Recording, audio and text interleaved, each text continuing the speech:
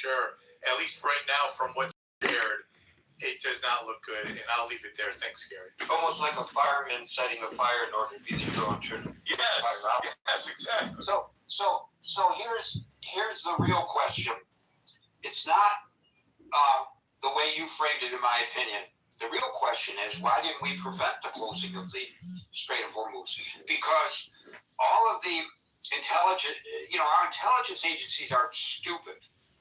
And I've heard interviews with ex-CIA analysts who say that they've been writing for years that in a direct confrontation between the United States and Iran, the first thing Iran would do, they've been presenting this to the White House and to the military, the first thing that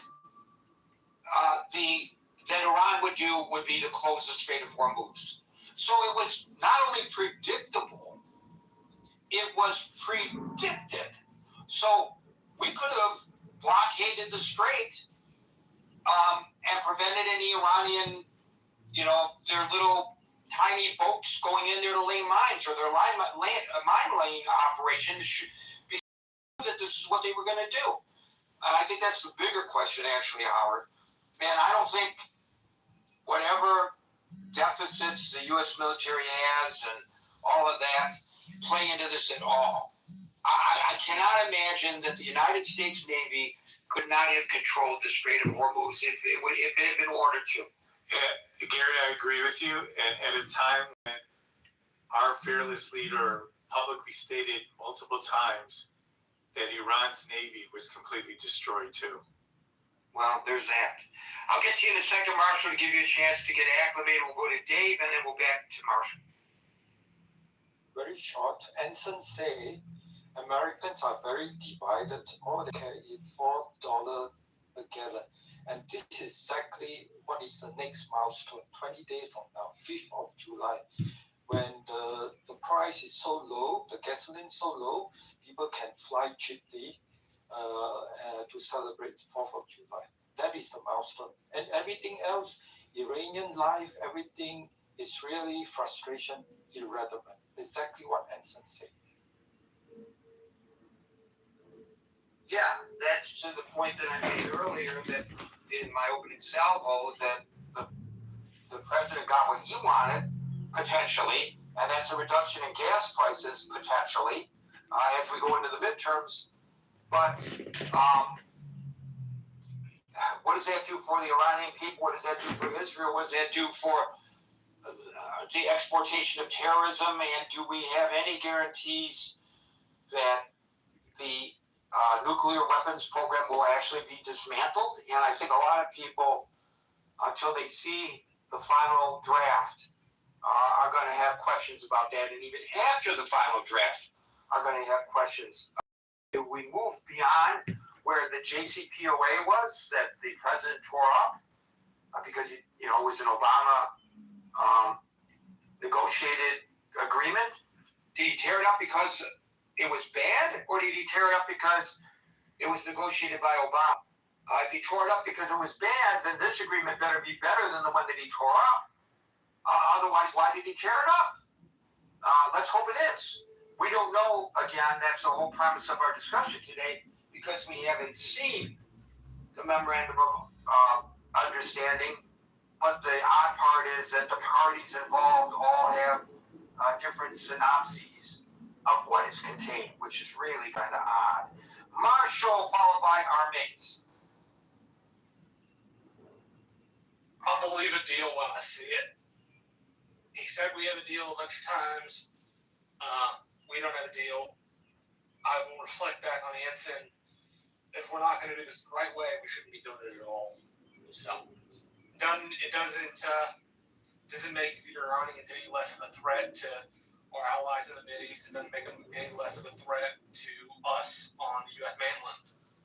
But if we're unwilling to engage public support, if we're unwilling to go to Congress to get support, if we're unwilling to ask for the appropriation, if we're unwilling to troops, which you would need to finish off the regime, then aside for a few weeks of reprisals, we shouldn't have been there in the first place. So What I fear is it just makes us look weak. Makes us look like we can't control stuff. And a huge part of the cornerstone of the American Empire post World War II was the ability to control the waterways of trade, right? Because we are a seaborne power. We are not a land power. And if we're not going to do it the right, if you're not going to do it the right way, you shouldn't be doing it at all. Otherwise, it's just a waste of resources, time, and political capital. And lives. Oh yeah, I forgot about that. That all the people gotta die. You know that's the worst part about war. You know. So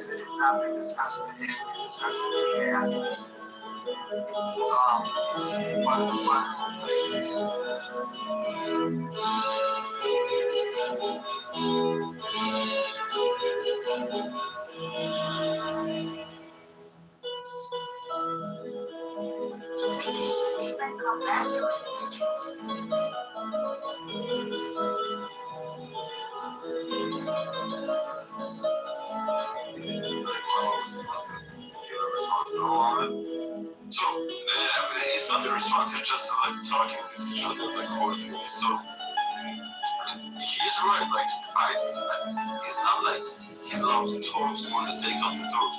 He needs support. The Islamic Republic needs the support of the Turks and the Persians because these are the two biggest tribes in Iran. And I'm not in favor of tribal this stuff, to be honest with you. Okay, I'm just analyzing the situation, and then as I said, my belief is that they try to have their Shia identity, which is true, which is core to them, okay, which gives them this fanatical people which are ready to die, which they think if they die they go to heaven, okay, which is not a good thing, but that's their vanguard comes from. And then in order to keep the country from going into different roads or ways or anything, they try to keep the Persians are the core, okay, they are the main, they are in the middle, they are the vulnerable. Even if you look at the Iranian-Iraq war, per capita you had more people killed from the middle of the Iran, which has no access to sea or that much water or anything, okay? Isfahan had the most per capita of people killed, okay? And then that's one part, so they have so much at stake in the country. And then the other part, the biggest part, is the Turks, which the president and the supreme leader are Turk.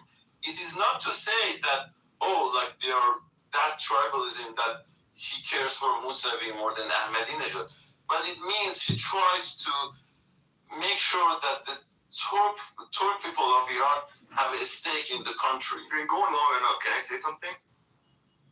Yes, go ahead. I just back in it's got Jason, I think your voice is messed up. Jason, you're Matrix. Jason, Matrix. I don't know if I think that a lot of people could agree with me. I do not get your point. I do get his point. Can I say something? Yeah, Moin. What Muhammad is telling us is a narrative that the Islamic regime desperately try to push out. And the leftist media literally picked it up and ran with it. What was that narrative? Tribalism thing. Exactly. I know. Your mind is how united. You're gonna get. The country's gonna be split apart. Be careful.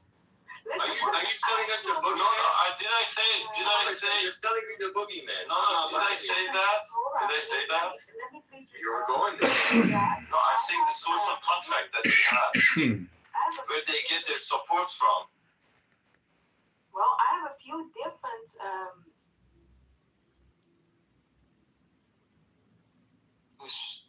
Things that happen geopolitically as excuses to kill people who are not responsible. David and followed by Merrill. Hey, Gary. Hey, David. Hello, everybody. So I think my only response or answer to Howard's question, we only need to look to the attacks on U.S. Military assets. In 1988, there was the attack on the SS Cole by an inadvertent missile coming from an Iraqi, I believe, fighter pilot. Destroyed, killed 37 of our servicemen in that excursion. The 2000 SS Cole event, where 17 sailors, servicemen were killed in that terrorist attack. How many servicemen potentially could have died already if we attempted to do just that very thing? Iran can rain down missiles and drones from these hillsides where they're protected by their geography. Go to ChicagoMaryVote.com. Thanks, everybody. Imagine the Democrats having a field day with that information. Not a field day because they want to, but using that as a campaign messaging that no more forever wars. Our administration got us involved in a quagmire. And here are the deaths of the servicemen and women that died doing that very thing you said he was going to get us involved in. So that's the response. I think Trump had to navigate the situation such that he didn't lose any more servicemen and women above and beyond what we've already lost in this very expensive geopolitical campaign that has resulted in nothing for us, nothing for the Israelis. I heard it argued that the Iranian people, there's factions within Iran that aren't even happy and satisfied that there's some sort of memorandum. They don't want any deal cut. So, the new Ayatollah, the son of the deceased one that we killed, he's got voices in his neck of the woods that are just saying, hey, don't give him anything, right? And they're saying that by handing over a deal to the United States, we're indirectly giving them control over our nuclear facilities and assets, and we become sort of another colonized version of the United States, which is what they had under the Shah regime. So these are just some quotes and some discussions that CNN reported from the rallies that have taken place in Tehran to lead up to this agreement being signed. So Gary, I think at the end of the day, it is expensive. We lost a lot of face. Trump's trying to say he got a great deal for us. And then there's also the matter, Gary, of the negotiations, I guess, centered around how much of the rebuild process of Iran that Trump wanted to hand it, apparently, that he was looking to cement some deals with regard to reconstruction. His envoys, his son-in-law and Witkoff are real estate guys. So we saw the response to Jared Kushner's deal in Albania go sideways with the massive response there. So against that development project. So Gary, I think as well, Gideon Levy was on the record as saying that this was Netanyahu's life work, which was to take out the regime. Allen referred to Netanyahu as emblematic of the great Cyrus in the Old Testament, and I think he could have won that title with a more serious response by the Trump administration. You're right, Gary.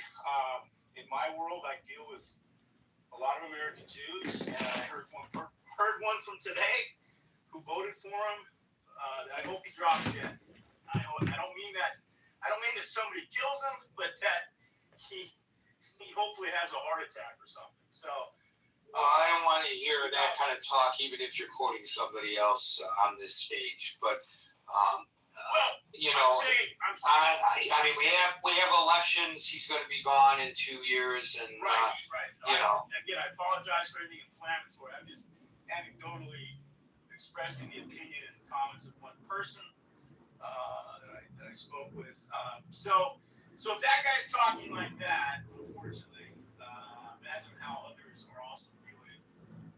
this deal, whatever this deal is, this memorandum or this potential deal that's going to be struck, hopefully on Friday. So, but Gary, I don't think the world can absorb any more pain with regard to our oil assets are being drawn down in such a way that the reserves are getting critically low. And even though this deal does get signed and oil starts moving again, it's going to take a while for prices to come down. It's going to take a while for stockpiles to rise again. And then, of course, that only happens if they stay open, right? If the Straits do stay open. So, and I don't understand why he isn't getting a better deal for the Iranian people in terms of the victims. There should be reparations for those families that have died on the streets of Tehran and elsewhere.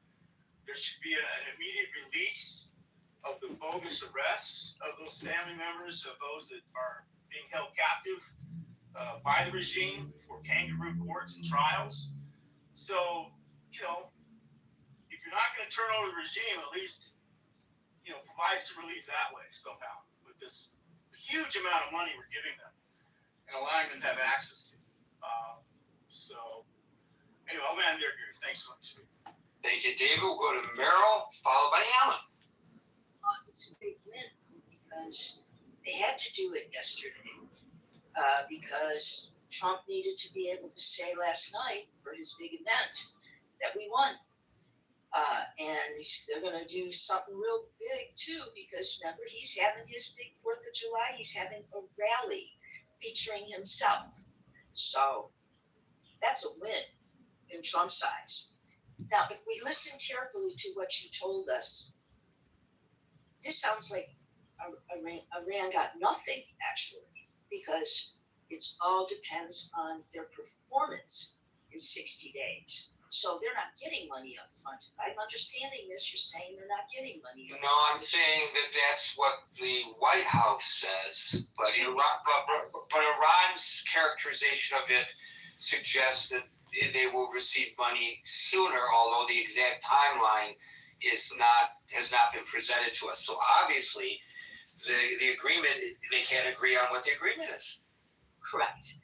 And I think it would be safe for us to say that Iran is not going to do anything without getting some money. They're going to get the money first. They will open up, yes, they'll open up the Straits of Hormuz, which, as Howard said, was open. It's reopening. It was open. It was open before we went there. And as you pointed out, and I watched, all these generals and retired generals and retired intelligence agencies, day 3 said that about the Straits of Hormuz. So that should not have been such a big surprise to anybody. So, no. And we also have to take something else into consideration, or we should, which I don't think Trump does. And isn't Bibi going to be up for re-election? There are elections in November, and of course, it doesn't mean you vote for Bibi for prime minister. That's not how it works. But would he be trying to put together another coalition and remain as prime minister? I don't see any reason why he wouldn't. Right. And this is important. It's important to him.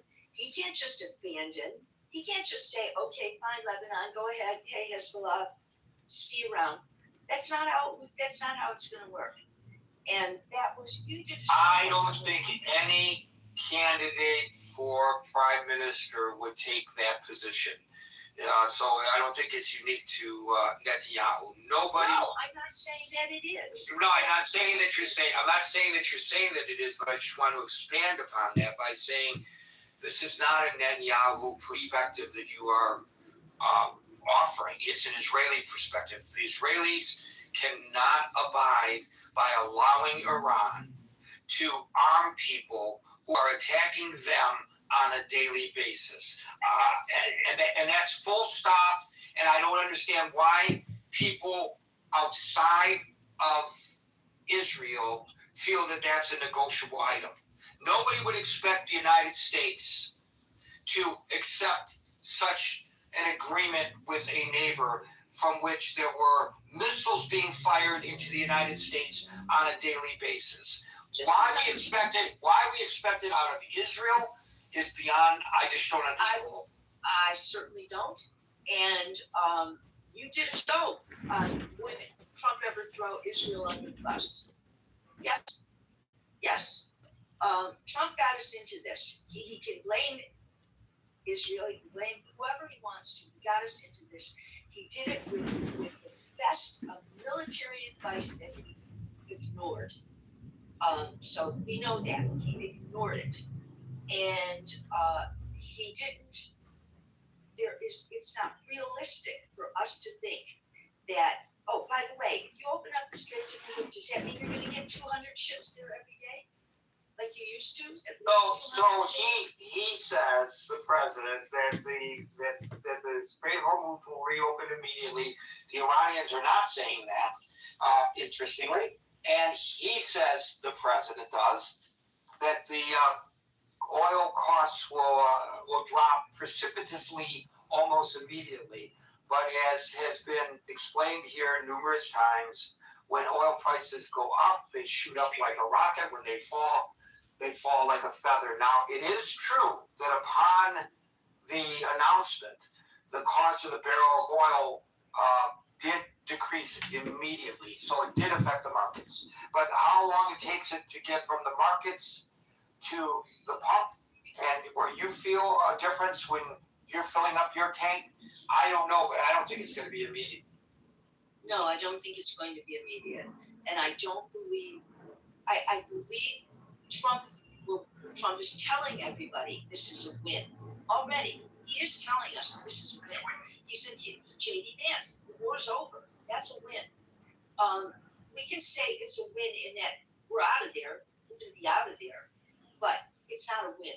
It's a horrible thing that he did. It's a horrible mistake that he made. He went in and he didn't go in the right way militarily. And also when we talk about the people the 13 people who died, we always forget to mention all the people who were injured severely. There are hundreds, if not 1,000 people that have been injured severely. And we forget to mention that because that's lifelong, some of those disabilities. That's lifelong. And I'm sorry, I believe if that you Trump dead, needed to that's a lifelong disability. on the 4th of July. He is, he's narcissistic and he's got other issues. And to say something yesterday, he was going to do anything, sign anything, just to be able to have his event last night, be able to say that he won, and be able to 4th of July have his rally. And the reality is, we didn't win anything, and it's going to cost a lot of money, And I don't think we're just going to pay for reconstruction to Iran. I bet you certain other countries are going to ask that got bombed as a byproduct of this. They got bombed, and I bet you they're going to ask for some money because of them having gotten bombed. And I just do. And it's not because I dislike Trump. It's because, frankly, he's an idiot. He was ignorant about it. He had good military advice, and he chose to ignore it. And that's that. And he lied to the American people. He wanted to.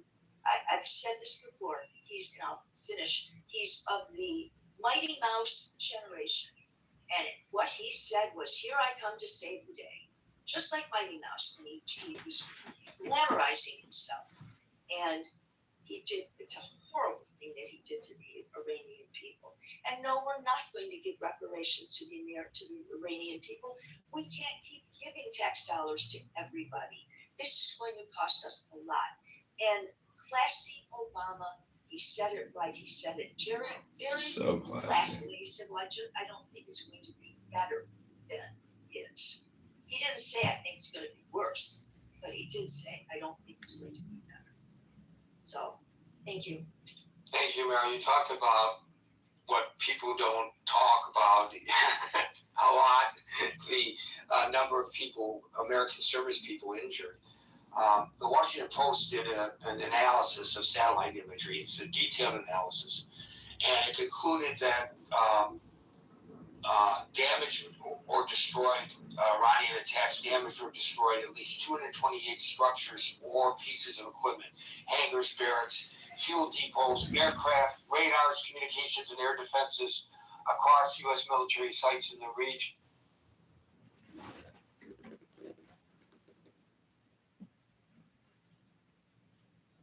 Where's the argument? Marrying a 9-year-old. Where is the argument for that? Where's the argument? You need an argument. Nonsense. I need an argument. Yes, I need a fucking argument.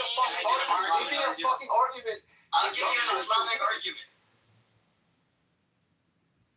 Armin, yeah, I get money because I deploy with the Corps. I deploy in active status. I don't deploy like, well, here, I'll just stay in a hospital. I'm not deployed. No, it doesn't fuck like that. You know, you get hazard pay because you're in this atmosphere.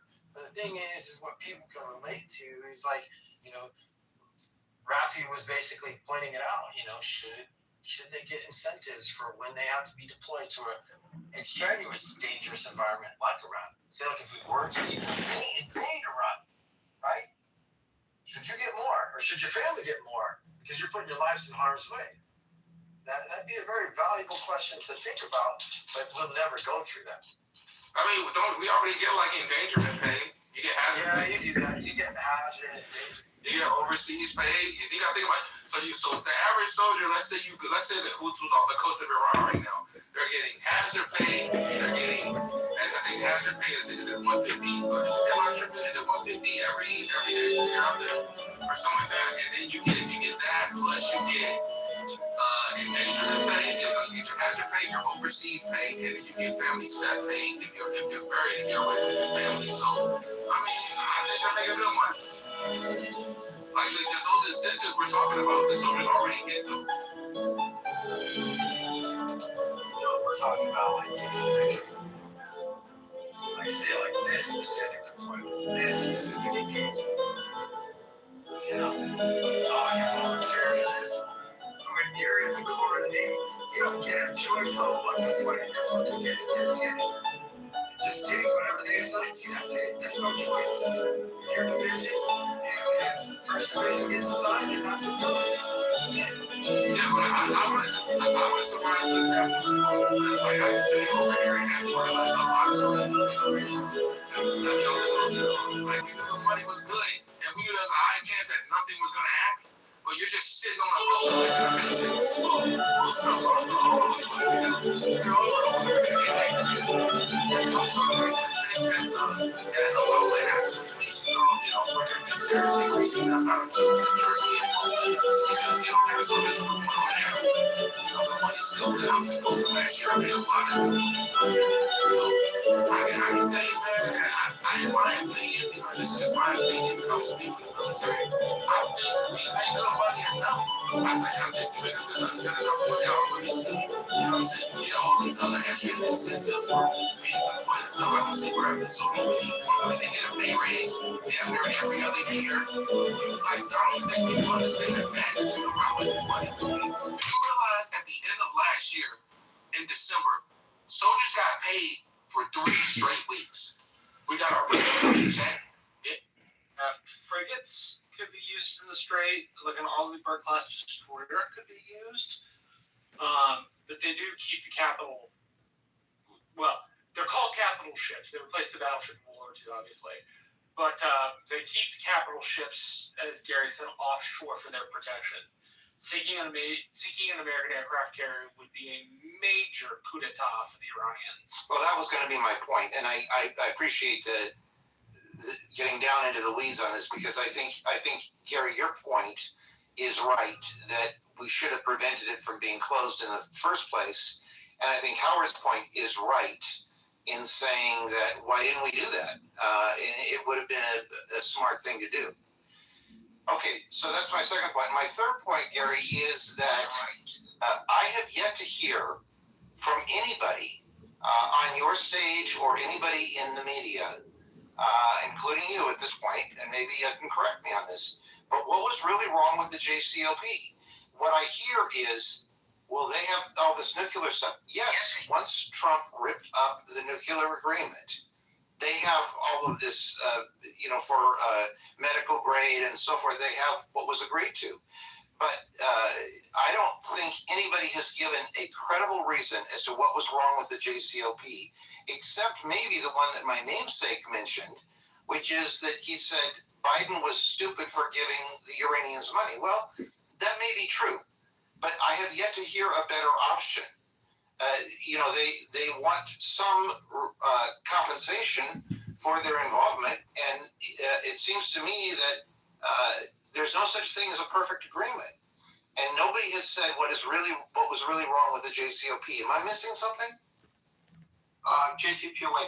Well, there have been a lot of discussions about that on this stage in the past, maybe not recently, because it's not really the object of our discourse, but it raises its head again today, because what if this memorandum of understanding is a mirror image in large part to what the JCPOA was in the first place. There's been a lot of very heated discussion on the stage about the value or lack thereof of the JCPOA.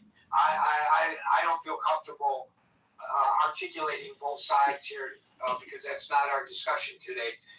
So I'm not really prepared to, frankly. But there has been discussion of that, and I'm sure you can research the various arguments and question or validate the veracity for yourself. I think when I've heard them, I have questioned the veracity, and I think that's right. I mean, it's easy for anybody to get up and say something, but in terms of actual, and that's why I raised it today, because I recognize what you're saying is right, but in terms of actual solid news facts, I have yet to hear a good reason that the JCPOA was such a terrible thing. And I think the fact that it's going to be essentially redone, except probably weaker, proves the point. And I'll go to the last point that I want to make here, because I know your time is precious, and I want to leave on this point. One of the great things about the JCPOA was that it involved multiple nations. I don't think it involved Israel.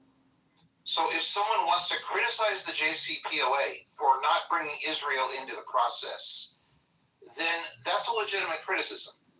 But what I think will be wrong with the agreement that Trump gets, which is going to be in performance only, it's not going to be anything real, is that it will be a bilateral or very, very weak in terms of other countries, and I think that makes it a weaker agreement. So the president claims that this agreement is better than the JCPOA.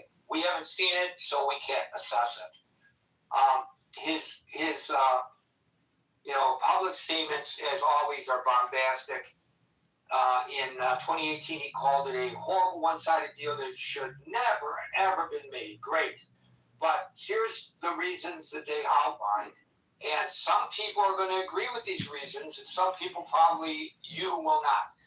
The sunset clauses of the temporary restrictions, a failure to address broader issues, weak inspections and verification, economic windfall to Iran, overall bad idea for the United States. It was a campaign promise that he made as well.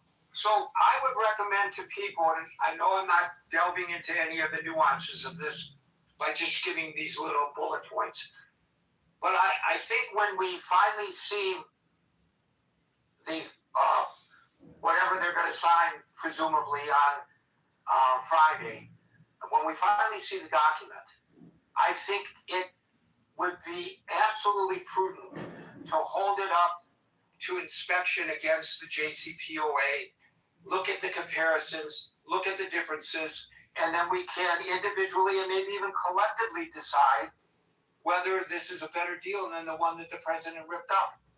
I agree with that. Very good point. I have one more point I want to add to this, though, Gary, and that is to make kind of a crazy analogy, JCPOA and Obamacare.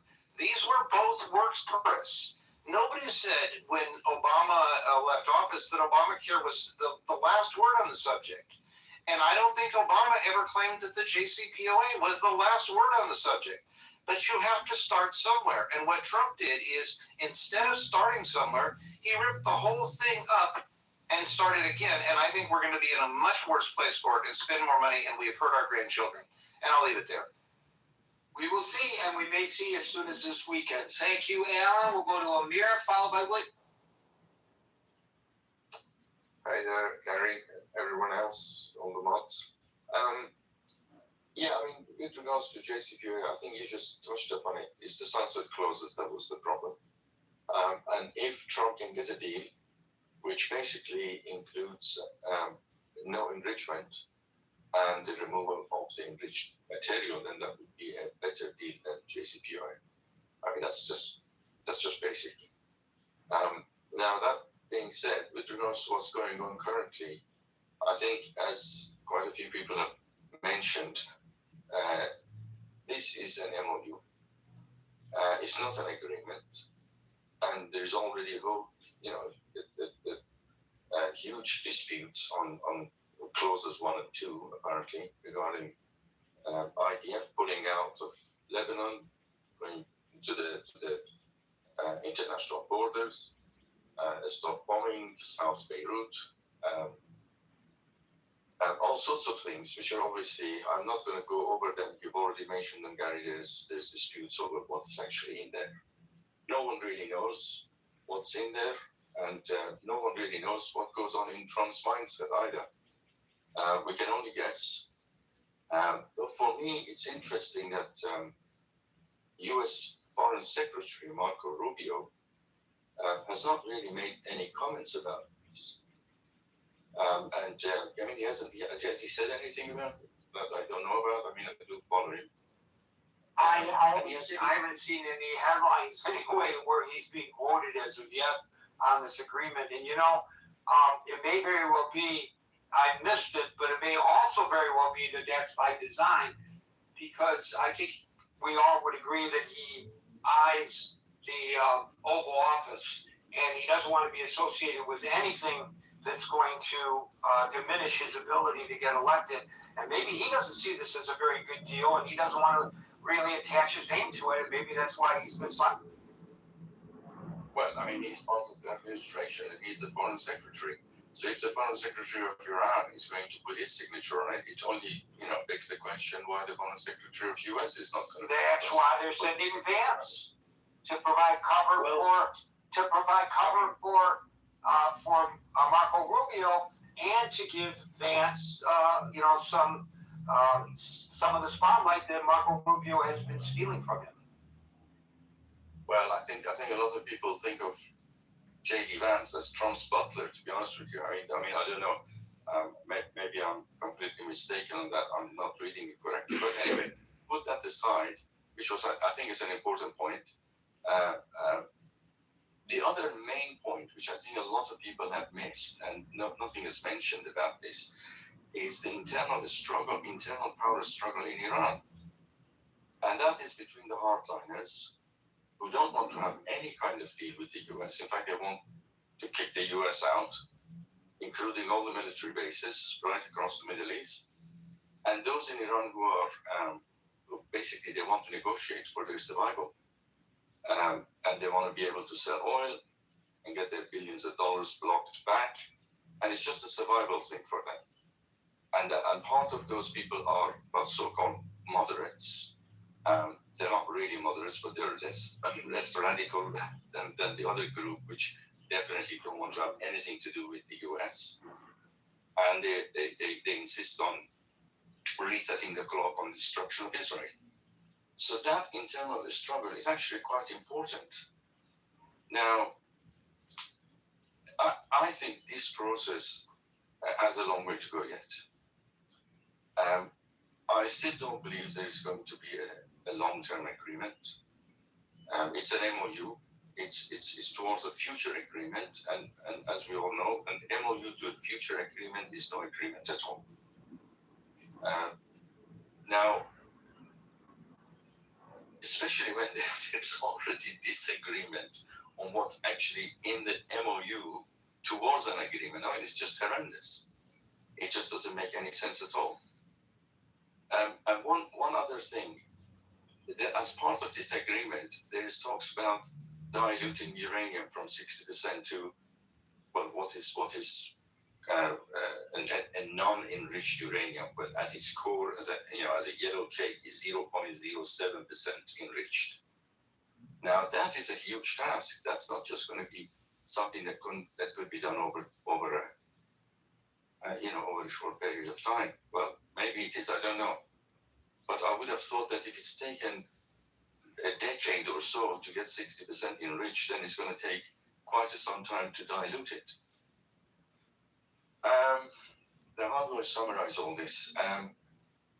I actually think, I am still thinking that the administration bet is on the internal conflicts within Iran. I think that's a key point here, which is often overlooked. We can look at it this way. The blockade was actually favoring Iran. Why? Because it kind of unified the hardliners with the IRGC and the moderate elements in the government. It unified them because there was a kind of an enemy blocking their oil and controlling their bit of land. Now, if that is removed, that unity is likely to be shattered. And because that conflict is now going to start, that is going to be played out over the next 60 days or so. And my bet is that because money is involved, they are going to be at each other's throat. Because that's how it has been all along. The circle of power has been reducing since 1979.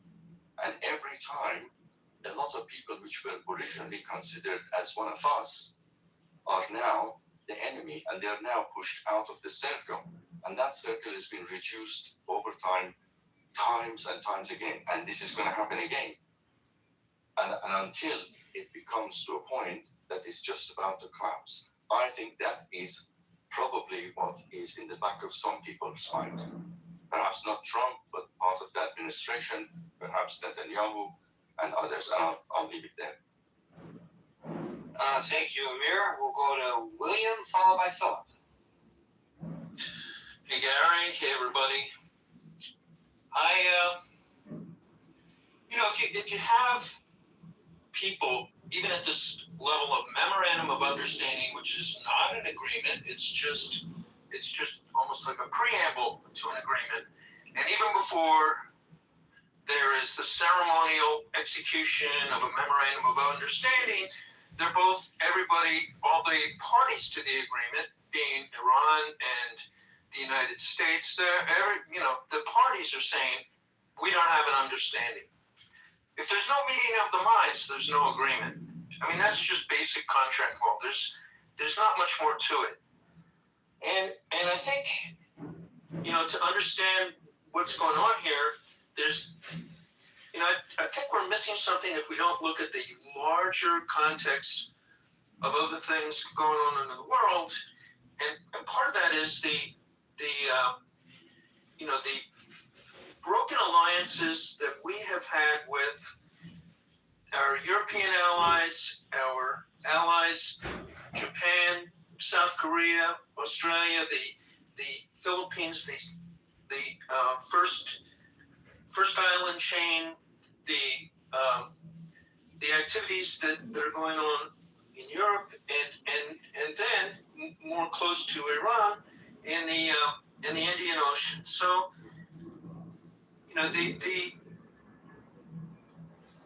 what is the consistent theme of that has gone on? Because we can't see the agreement. There's no transparency. We can't flip a coin. Do you want to believe Trump? Do you want to believe the Iranians? I don't really believe either of them. But then we're left to look for what does this really mean? What's missing here? Well, the consistent theme that's missing here is, who benefits is a basic Machiavellian analysis. Who benefits? And who's Trump really representing? I think the Iranians have their fractured politics, and I'm not qualified to comment on that other than taking note that there are multiple sides within the Islamic Republic of Iran regime, but who benefits on our side? And it's not even clear from what we've seen who benefits from this deal? Do the people of the United States benefit from this deal? I think clearly not. So then the next level is, does Steve Witkoff and Jared Kushner benefit from this? Unclear. Do the people of Mar-a-Lago benefit from this? We don't know. So I think there's a lot of missing pieces, and the fact that there's no actual there's no agreement, and the two sides, even before signing, are just in disagreement of what the memorandum of understanding contains. I think whatever happens next week, if anything, is just purely ceremonial and for show. And I don't think we really have evidence to say one way or the other what's included or not included, until we can see the breadcrumbs. We'll know if there's an agreement when the check cashes. And the fact that we are going to be funding our enemies sounds like it's a pretty big fail. So, and when I say our enemies, I don't mean the people of Iran. I mean the mullahs and the IRGC. No, do you feel the same way about the JCPOA that included giving money back to the Iranian? I thought that was a flawed agreement, and it wasn't, as another speaker said earlier, I didn't think it was the last word. I think that rather than ripping up the JCPOA, Trump could have renegotiated. If he was acting presidential, he could have renegotiated a better agreement rather than just ripping it up. So no, I don't think the JCPOA was perfect, and I don't think it was the last word, and I don't think it was a final resolution of anything. But Trump's been president before. Don't forget that. That he was president, and then he was not president, and now he's president again. So, Trump didn't think it was a good agreement when he ripped the deal up, but he didn't renegotiate it either. So he didn't leave us in a stronger position. So, I don't think you can just point fingers at one side or the other. I think it's been a big failure all around. Thank you for that, William. We'll go to Philip, followed by Ann. Thank you, Gary. I just have a comment on the Strait of Hormuz. I think, it's such a great strategic advantage for Iran that it's really, really difficult to stop them from exerting their control over it. They've still got more than 50% of their missiles and stuff intact. And I don't think they never sunk and boiled that kind of. They just had to threaten, the passage through there, and that basically stopped everything because it's so easy for them to take out the tanker or an American cruiser or one of those big ships. They just sit in the office, looking that straight and being on the ocean. It's no real advantage to them. And then I just think we're better for it.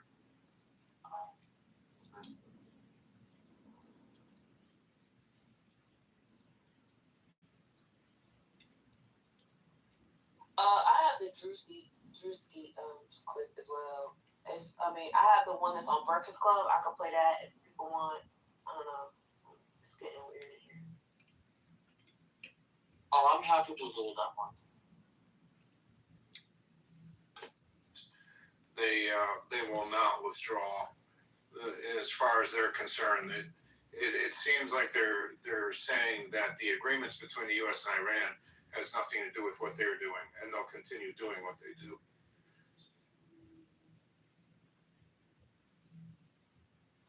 Essentially, that's what it seems like. Yeah. Yeah, it is.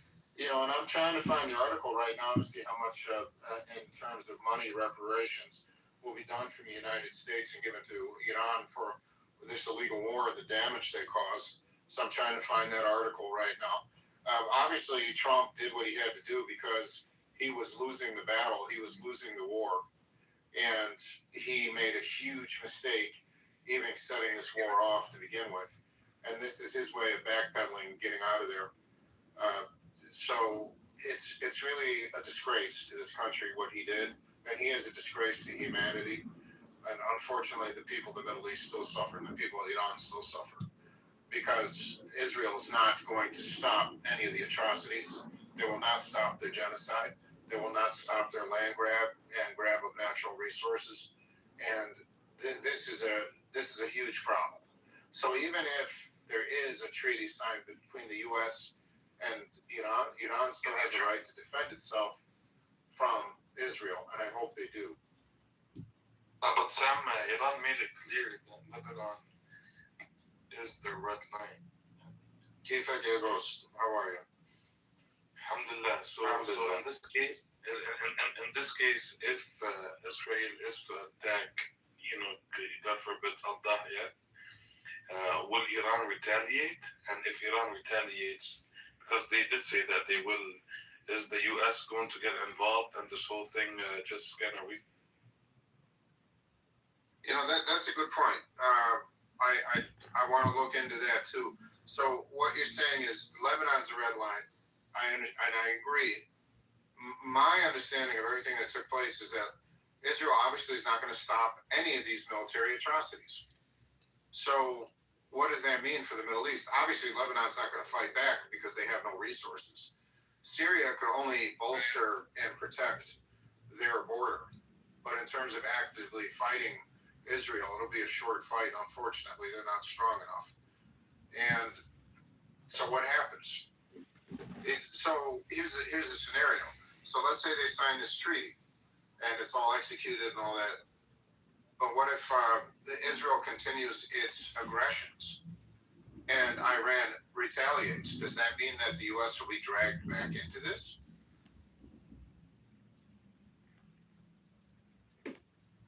Anything is possible. Israel will do everything in its power to derail the agreement, to resume the war, to continue the chaos. It will do everything in its power. They have been indicating it openly now. I mean, they're not even cagey about it. They are openly talking about it. They are sensitive on Beirut. They are not sensitive on the southern region. Iran just threatens every time all about Beirut.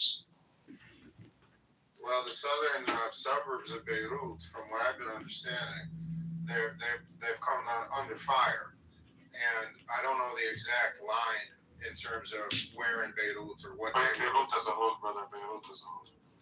Yeah, I mean, they're not going to stop. It's my opinion that Israel's not going to stop until they conquer Lebanon. They're just doing genocide 2.0, and they're still not done with the genocide in Gaza. And the whole world sits back and does nothing about it. And how about Trump's expressions that said Netanyahu is a man who doesn't appreciate our efforts? What do you think about these kinds of goddamn sentences? Unfortunately, I have to use this example because I don't know what else to use. But anyway, you're familiar with that stupid World Wrestling Federation. You know how it's all fake. And those guys, like the good guy and then the bad guy, they talk all this smack. And then they go in the ring and they have a stupid match. And then it's all an act. So they know they're scripting each other out. They're playing a game. So bottom line is Netanyahu and Trump have an agreement that the U.S. will continue to supply Israel with money, that AIPAC controls the Senate and the Congress, AIPAC controls D.C. This is the Epstein administration. And they're putting on a fake fight for the press. And this is a swerve, and this is a distraction. They're actually in bed together, and they're doing everything. And they're trying to appease the mass audience. Because here in the United States, Trump's popularity is near zero. And he's destroyed the Republican Party, and he's destroyed our economy. So when he steps up and says, oh, it's not my fault, it's his fault, then people say, okay, he's finally coming around. But he's just playing a game. He's a liar. But anything that comes out of his voice is a lie. Yeah. I'm sorry to interrupt you. My question is Israel the red line or Netanyahu? Because if Netanyahu is not the red line, maybe they leave him alone. Because some guys in Israel are really against him. Don't you believe in that? So who are you saying is against Netanyahu? Because in DC and in our government, it's hard for me to tell you who's against Netanyahu because they're all funded by AIPAC, the majority of the Senate and the Congress. And of course, Trump is in the back pocket of AIPAC. So, the people here in the country, the civilians, the non-politicians, of course, there's a huge rally against them. No, that we don't want any part of Israel, but we don't make the decisions here. So, unfortunately, we are, once again, the administration, as government's in the back pocket of Israel. They will do whatever they're told. Yeah, I know. In Senate, they just clap for that guy. I've ever seen that. But sometimes I ask myself, is it going to continue forever? That's support Netanyahu? Because if they feel they are being damaged by the situation made by Netanyahu, that no control over him, maybe leave him alone. But as you say, because you are more familiar with the politics in the U.S. It's rather transparent, and the internet's open for everyone. And the bottom line is, if you start following the money, follow the money in Congress, follow the money in the Senate, follow the money that bailed out Trump for so many years, follow the money that ensured Trump's win for the election after he was convicted of felonies. Follow all that money. It all goes back to the Zionist AIPAC. It all goes back to the Zionist, the money holders and the shakers and the movers of the Zionists. The Jewish lobby, the Israeli lobby, basically. Yeah, makes sense. Correct. Yeah, definitely.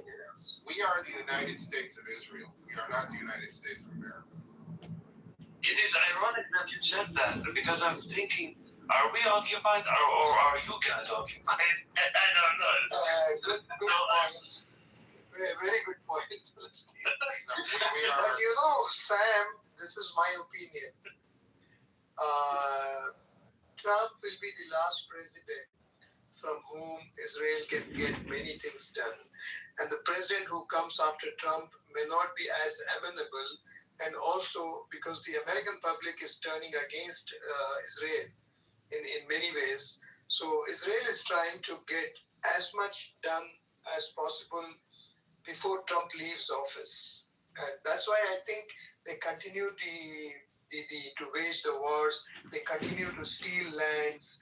I mean, everything. There are two reasons. One is, of course, Netanyahu's own survival, and the other one is what I just said. That Trump is their best bet to get things done, which may not be possible when the next president comes. Trump is, Sorry, brother Sam. I just have a question, brother. Based on what you just said, would you think that America's actions are her own or not, really? Absolutely not. We don't work independent. We are controlled financially. The media, and this is not conspiracy talk, anybody could research this. The media in the United States is owned by Zionists. The entertainment industry in the United States owned by Zionists. The banking industry in the United States owned by Zionists. The supply chain owned by Zionists. I could go on and on. Economy basically is owned by Zionists. So America is not. Go ahead. So you would say, my brother, because we were arguing the other day, me and Edward, we were debating. So you think, would you call that influence or is it total control? That's a good question. It is complete and total control. All the puppet masters are Zionists. The ones that pull the strings are Zionists. Okay, the United States is not a democracy. It's a hypocrisy. We're not here to have life, freedom, and happiness and all the other crap that's spewed out. We're here to pay taxes, and so our money goes to Israel. But how about those oldies, man? That's someone like John F. Kennedy said something against Israel about their atomic plan. Is it just old days? But what is it? JFK was very upset and very leery about that Israel was accumulating nuclear weapons, and he rubbed the lobbyists in D.C. wrong. So JFK was not murdered by some patsy who fired perfect shots from a building and nailed them every single time. It would not surprise me if that was a Zionist, it was a CIA Zionist and Mossad hit. It would not surprise me because he was vocally against Israel. So basically what you're saying is it is complete and utter control, or pardon my French, they've got you by the ball. Shit, retarded. And I'll give you a world example that anybody can look up themselves. And you do realize that Epstein, the most prolific child murderer, rapist, and pedophile, was a Mossad agent. You're definitely right. Definitely right. And what did he do? He set up a honeypot scam. What's a honeypot scam? He would bring in the most powerful people, and he put them in rooms with video, audio. He'd get them drunk, he'd get them drugged up, or they could be sober too because they're pedophiles. And he would bring in these girls, and these girls would be raped and murdered. And it's a great time. It's a party, this and that. The next day, he sits them down. He says, "Okay, you're working for us now." We've got Jordan a bit. Are we going to witness that in the future the court will put this off this file? I mean, the problem that we have is that APEC is keeping pushing down the Epstein files as much as possible, where there's the minority in DC who are pushing the Epstein files to the limit. One is the congressman or senator from California. His name is Khan, I believe. And there's another one, he's an Asian guy, I forgot his name. They're not controlled. They don't get money from APEC. They're pushing it hard. All these other countries where the Epstein files, where the names were released, respectively in those countries, those people were removed from persecuted. Yeah, they were removed from the office, and they're facing charges. All right, here in the United States, like that piece of shit Lex Wesner, Zionist bitch, he traveled to Epstein's island numerous times. And there's emails that you can read online. Go to the DOJ, look at the Epstein files, where he's saying, "Oh, hey, what's up, Jeff? I'll be down at the island, and I'm bringing my kids are 10 years old, 8 years old, 9 years old. This is disgusting. Gross. Disgusting. Wow, that's wow. And it's all in the DOJ files to read. It's not conspiracy. Wait, he's getting his own kids? His own kids? They were Edward, I'm not trying to instigate anything, or they. Yes, you are. You've heard of any problems? That's all you are, kids. But Palestine mentioned that you and him were fighting yesterday. I don't know what. No, we weren't. We were arguing. Yes, we were. We were not fighting, though. That's an overstatement. What do you mean? What were we were debating the whole control and influence. Oh, the control and influence. Yeah, that was not a fight. not for a Palestinian. That wasn't a fight. Marcus wanted to be a fight. Can you get something for him? Now listen, that wasn't even a fight when it comes to white people fighting. I'm not very good for you guys can talk it out, bro. No, we don't need to talk. He thinks it's control. I think it's influence. I say. Well, guess what, Edward? I got someone on my side now that says it's total control, and he's a total American. Like it's Sam that thinks that it's control. Yeah, Sam would think it's control. It's completely but he's not just saying it's control. He actually brings up very good points. I'm not gonna lie. Yeah. But brothers, let me just go off Repeat them. Hold on. Marcus, bro. Hold on. Just off topic. Is Sister H still here? Yeah, we're trying to keep her quiet. Why? Oh, no. I was chatting quite a bit. I'm giving people time, Don't get me started. Please, sister, check your Telegram, please. Okay, well, sure. Yeah, how come he has your Telegram? I've not You can have it. You know, I put the one. First of all, Edward. I didn't even. I didn't remember what my Telegram was. Okay, I had to reset it. I had to trust me. I just got right back. So Not a single message.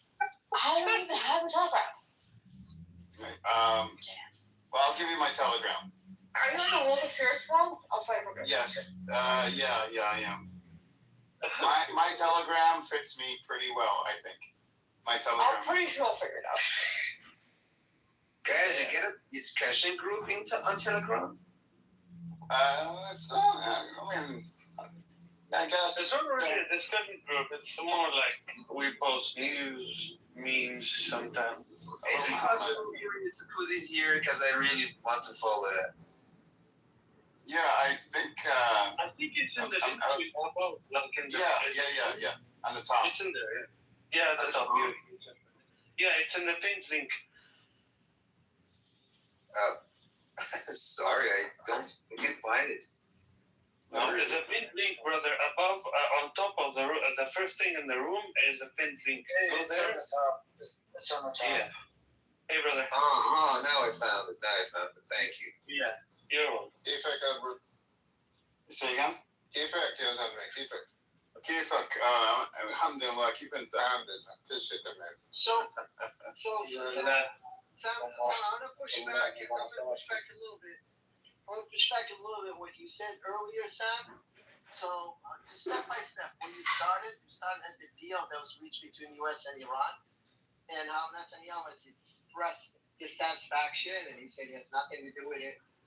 That does not mean, that he's not go out there and act on his own and start his own war against Iran. However, he knows better, because he's gonna get his ass kicked if he was to go it alone. Now, I agree. When are we gonna know whether it's a total control or an influence? Is when the U.S. decides we're just gonna still, fuel this guy. When he runs out of fuel, we're gonna fuel him. In other words, we're just gonna fund him, and he comes back for a refill. And he comes back for a refill, to infinity, basically. If the U.S. says no, you're on your own, man. We're not gonna help you. We've reached a deal with these people, and we're not fighting this war. This is not our war. It's your war. Fight it on your own. Then we know it is total control. It's just influence, and influence happens at the difference, not at the top level. Also, Muhammad, also know if Netanyahu, number one, bomb Beirut, or if he doesn't bomb Beirut. That's one sign. And real quick, the second sign, if he does bomb and Iran responds and the U.S. does not get involved, that's also a second sign, I think, that it is influence, not control. Well, that is the point I was gonna make. I know for a fact that what do you call it? That Israel is not going to dare to attack Iran. How do I know that? Simply because Iran has the supersonic missile that can reach Tel Aviv from Tehran to Tel Aviv in 6 minutes. Hypersonic. Okay, hypersonic. It's 6 minutes. That thing has not been touched or disabled. Okay, in fact, if anything, it's gotten strong. So I don't think Israel is foolish enough to mess with Iran. Now, what remains to be found out is whether Iran will adopt its own version of the Monroe Doctrine and say, anybody that fucks with Syria or Lebanon fucks with me too. In other words, if you touch these two places, that's a war declaration. Okay, and I'm gonna attack you. Is that gonna be worded into the final agreement? I hope it does. I really hope it does, because it's gonna send a signal to the world that there is a military coalition happening, even though it's only one side that's really strong that can stand on his own and fight the fight. Oh no, I think you'll find Egypt joining Syria. Well, Syria is with Turkey, but I think you'll find Turkey and Iran. Egypt joining Iran. No, I think you'll find Egypt not fighting, but joining some sort of coalition. They're not gonna put in the Korean and the manpower. Well, no. I mean, if it comes down to it, if Egypt is attacked, then Iran would also join in that attack. Remember, listen, Muhammad, you're forgetting one thing. Remember what Israel said. Turkey is next. So I am sure Turkey, Iran, Egypt, Syria. I mean, Turkey's building up Syria now. Maybe even Hezbollah, But they're thinking twice about it now after what happened with Iran. I don't think they're thinking twice about it. Okay. I'll tell you what I picked up from having. These Zionists, I don't know. Hang on one second. I overdosed on NPR today, and all analysts agree on one thing: the entire world have acknowledged and recognized that Iran can take the world economy hostage if it so wishes. So all countries will have to think twice now because fucking with Iran. It was heartwarming to actually listen to that by top analysts. And look how patient Iran was to get to this point. They knew about this for decades. It's insane. And I'll tell you, and they all agree that the only reason why, Trump, being the maniac that he is, the egomaniac that he is, he only backpedaled and wanted to reach an agreement with Iran because the economy is in the fucking toilet. And gas prices are going up and he's destroyed the Republican Party, and he's going to be a lame duck president. And comes November, there's a lot of consideration that he just thought, no, this ain't working out for me. I mean, this is like a relation. I'm getting to a relationship with a toxic man, which is Netanyahu, and it's gonna end up with my own demise. Wait, you have a toxic relationship with a man? Yeah, and who pays for dinner? Yeah. If it's toxic relationship, then obviously he's paying for dinner. He's being used. Just the toxic part? That's funny. For sure. And in this case, this scenario fits perfectly. But we all chip in on that dinner, Edward. I chip in a little, you do too. How did that I try to mitigate. You try to mitigate your taxes by giving to charity. We try our best. Buy one of Trump's $500,000 or $100,000 watches that do not exist and have not been manufactured. Holy shit. But yeah, it's crazy, man. Listen, as much as I hate the RGC, I think Iran has done really well for itself this run. I just hope and pray that these sanctions get lifted even gradually. That way, if the situation for the Iranian citizens doesn't improve, I have more of the reason to hate the RGC. I land. I agree. I mean, we shouldn't forget the IRGC is terrible. In line, unless you are willing to make the sacrifices and do the hard things. I agree with that. Yeah. It just seems like, the concept of what we're talking about, the concept, thunder. And I agree with you, T. But at what point do you say, what, the game is rigged against me? It's no matter what I do, I'm still going to fucking lose with the other party. They have a 80-90% chance of winning. So I get what you're saying. I agree.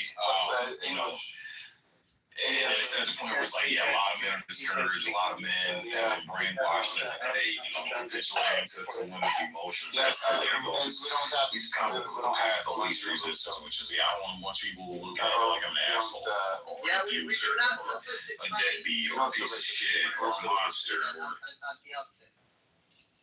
I understand.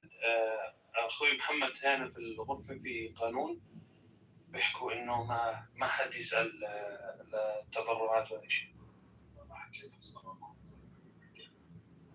مش فاهم. على صوت الغريب. ما حكينا في تبرعات العشر. لا. لا هم بس بيحكوا مش إنه لأنك سألت ولا شيء. هم هيك. أول مرة جيت عندنا إعلان فقط أول مرة جيت. Yeah, and English, unfortunately. And tell them there are Arabic-speaking rooms. on here. Brother, it's okay. We get it. You understand. Like, it's a Palestinian, but don't sound very unwelcoming.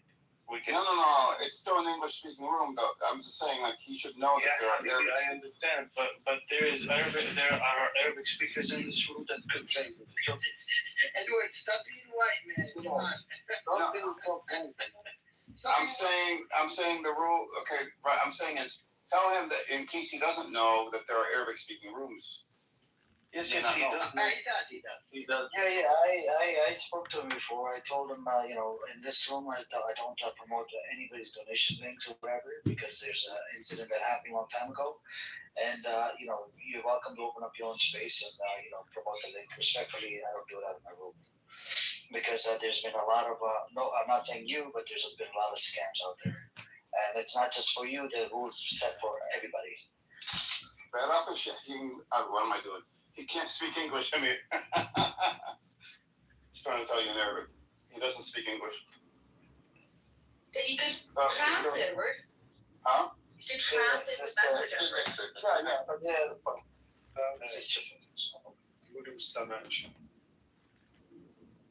How are you, Amir? Inshallah. I'm doing good. What's up with you, Sam? How you doing? You okay? I'm doing good, man. It's been a busy day. It's good to be in this room. It's nice to see that we don't have anyone up here waving a flag for the genociders. I mean, Zikr was here. We went back and forth, and it was just I missed him. I must have missed him because it wasn't like when I was here. I've been here for quite a while now.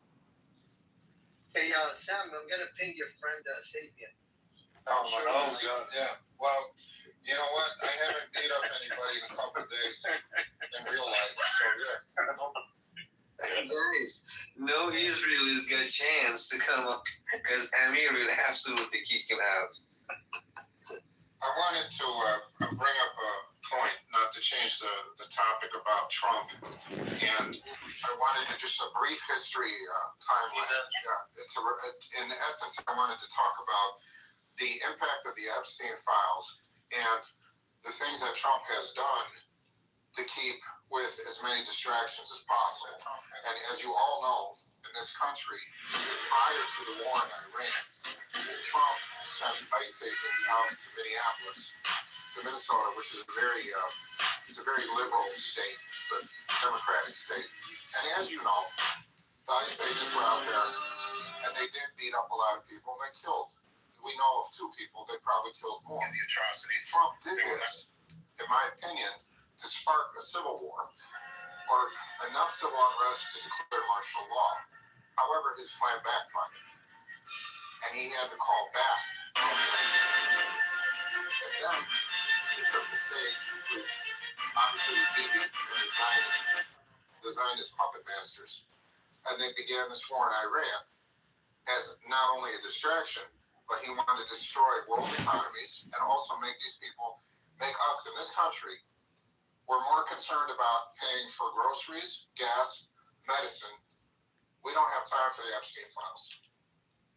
So with this being said, let's say the Iranian deal goes through.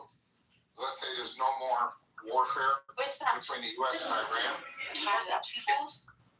Go ahead. Did you say that we don't have time for the Epstein files? I didn't hear that part. It skipped out. So what happened was, as you noticed, when the Iran war started, yes, you'll see that the major news networks were talking about yes, right. And now the Epstein went to the back burner, and now everything's the Iran war, everything's the U.S. war, and also the number of casualties has been falsely reported.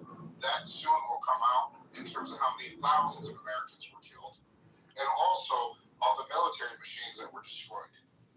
And, as you are aware, Israel said many times they're not going to put any of their boots on the ground. They want U.S. troops putting boots on the ground only. And the U.S. never did that because they knew they'd get slaughtered. But what I'm saying, let's say this peace deal goes through. Let's say, for instance, Israel sits back and can't do anything because they don't have their big Bubba to protect them, and on and on. I promise you, Trump will find another major distraction to keep the Epstein files off the radar. Thank you very much. Fuck you, man. Oh? Who's this guy? Sam! I'm really curious about your reaction about something. Yeah, go ahead. What is your reaction to those Iranian people saying thank you every day to Trump? If you've ever seen that clip saying, let's thank our Uncle Bibi, Uncle Trump, and just the sound of bomb comes after each scene. What is your reaction to these kinds of stuffs? Well, you're always going to find people that are going to acquiesce for the enemy. And another thing you have to really wonder, are they really Iranian or are they playing the part? Are these people actually staged? But let's say they're the real deal. Let's say they're Iranian and they're waving the flag for Israel, they're waving the flag for Trump. These are obviously sellouts. And these are people that want a puppet regime put in Iran, thinking that that's going to give them a lot of freedom and bring back whatever democracy they think is missing. I'm not in Iran, so I can't speak for what's happening there. I can't speak about their government. I've never been there. However, I feel those people are sellouts, complete sellouts. And a lot of them may also be what I call paid advertising. Maybe, but they're not pretending. They're actually Iranians, but for a lot of reasons migrated to a country like US. But I don't know why. They know this bastard is making a genocide and is protecting someone like Netanyahu. Knows better they know better than us that they are doing a goddamn thing, but because they want a regime change, they say it's worth it. It's worth it, and no excuse is accepted by them because they say whatever the mean is should be good because we can make a regime change. But now they just don't know what to do after 40 days of war that Islamic Republic didn't go. Well, yeah, this is unfortunate. You're going to see sellouts. I mean, here's another example. Have you seen the Lebanese president? He sat there and he gave these long-ass interviews from his pretty little house after he stuffed his face with 40 pounds of falafel, and he's wiping the crumbs off his face, and he's sitting there and he's condemning Hezbollah, and he's condemning Hamas. And the whole time, did he show any remorse for the people that were murdered? No. Did he blame Israel for anything? No. Did he call his so-called army together to form some kind of barrier, some line, protect his people? No. So if you want to sell out, you don't have to look too far. Go to Lebanon, look at that president, and then you can put him in the same room as those Iranians. It's very sad. What do you mean by sellouts? I'm sorry? I'm traitor. Oh, yeah, a sellout. A sellout, yeah? He's a sellout, he's a traitor, he's a Zionist bootlicker. He's a American bootlicker. Nothing new. Thank you. I mean, the whole army of Lebanon went north when all this started. And it's like, do you have any type of respect for your own people, for your own land? You run like cowards. That was completely uncalled for.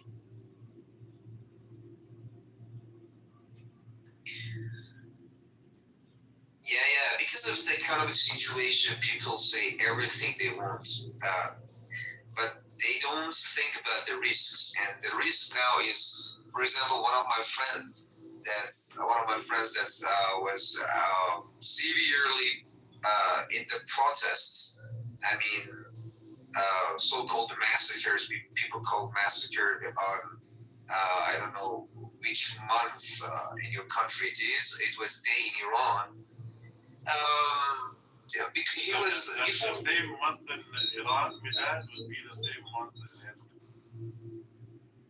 Oh, don't know the months. I don't remember months. I just know it was day, not day.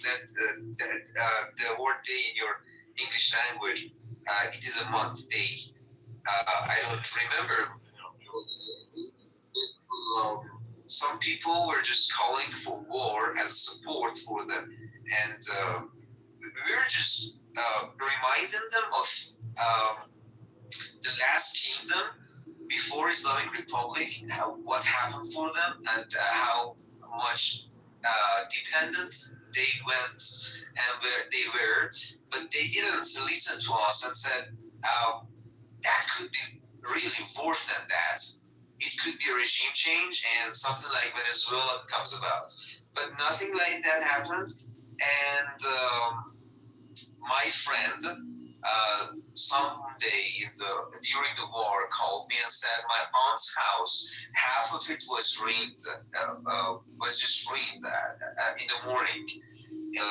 Some of them got to know the war was not the case, and some of them are just insisting and calling Islamic Republic to surrender. That is, I don't know from where these goddamn thoughts come.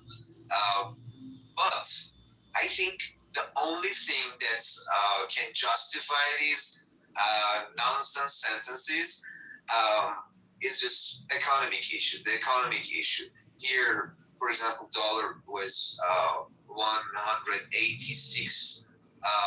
1 to 1 was $160,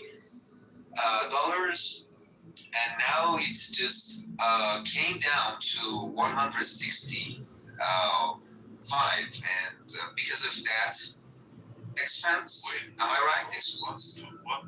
Where are you from, Milan? Where are you? No, I think it's the opposite. No. Which one is opposite?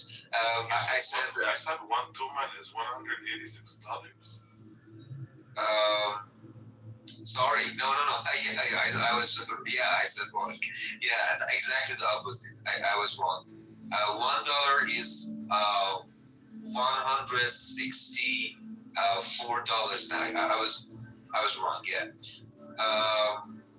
Yeah, because of the economic situation, people say these goddamn words and they don't think about the risks. Something like Bashar Assad case in Syria, his father came with coup.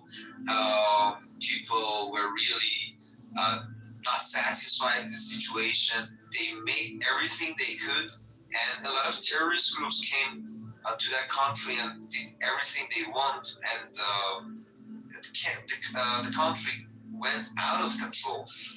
And something like that is planned for Iran, and people don't know that. They just think if they protest and they go for regime change, Reza Pahlavi comes and the son of Shah gets the control. But courts here, absolutely the courts at the western, am I right? As northwestern region of Iran, they don't let this guy come and get the control. Some Arab people at the south of Iran, or some some terrorist groups like Mujahideen Khalq, they don't let this guy. So I think people won't see the regime change and the next regime. We just have to think and move it more over. People are not that aware. They are following some news that are really biased. Something like the channel International, Iran International, made by Saudi Arabia and funded by Israel, is just exaggerating Israel bombardment and saying International is made by Saudi Arabia and funded by Israel. Yeah, and Saudi Arabia is funding it. Iran International is really worse than BBC against the countries. It is not just colonialism. It doesn't want to control Iran. It wants it separated. And if you follow some of the guys in that agency are leaving there. They are being fired because in the war they couldn't go according to the policies set by Saudi Arabia or Israel. And this goddamn channel is really related and controlled to Israel. Why? Because when Khamenei, the leadership of Iran, was terrored, this was the first channel announced this guy was terrored. That is absolutely right. Because some years ago, if it was claimed, I maybe doubted it. But now I think it's really, really right, because they are the first channel announcing every single terror. I think whenever, as long as people are following these news agencies, news channels, they don't get true information. They are getting false information, something like, for example, they say, okay, it was only the government of Iran that did that massacre, and they say, okay, every single guy killed on the streets was killed by the government, but I myself witnessed, and I was in the streets, that some guys carried guns against the police officers, and they killed, for example, 300, at least 300 police officers and the security people, and they don't say these kind of goddamn things. They just say, okay, something like a massacre happened, okay, go against the government and make this country separated. They don't say that why this massacre happened, because they are sanctioning Iran, they are pushing this country forward to, I don't know, a valley that we've never supposed. And I think people, if don't change their media, this country will be ruined. Yeah, that's the case, I think. And I'm really upset about the case, because when I opened my eyes in this country, when I was born, the only thing I saw was controversial issues between people. They are discussing over goddamn things, even in parties. You know, you can't believe it. For example, you go to the nature, you want to enjoy the parks, and they are discussing political things. And you see, okay. I have no clue where you're going with this conversation. Let's go. No clue of what? Where are you from exactly? I was, I think, 3 times here. You don't know me, you don't remember me. I said I'm from Iran. Iran, I'm sorry, I missed that part. This is the first time I started talking to you. I know you were talking about Iran and everything, I just want to verify it. But I had a question for you regarding those riots that took place before the war started. How much involvement was from the Mossad and the CIA with those riots? Let me in advance tell you something. That's most of my friends are police officers, and it goes back to the days I was a military. Sorry, I don't know how to say that. When I passed my military service, I was in the police agency, police department. So most of them are police officers. I got 2 of my friends killed in the riots, and they were not carrying guns at the first day. On the first day, what they witnessed, they said, for example, on one street there was a blockade, and a lot of rocks were put over each other. They were shooting at safe. I don't know how to say that. What are those security people called that go for the riots? Are they crackdown officers? Riot police. Yeah, riot police. Yeah. They said most of the riot police officers were not allowed to carry guns. to kill people. They were just guns to, for example, I don't know how to say that, some materials that you use to use for crackdown. And some gas. Not lethal. So they're using rubber bullets and probably tear gas. Yeah, now lethal. And just suppose that the second day they went to their commanders, said, if you are going to continue this, not allowing us to carry guns to protect our lives, and like the day before that 300 police officers were killed, we are not going to help the government. And just suppose that IRGC set a plan to give them lethal guns to go and shoot at people whom they think are terrorists or are, somehow really confronting them. When someone is confronting the police officer with rocks, I don't know, anything supposed, and is playing the role of shield of terrorists in the streets, would be absolutely killed. Just suppose the police officer sees that guy as the shield of that terrorist. What is going to be done? Can you answer this question? People say that was a massacre, so they got killed, and I'm not gonna deny that most of them were innocent guys. I know some of them from my neighborhood. They were innocent people get killed, but maybe by those police officers, but not intentionally. And we have a speech from the leadership of Iran that says we divide people get killed to three parts. Some of them were really innocent. Some of them were cheated and used by, writers. And some of them are really the enemy. And they were Mossad. Mossad claimed, Mossad said and celebrated and said happy New Year to his agents. And something like Peshawar, the terrorist group on the north eastern part of Iran, said we had some of our officers in Iran got killed, and Mujahideen said at least 100 of our guys got killed in that so-called protest. I don't know why.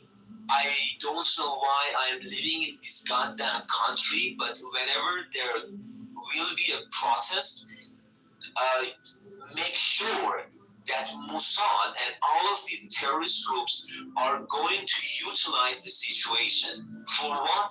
Because they lost their power, 47 years ago. And now they are not cared. The government, doesn't acknowledge them as formal groups because they are against the policies. I'm not gonna say IRGC is really right, but if there was no IRGC, no resistance, no Palestine, and no Lebanon and Hezbollah and Hamas would come about, because this was the organization taught those guys how to make missiles, rockets, and resist. And the case that we are now in is caused by some reformists in Iran. I don't believe in these people. Some of these people think if we give out uranium, America will make a deal. We've seen that in the past presidency. I think it was, 8 years ago. People celebrated the day that the deal came about. But nothing happened because Randy Sherman came and said, the war suspended. the word suspend, when you have the line says sanctions are suspended, the word suspend, speaking by language, doesn't mean end. It means also, sorry, I said something wrong. The word lift sanctions, lift sanctions, sorry, my bad. There was a line that was saying sanctions will be lifted, but lift, as Wendy Sherman said, can mean suspend, doesn't mean necessarily to end. And some guys in Iran said to Muhammad Jawad Zarif, why didn't you choose better words? And it was just about atomic sanctions, and nothing came about. And just, I think it was not wrong. It was a policy of United States that wanted to make this trap for Iran. And these days, have you ever noticed that he's complimenting Arashi as a tweets? Did you see? That's he's okay saying this guy is going to be a better guy than those ones, and is going to make a deal. Yes, because they are making a trap and complimenting a coward group, a cow group, I mean, and they just want to make deals more and more, just to put more pressure on Iran. And I think if Iran surrenders to these guys, we'll absolutely lose the game. I think we lost our leader. We lost our leader. We have our children killed. 168 innocent children in Mina got killed, and a lot of people, and a lot of our infrastructure, and these people are just going to make deal. If this deal is not going to be under our leadership conditions, I mean, if we lose the Strait of the Hormuz, if we give our uranium, they absolutely attack again, something like Libya. Because what happened in Libya? Gaddafi, or I don't know how to call it, he gave up all weapons and transferred them to United States. What happened then? 10 years after that, they attacked and got that. Then, this country is just based on occupation. This is their policy, and it's not gonna be ended. Sorry, guys, an headache for you. No, I understood clearly. Obviously, the Mossad and the CIA played a role with a lot of disruptions in Iran. Could I answer you? Yes, you did. You did indicate what was pretty obvious to many, that the Mossad and CIA were involved. I mean, Sam, and I can send you some photos. It is somewhere that these martyrs are buried, and I can send you the photos of these guys, really beautiful guys. I mean the security guys, or just normal people that got killed during the war. And some of them say Pahlavi was really the most powerful influencer in that case, because he made that call for people. And let me tell you something. Pahlavi said, we want people to come and protest and get their rights, okay? But during the war, I think it was the last Wednesday, the last Wednesday of the year, he said there's a call, but not for normal people, something like special guard forces of Pahlavi are on the streets. They are going to make damages to some forces, some Islamic Republic forces in the squares. And you can't believe that in the squares, people are shaking flags. Some bad things happen. For example, just out of the blue, someone came and shot at people. And, for example, killed 2 guys, or I don't know, they hurled some bombs, I don't know, cocktails, and things like that. And this is the evidence that they carried weapons with themselves to kill people, to say that was the government killed people. But yeah, you got me, I think. Yeah, what you're talking about are agent provocateurs, and these are foreign agents that go in and they pretty much kick the beehive. They start all the problems, and that's their intention. And it's once again, it's a CIA and a Mossad operation, and it's a shame that innocent people had to die. And then when the U.S. decided to blow up that school that had all those schoolgirls in it, and they sat back and said, "Oh no!" First they said we didn't do it. Iran did it themselves, but then admitted that they did it. And then they said there was missiles there at the school. They had to do it. It's the same nonsense. It's absolutely And something like a rumor is really, we have a rumor here that say, okay, those guys ruined the banks, fired the streets, and made a lot of damages to traffic lights and things like that. They were from the government itself. Why do you support these guys when government says they will be executed? So if they are from the government body itself, why are you going to support them not being executed? Let me tell you, at least 6 Mossad agents got executed before war, and because of that, Trump was saying 30, I don't know, 60 people got prison in Iran, and Iran called me and said, we are not going to execute them, and I said, okay, I'm not going to head the war.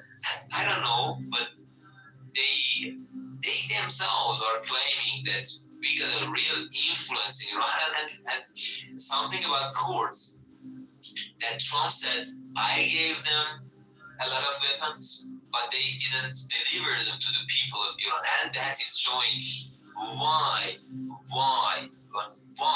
that 3,000 half people is not few number. That was a massacre, but by who?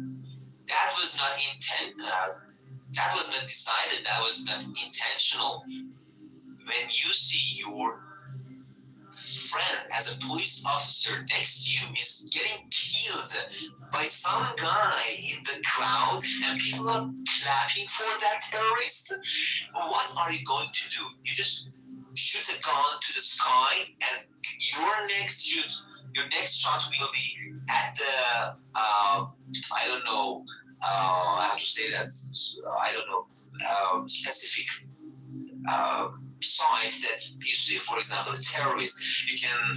I can send you a lot of photos that they pushed forward the I don't know how to call it.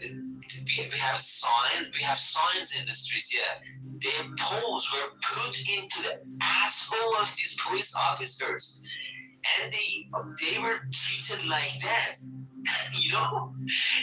That's absolutely terrible. Like that, I have the photo, and nothing like that happens in US, and they let those terrorists do that again. If you just threaten the police of USA, they just by one single goddamn word kick you and blast you and explode your mind. But in Iran, you have to be silent. When someone says there was a massacre, I myself get silent because economic issues, somehow give it the excuse. Am I right? The words. They just say that was a good excuse to do that, and they justify their deeds. I don't know why, but I live in this country. Maybe in the future it gets better, but no way instead of resistance. Because I read something in the history. Let me share with you. Before Islamic Republic, there was kingdom here. You know? Yeah. Sam. Yeah, I'm listening. Go ahead, please. Yeah. We got someone called Muhammad Reza Pahlavi, the father of this goddamn guy in US, Reza Pahlavi. He was his father. When did he came on our age system? I don't know how to say that, year system. I mean, on our year system, it is 1320. You can change it to your own year system.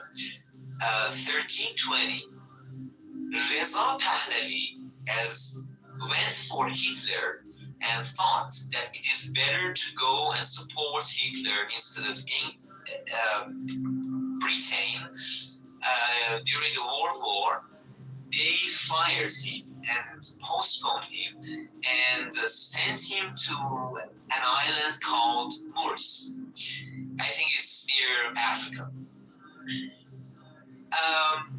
1320 was the year this guy, Reza Shah, the grandpa of Reza Pahlavi, was sent to that island. And instead of this guy, Muhammad Reza Shah came. 3 years after that king sent to the island was dead. He died, and in these 3 years, he couldn't take back his father.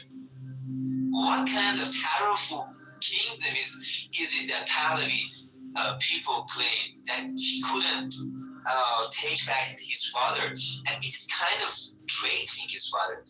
And let me tell you this, that 1320, he was sent to that island. 3 years after that 1323, he died. And 1329, after these many years,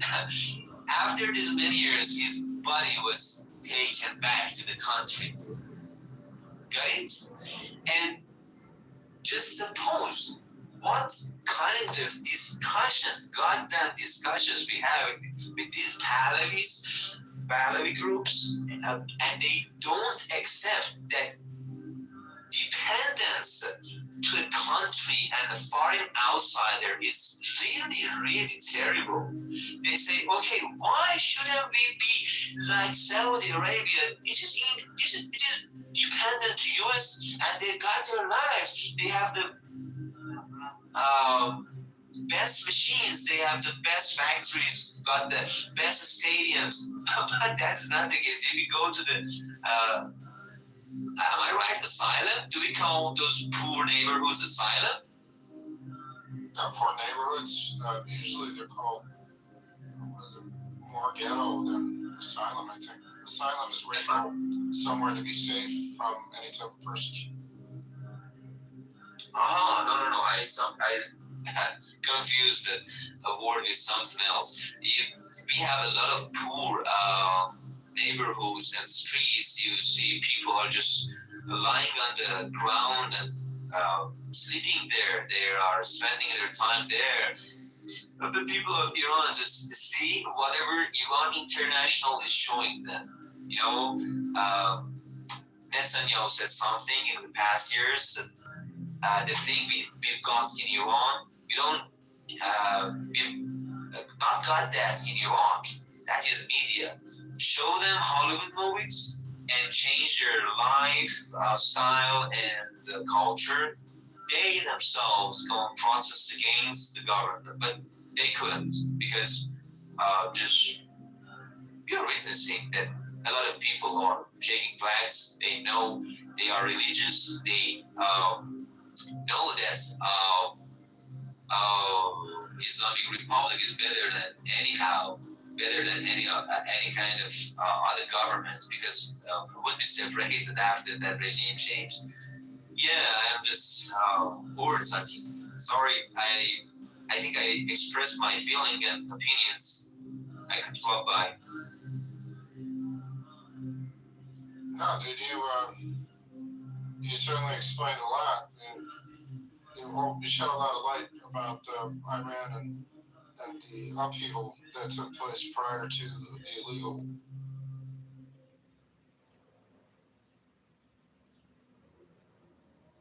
I don't know.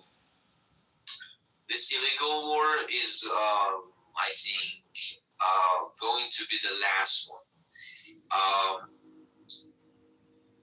One guy here was speaking about hypersonic missile. That is a really good technology, but we've got something newer, and that is Majid system. If you search it, it comes up, and you can search it and know what it is. Majid system works with infrared. Works with infrared, and that is a modern system. And I think that was the system could take down F-18, I think it was, or F-16. Yeah, it was F-16, I think. And could hit F-35. And the only thing they didn't present and they didn't use during the war was Raptor 22. Maybe if there's a ground war, they use it. And in ground war, resistance groups are really better than these modern militaries, because that is proved, and Hezbollah proved this, Hamas proved this, and we know better that there's a lot of traps here. They don't know that much, this land. And we confronted 32 countries during the war with Saddam Hussein, that Basi Iraqi guy. I'm not speaking about the Iraq itself now. I'm speaking about that old Iraq. Yeah, they don't know what kind of hell they're going through. If they come here, we will absolutely show them what war is exactly. And we are really ready. If you believe it or not, we have youngs here, we have teenagers here, are really ready to sacrifice their soul, sacrifice their body to save the country. And also the Islamic Republic, because they think that is a holy government, not government, holy movement. The whole movement that is going to save votes, and Muslims can find their dignity again. Yeah. Could I answer your question? I think I really spoke a lot. No, you did, man. You gave a lot of details. Thank you.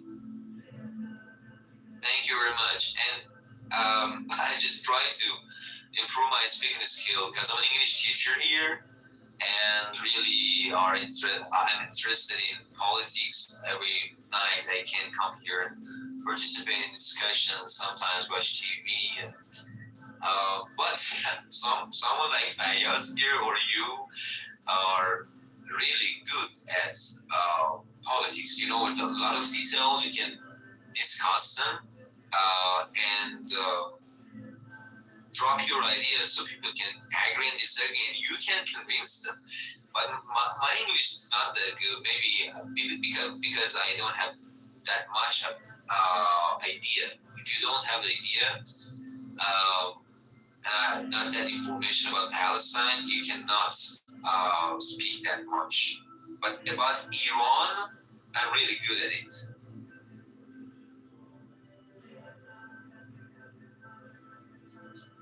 What time is it there, bro? What time is it there?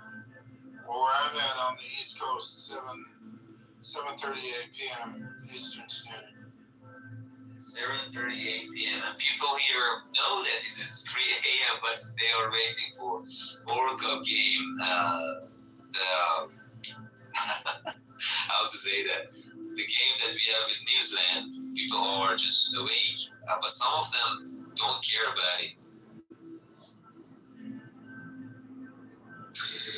Well, I hope something good happens. What do you think, Sam? Do we have a war again? Because you know much more than me. Is there any other war after this ceasefire? Because I think they are not in the same boat. They are not in the same ground, I mean. And U.S. says some things, and Iran says other things, and they don't match each other. What do you think? Well, the United States and Israel can never be trusted. And will there be peace for Iran? It's very hard for me to say that. It would not surprise me. The point that was made earlier is after all these so-called peace deals are executed and signed, that Israel would strike into Lebanon, and then would that cause Iran to strike Israel, and then would the U.S. step up and say, oh, you can't strike Israel? So no, I don't have any faith in it. I don't believe in it. There will never be peace for Iran, unfortunately, or for any of the Arabs in the Middle East, as long as the United States bankrolls and supports the terrorist regime of Israel. Yeah. As an American, if you could do something about making policy change, what would be that? I mean, is there? I mean, is that control really a lot that you cannot do any single change in the policy of being controlled by Israel?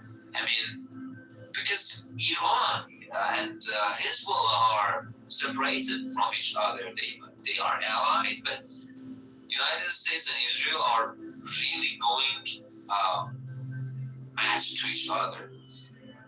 As an American, can you do any single thing? Because I'm not sure.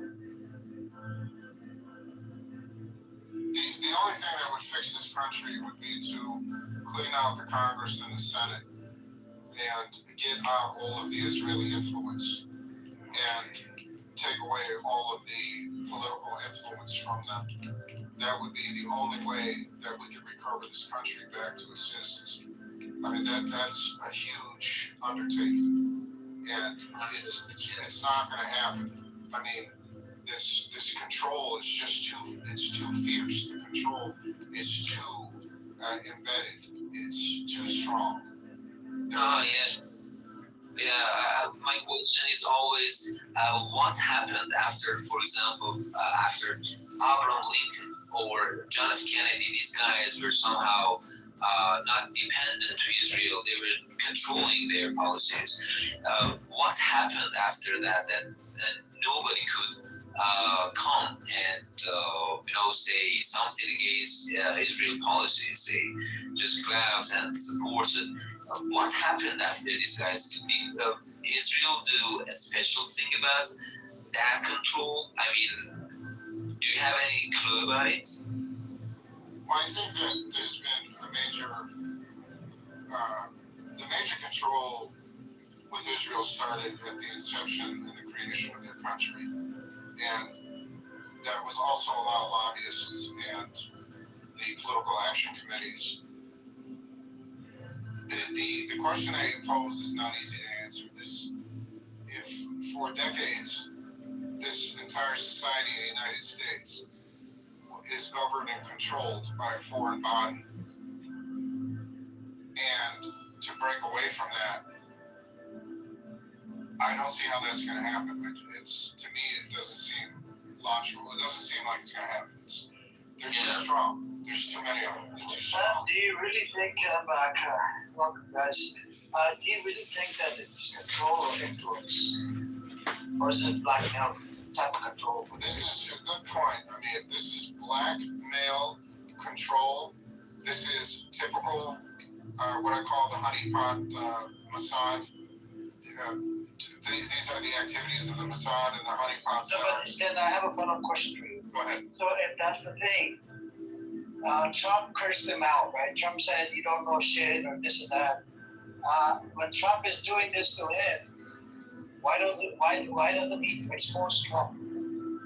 Because I think it's really a script between the two of them. I think they're really just they're shadow boxing. I think they're just putting on a show. I think they're doing it as a distraction. I don't believe they're really at odds with each other at all. I think Netanyahu is telling them what to say, keeping it spicy like that so that people don't focus on the real problems. And, it's kind of like, oh, trouble in paradise. It's like a tabloid thing.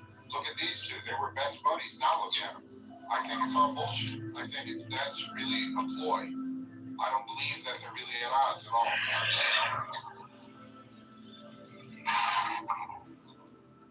I'm just thinking about, I actually thought about this, right? So let's say tomorrow, if Trump parts ways, right, with Israel. But then don't you think that, look, even though I dislike this the leader, Orange Man, right, this guy that's leader, you don't think that there's a chance, God forbid, chances of him getting assassinated by, this entity called Israel? That is valid. I mean, a lot of people have talked about that. As far as all the crackpots that tried to do it, those were certainly not well-trained assassins by any nature. Those were just weirdos that came out of the woodwork. But yeah, I mean, if he finally says,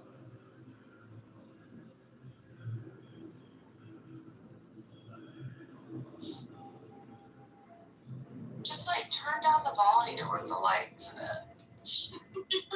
Right.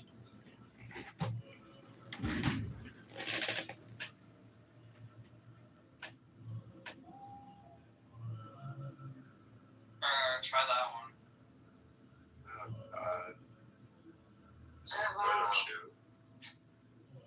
No.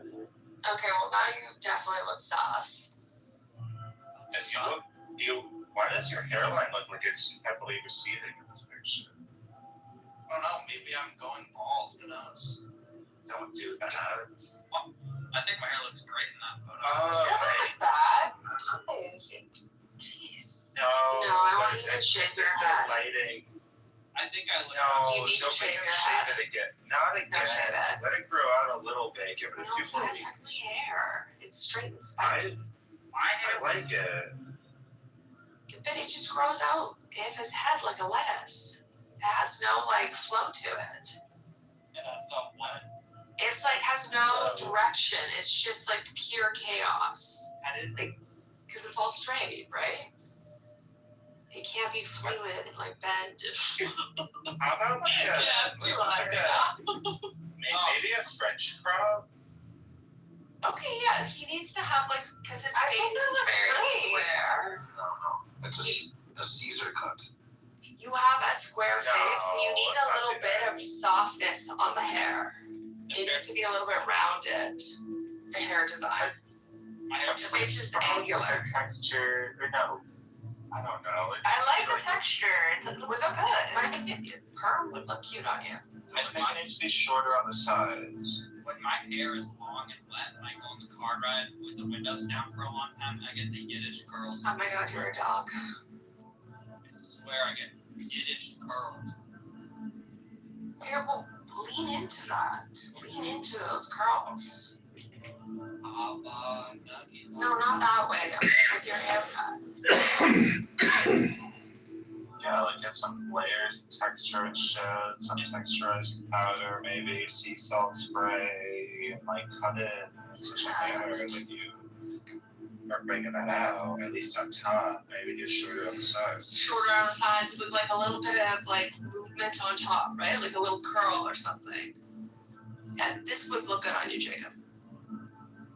Like how my cousin looks? Yeah.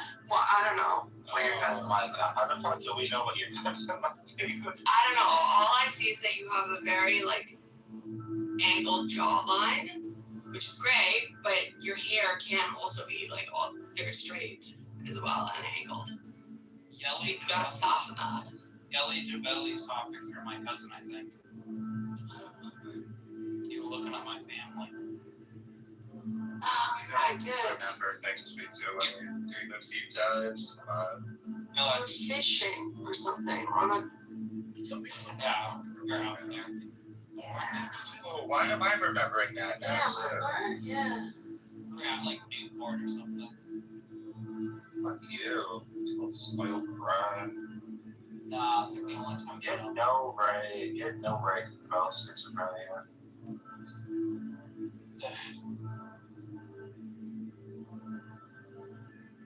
Does your mom play? Is that a fractal in the bottom? It is. Is I hope not. Well, fractal if it is, I hope the IDF bombs the shit out of Compton, where you went to school.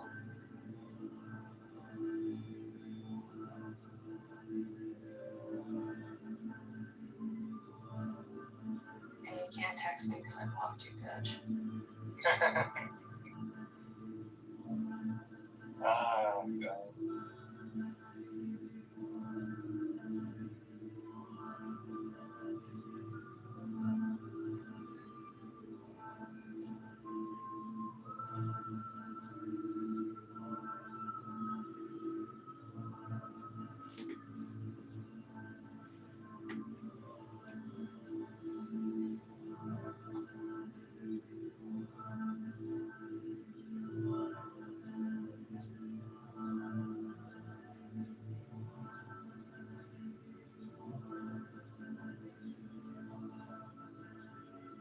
We have shot Amen down, but he had to speak up loud.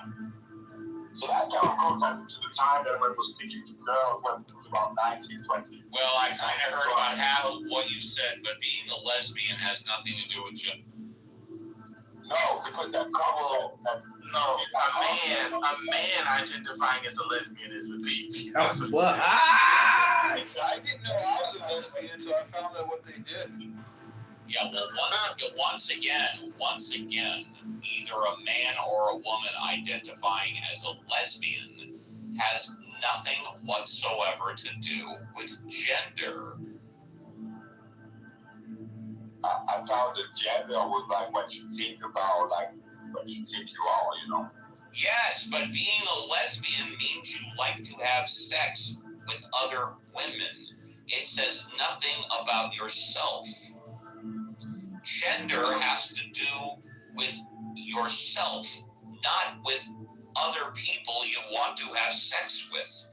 Hello, guys. Hello. Yeah, City, why you have everyday same topic, atheist? Oh, does he talk about this all the time in all the rooms? No, I mean, why every day you have the same topic, us and atheists? I'll tell you why. Because it brought you. Because I'm a Muslim. I'm a Muslim. I pray to Allah. I read Quran. So I don't think this is hurting sentiment of other religion people. Then why are you here? Then why don't you leave quietly? No, but a lot of people come here, listen to you. So are you from Pakistan or India? No, India. Okay, so why are you here? I think, see, I have a sentiment with Allah, Quran, Muhammad. So why are you here? I've asked 3 times now. You haven't answered the question. Because he's ready to give up Allah. Because every day when you it sounds to me like you're thinking maybe you might want to become an atheist. No, it's okay. Well, you can join. It's okay. You can join. You hit that club. No shame. It's okay. Brother, listen. I am listening. I don't want to. Hang on. You asked me, why do I hold this room every day? The answer is because you're here. Bro, I think you have no job. Now you are retired. And you know what? You're right. I have no job. I'm homeless. I live on the street. I live in a tent. You're right. No, you have good money. Now you just want to manipulate people. Yes, you're right. I want to manipulate people, especially you. But you're right. Not going to get manipulated from you. You are right. I want to manipulate you. You are right. Well, I don't. See. My heart is filled with love of Allah. You're never gonna get an inspired. Then why are you here in an atheism room? Good for you. So, Kafan, this room is for anybody to come in and ask a question to an atheist. Ask any question you want. So, do you have a question? Or are you just complaining about the room? Yeah, I have one. Okay, what's your question? For you, who created you? That would be the one fucking. Well, let's stop there. When you say, who created us? Or you mean like the parents that engaged in sex and the mom got pregnant and gave birth? That would be my parents. But do you refer to like the you as in humanity? And it's not a who created us. It is a what and a how. Okay, and it's not really creation. I believe that when two people have sex, then the children get born. This is how you are created. Yeah. Okay, great. How does it start? Okay, so you want to ask How do you make a baby? Everything start. It starts with like stimulation of the pineal gland, ejaculation, and then like sperm migrate up the fallopian tube and to raise for first penetration of the egg. All right, well, I'm talking over each other, one at a time. So impact. He's on JCC. So JCC, I want to know who created Adam. Who created Adam? Yeah. The first person? Which Adam? He's talking about the first person. So Adam and Eve, Adam? So hang on. Yeah. Who is not what I hold to Adam existing, right? Adam is a fictional story in the Bible. However, if you're referring to the first Homo sapien, there wasn't just a first. There was a plethora of them that developed through the process of evolution.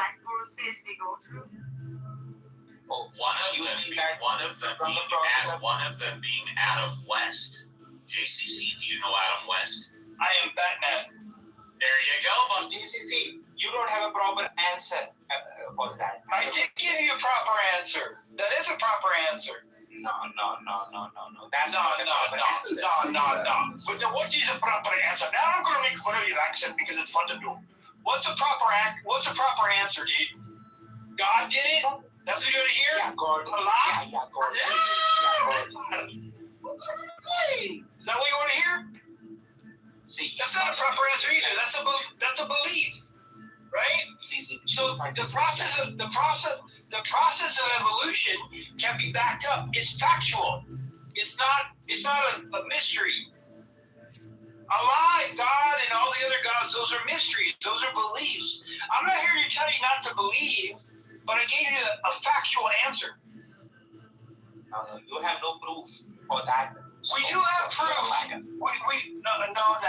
call me a liar. No, I'm not a liar.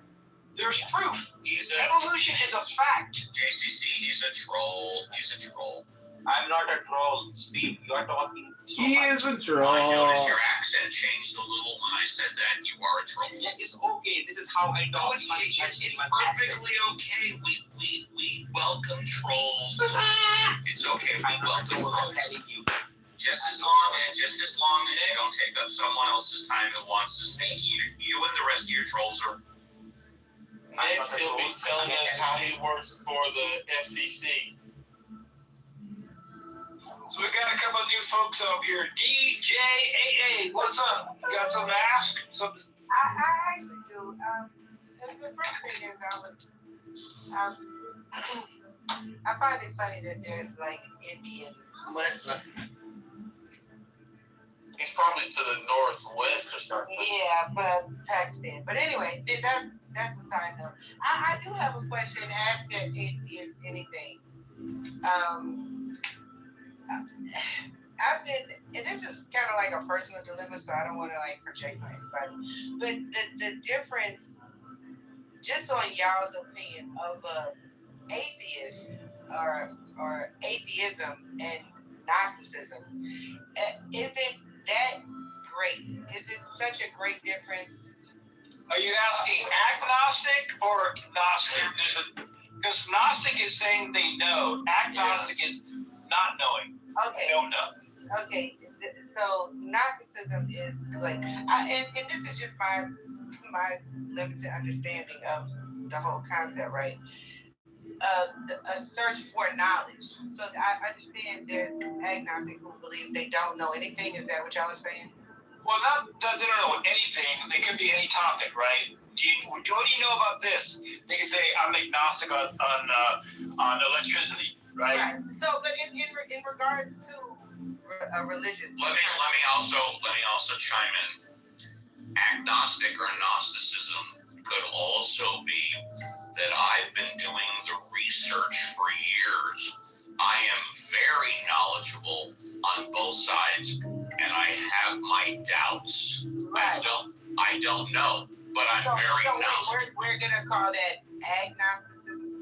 No, but yeah, you guys keep saying agnosticism, and she's saying Gnosticism. Right. No, I'm actually just trying to real quick before we proceed into my actual question, just to clarify if I'm using the right terminology, because I Well, are you? How can anyone on this stage tell? Because there is right. What I'm saying is that search for knowledge wouldn't that be Gnosticism? No, Gnosticism. Hey, Impact, I got a question for you. Are you an atheist? I do not identify as an atheist. Okay, what do you identify as? From time to time, I identify as a human. All right, what do you identify as right now? We'll try that then. A human. Okay, very good. So you do not identify as an atheist, is that correct?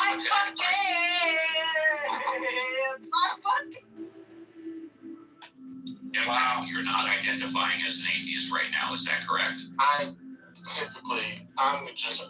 haven't identified as an atheist since I was a teenager. All right, very good. Do me a huge favor, just for a few minutes. Don't want to see you go on mute, because I think she wanted to ask the atheist, but if she wants to ask a human, she's more than welcome to do that. So just hang on. Well, I guess the human is free to speak then. Be human. We're all human. Now, do I believe in a God? No. But I don't think that makes me an atheist either. Yes, it does. That's exactly what atheism is. Not believing in a God. No. Atheism is... Yes. No. Yes. Well, let's hear his definition, since he disagrees with ours. Impact, what's the definition of atheism? I think I have a working definition of atheism. Spend a whole bunch of time talking about how to believe. Well, that is not true. That is not true. That is absolutely wrong, and I will tell you why. Well, what's the definition? Did I finish? When I finish telling you why you're wrong. Oh, you can tell me why you think I'm wrong. Yeah, go on mute. I will tell you not only what I think. Oh, we gotta dump that person. Obviously, Brian can't wait. Brian, can you wait to talk? If you can, I want to speak to you. Okay. All right, you can't wait, so you get bounced to the goo. Yeah, that's okay. We attract all types here. So, Impact, the reason why you're wrong Steve Apple show is because somebody can be an atheist and hardly spend any time talking about it at all. You don't have to spend a lot of time talking about God or a lack of belief in God to be an atheist. You can spend no time talking about it and still be an atheist. The amount of time you spend talking about an atheist has nothing whatsoever to do with the definition of atheism.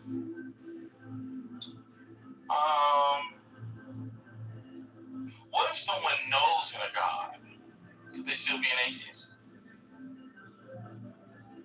The definition of an atheist. Wait, you couldn't be about to answer the question, but I'll listen. You didn't think I was answering your question? Well, not if you said it was a closed-ended question. Steve Apple. So what does that mean? Did the answer require me to do something? Just tell me, what does the answer require then? A closing-ended question is typically warrant a yes or a no. Oh, so you want a yes or a no? Well, all you had to do was say that, buddy. Go ahead and ask the question. I'll give you a yes, no, or I don't know. Go ahead.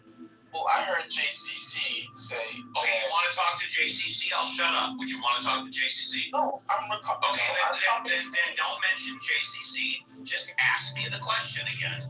I'll give you a yes, no, or I don't Mayor know. of Canada, John Kitover. Go to That is John what you want. Kitover, Chicago.com. Chicago Mayor vote. How do you define a This is the Steve Apple Show. Prove to me God exists. It's somebody who doesn't believe in a God. Fair enough. Now, what if someone does not believe in a God, but they know in a God? I have no idea. Can they be an atheist? An atheist is somebody who doesn't believe in God.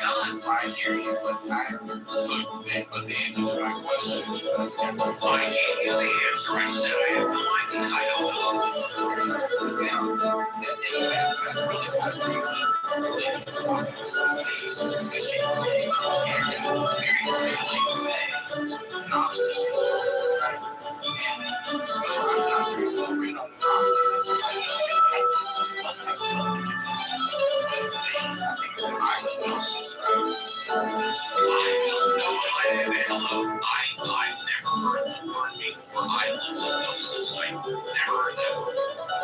Yeah, I've never heard Gnosis has to do with knowledge, like knowing it. Yeah, island gnosis. Never heard that before. Never heard that either. I'm not talking about the island. I'm talking about what Gnostic means. No, man. Yeah, JC, I was talking. Yeah. You're talking impact. Never heard So that. am I. I never heard it either. I'm agreeing. Yeah, exactly. Agnostic, agnostic, and Gnosticism are all knowledge claims. Has to do with knowing.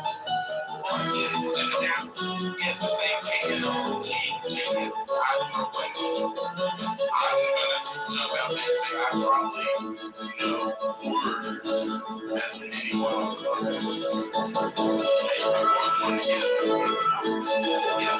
So, I'm saying that it comes from the name of Moses. Okay, I didn't know it came from that word, gnosis, but I didn't know it referred to an island. It refers to knowledge, correct? It means okay, great. So we agree. So when someone says they are Gnostic, right, they're saying they know. They know with certainty that what they believe is true. Like a Gnostic deist, a Gnostic atheist, those people are Gnostic. They're claiming they know it to be the case. Hey, I got a question. What country does the island called Gnosis belong to, and where is it located? I would imagine it's Grecian. Okay, so Greece owns the island of Gnosis. Okay. I'm not certain, but I think it's... You're not certain? I thought you were the smartest person on Clubhouse when it came to words. Words, yeah. Well, you bring up a word that neither JCC or I have heard of. You said it's an island. Yeah. So logic would dictate you would probably, since you're the smartest person on Clubhouse in this category, know where it's located and what country it belongs to. No. Again, Greece, because it's Crete. Yeah, you already said that. Yeah. Well, I'm familiar with Crete. I'm familiar. Okay, so I'm not familiar with the island of Gnosis. I've never heard that before. Okay. Well, is Crete a part of Greece? I think so, isn't it? Yes. Yeah. Why are we talking about geography now? Because he brought up the island of Gnosis. I know. We just didn't know those. No, JCC, you continue. No, it's okay. We're derailing. It's so funny how that happened. Anyway. But yeah, so Gnosis, what is a Gnostic again, JCC? Someone who knows, right? They're not holding a belief. Wait a minute, he's an expert in words and he's asking you, JCC, what a word means. That makes no sense to me at all. Sir, why would you ask JCC the definition of a word when you're self-proclaimed the smartest person on Clubhouse when it comes to words? Why would you do that? One needs to establish a proto-demeanor. One needs to establish a what? Okay, well, I mean... No, what did you say? One needs to establish a what? A proto-demeanor. What does that Scotty, you know what that means? Have you heard of that, Scotty? I haven't. Me either. Scotty might be away. What does that word mean, sir? Hello? It's He's in the Matrix on my end. Yeah, you're breaking up there. Now you're in the Matrix. Just getting to the good part, and he goes into the Matrix. Now we can. Yeah, go ahead. Okay. So, when JCC. No, what does the word mean? What's the definition of the word? I'll get to define the word for you. Okay, so you're basically saying, Steve, I'll define the word later, but right now I want to talk about JCC. Okay. Well, that's your characterization of what I'm doing. So when I have JCC, exactly what you're doing. Go ahead. That is your characterization. Well, then define the word first. I will. You can look it up. Okay. Go ahead. Go. I can't even spell it. It's okay. So, when I asked JCC, the meaning of gnosis, I get that when you put an A in front of a word, you get the not, so you have knowing and not knowing. However, I've heard Gnosticism used in several different contexts that are really fucking confusing to me. That's a part of my suffering in studying these goddamn words. And that's probably why you just backed up my conclusion. After speaking to you for 5 minutes, that's my opinion. Take it for what it's worth, and I'm no expert.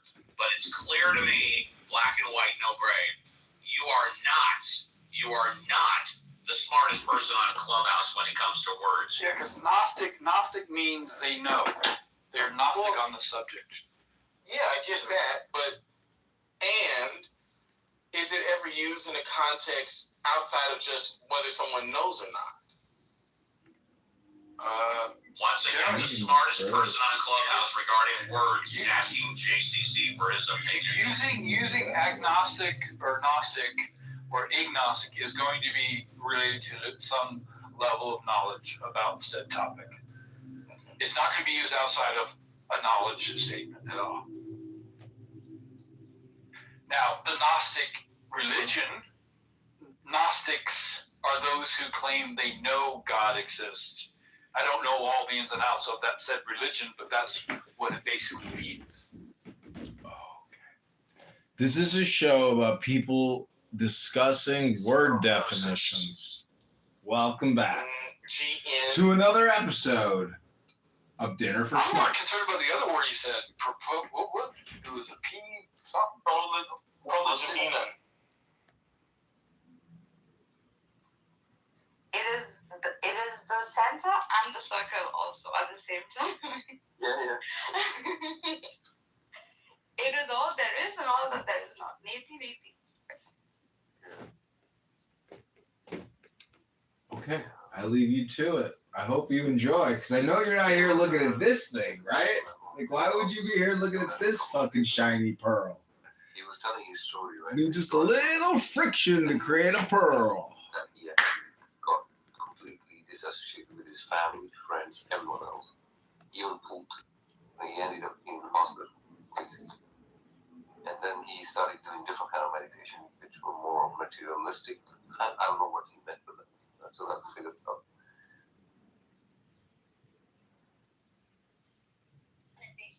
When I think of colonization, I'm just thinking to myself in terms of like the indigenous native land, how we originally began. I feel like our world has gotten so violent that now people will do anything in the name of violence, in the name of profit. And it's just become so confusing that it's really hard to see who in fact is doing good versus who's in fact trying to survive versus who's in fact trying to stay alive. So I come here from Nicaragua. I committed a crime. I hurt a bunch of people. That is decolonization? No, sir. I'm saying when this land over here, because I'm in America, right? Canada, America, Mexico, all of us here, right? All of us here. In terms of the native and the indigenous people. All right, so she asked me. Okay, cool. See you later. Have fun, yo. Just so you know, you look African as well. No, I actually don't.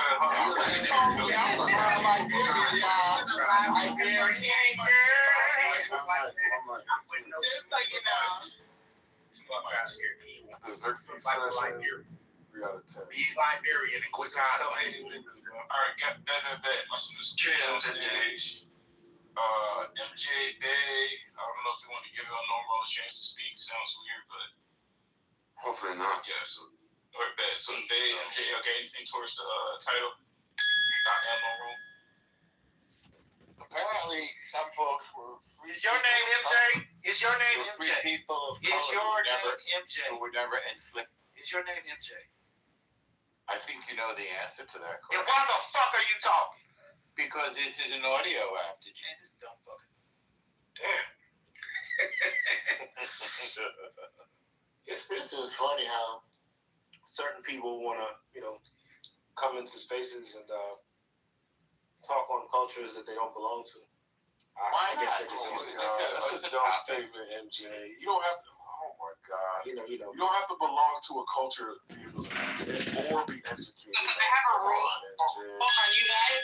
I have one rule here for right now. Yeah, everybody that owns the stage has to be alive. Hello, Steven? Hello? Hello?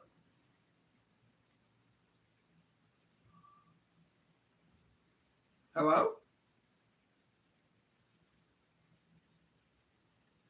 Hello?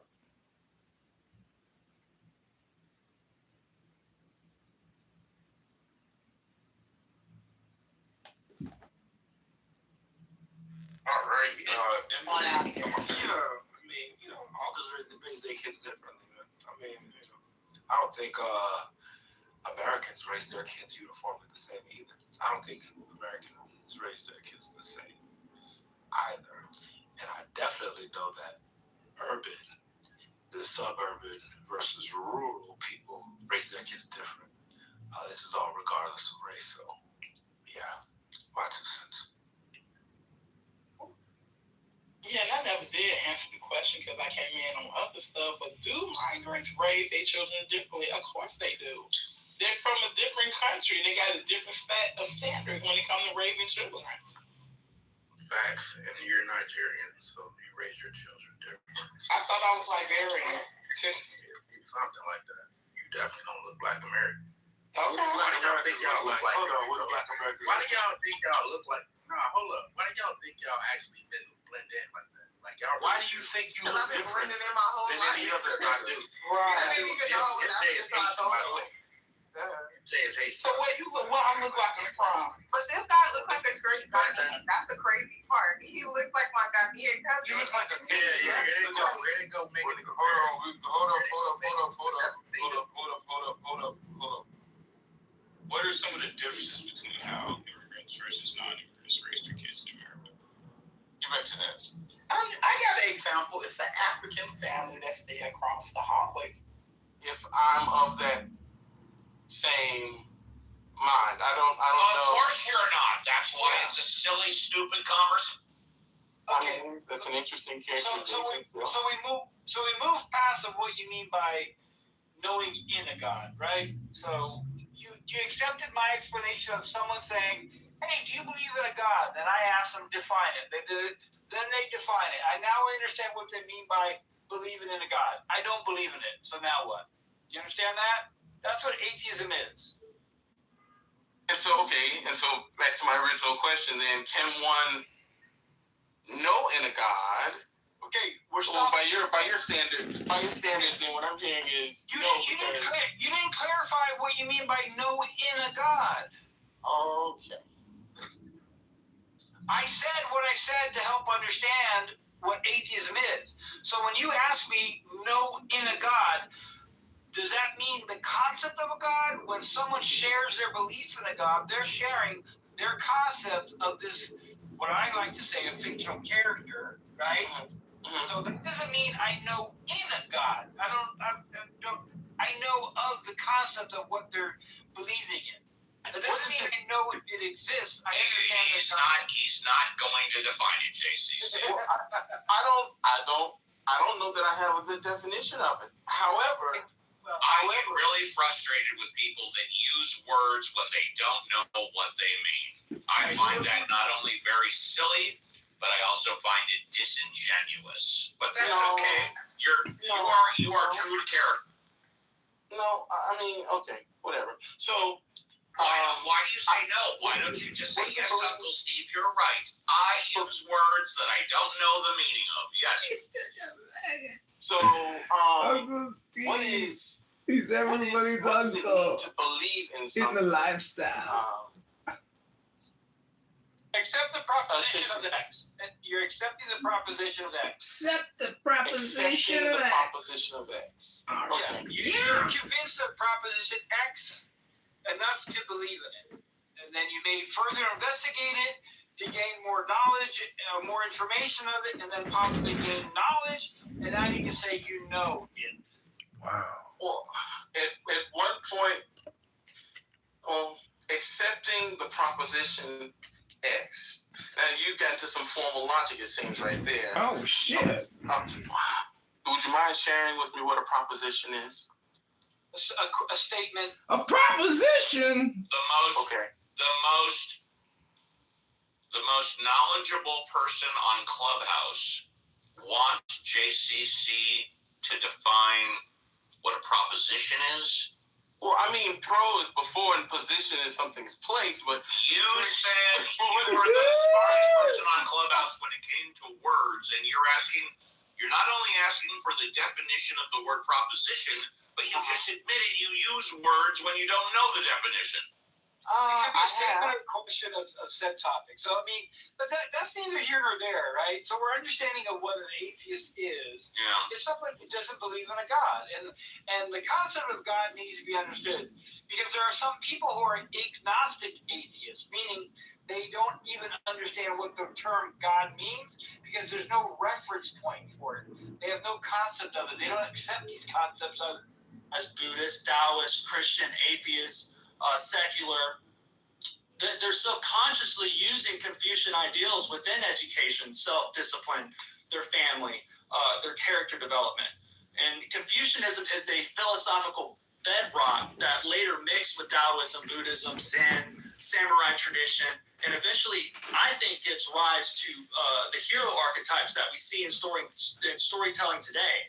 You know, you can see traces of these ideas from Sun Wukong evolving into the samurai code, you know, Star Wars, and even like anime characters like Goku, Naruto, Luffy. These heroes go through this intense self-cultivation until their actions become effortless and their character becomes powerful. So, but obviously I'm wrapping up now, but there are issues here, like, you know, what happens when when authority is wrong, or what happens when your family is corrupt. What happens when this self-cultivation creates a thousand counterfeit people who lack genuine authenticity? Similar to what Sonny was saying about the hierarchy, you know, it's easy to see people, you know, responding in a disingenuous way, maybe. But this debate between Confucius and Lao Tzu, Taoism teaches effortless spontaneity. And Confucianism teaches this trying not to try cultivation. You know, one says, let's go. One says, let go. And the other says, you know, practice it. And there seems to be two instincts within human nature where, you know, we have Confucius and Lao Tzu. They're not just arguing, but they're two forces pulling on every individual in every civilization. And we see this kind of manifesting in politics, like right versus left ideologies. It's this desire to shape ourselves and this desire to trust ourselves, you know, which is ironic because they found themselves in this yin-yang duality of where, you know, this all derived from. But the truth, or the hero, is on the line of the yin and yang to achieve that ultimate balance. I think that's all I got. Thank you.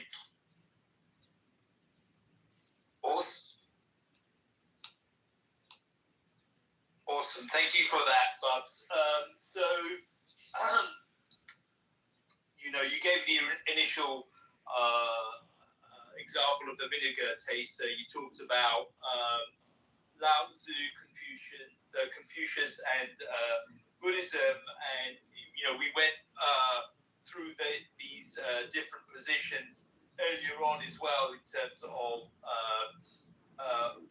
tasting the vinegar and seeing it as sour and humanity being flawed versus tasting the vinegar and smiling and assuming life to be perfect.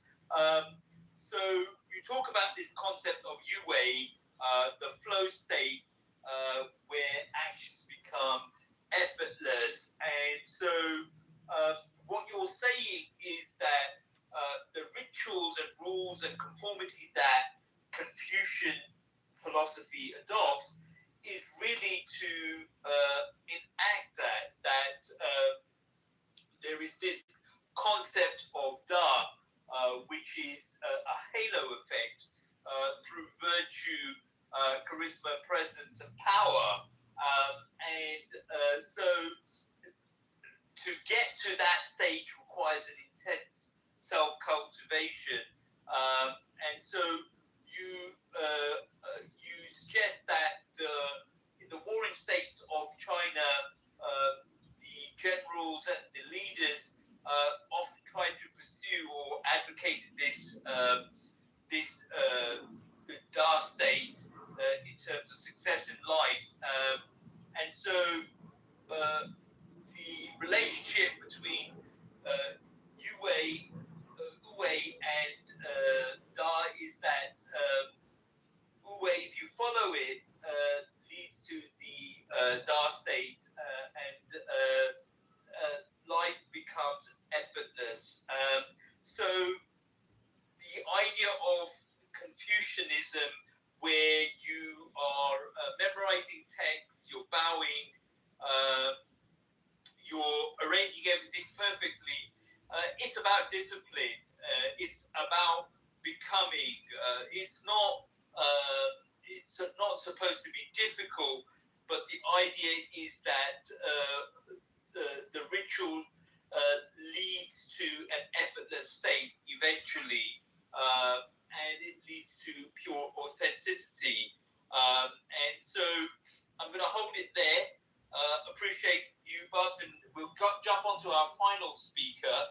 Our final speaker is going to be Prakash Venglat.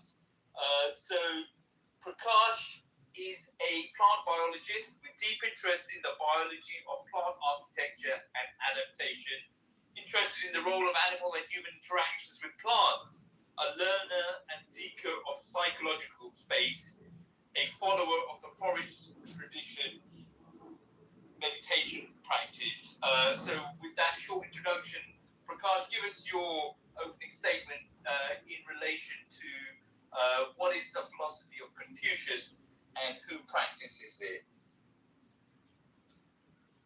Yes, greetings, Rahman. Am I clear? Am I audible? Loud and clear. Oh, perfect. Yeah, greetings, everyone. I thoroughly enjoyed everyone's share because I'm not well versed with the concept of Confucius because we've discussed this once before earlier in the same room. But as I was trying to look up and see how, because I followed the literature of Theravada Buddhism and practices, and a lot of these philosophies where the ethics and the spirituality are not separated, right? But later on, you see the ethics part is brought into governance, right? And so you start to see that there's a separation of what we call as the spiritual practice and the practice of ethics, and they are kind of interweaved. But if you look at several teachers in the tradition of Confucius or Confucianism, there's a teacher whose name is Mencius. Mencius is one of the earliest sages in the tradition of Confucianism. And in his literature, we can see that the ethics, which is more of a social order, and what you see as natural order, which is more of spirituality, are not necessarily separated in the core of Confucius or Confucianism, because or the philosophy of Confucius, because he gives examples of how ethics develop. When you bring in the concept of something to develop, there again you start to see that agriculture and plant metaphors start to creep in, and it's easier to communicate the natural rhythms through the lens of plants. And there's a beautiful story that I read where a farmer, he was looking at his crops and he was saying, "Oh, my crops are not growing that fast enough." So he used a strategy of slightly yanking it a little bit, and he did that to all the plants. And after doing all that for the whole field, when he goes back home, he told his family members that he did this the whole day, thinking that it'll go faster. But then his son goes to the field to see the next day morning, and he sees that all the seedlings are actually wilted and dead. So a forced ethics will work only up to a point, after which the natural rhythms of who you are, the spirituality and the core aspect of what the earlier speaker talked about, the separation of Confucius and the Tao, right? So same way, that separation is artificial. And what you would see is, as the social frameworks evolve, they will be given their own unique space, like in the philosophy of Confucius. But in terms of the overall structure, it's blended back into the core of one's own ontic stage, one's own being, which is spirituality. And that aligns with the way this can be, pedagogically applied as a tool for, early stage teaching or teaching at different stages of development, where you can reinforce the values, but you allow the natural rhythms to unfold so that it grows into the individual's personality, right? And so there are several examples of that weave into this kind of thinking, and how it aligns with not just social and ethical development, but the natural development of one's own core spirituality, and aligning with life as it is, because nature is life, and you can't define life as any kind of social ethical boundaries. Life is just part of nature, right? And so that represents again a spiritual angle. And there are many other stories which talks about life cycle, right? So the best way to explain life cycle, in spite of you having worked hard during your life, established social order and all that, the remembrance of the wheel of life and how that weaves into this, and how do you apply the right kind of effort to master certain life skills and strategies as you follow the social and ethical orders. So you still have a personal take into this whole thing. And I think in that sense, you can bring back Confucius not just as and his philosophy as not just as a social and ethical structure, but also a spiritual practice. And I'll stop there. Over to you, Rahman.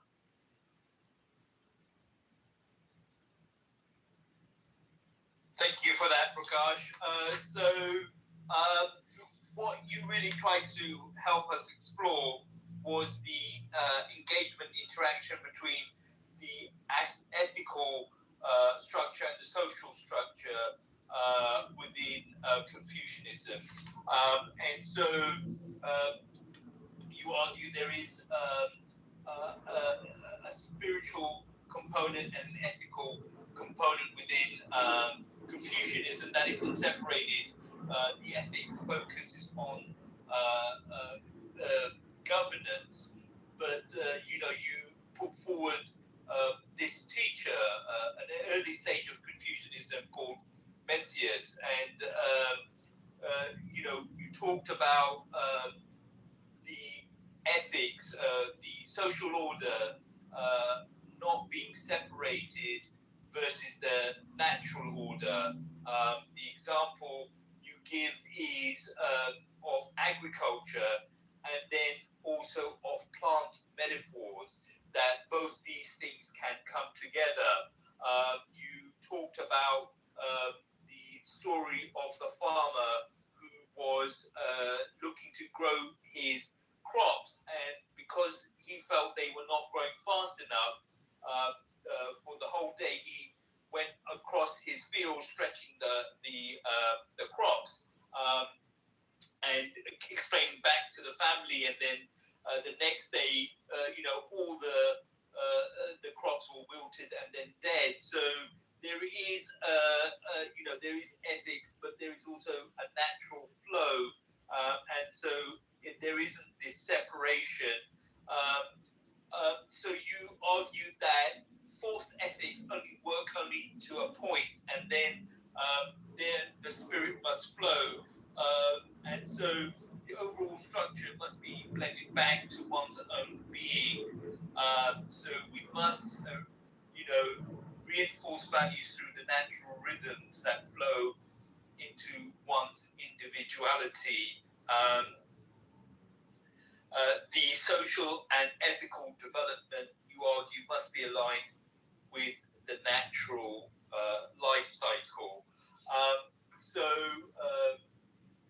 So thank you for that, Prakash. So that concludes our round one. And so let's reset the room, and then we'll jump back into round two. Yeah, this is The Seeker's Mind, and tonight we're exploring what is the philosophy of Confucius and who practices it. Wow, we've heard perspectives from philosophy, Taoism, spirituality, culture, personal cultivation. A theme that seems to kind of resonate with me is that Confucius seems less interested in what we believe and more interested in how we live, how we behave. So I look forward to seeing where this goes in round two. This room is on replay, by the way, so if you hear something you like, please revisit it and share it. If something resonates from one of our speakers, please follow them. And we're here every Monday night. And again, we're talking about what's the philosophy of Confucius. Thanks again for all of our platforms and shares. Awesome, thank you for that. So, let's jump into the conversation in a little bit more depth. It was definitely interesting to see what seemed to be what Confucianism is all about, or what Confucius was about.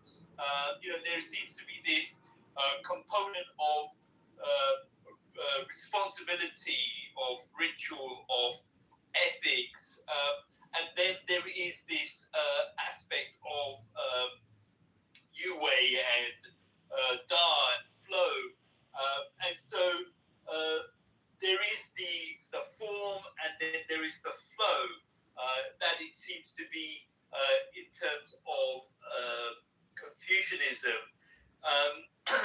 And it was interesting also to kind of see the different schools of thought on the human being between Taoism and Confucianism, in terms of the human innately being good, or the human innately being evil. However, this component of education seems to be very strong in the Confucianist tradition. The role of education seems to be very strong. And the notion of efficiency also seems to be very strong in the culture.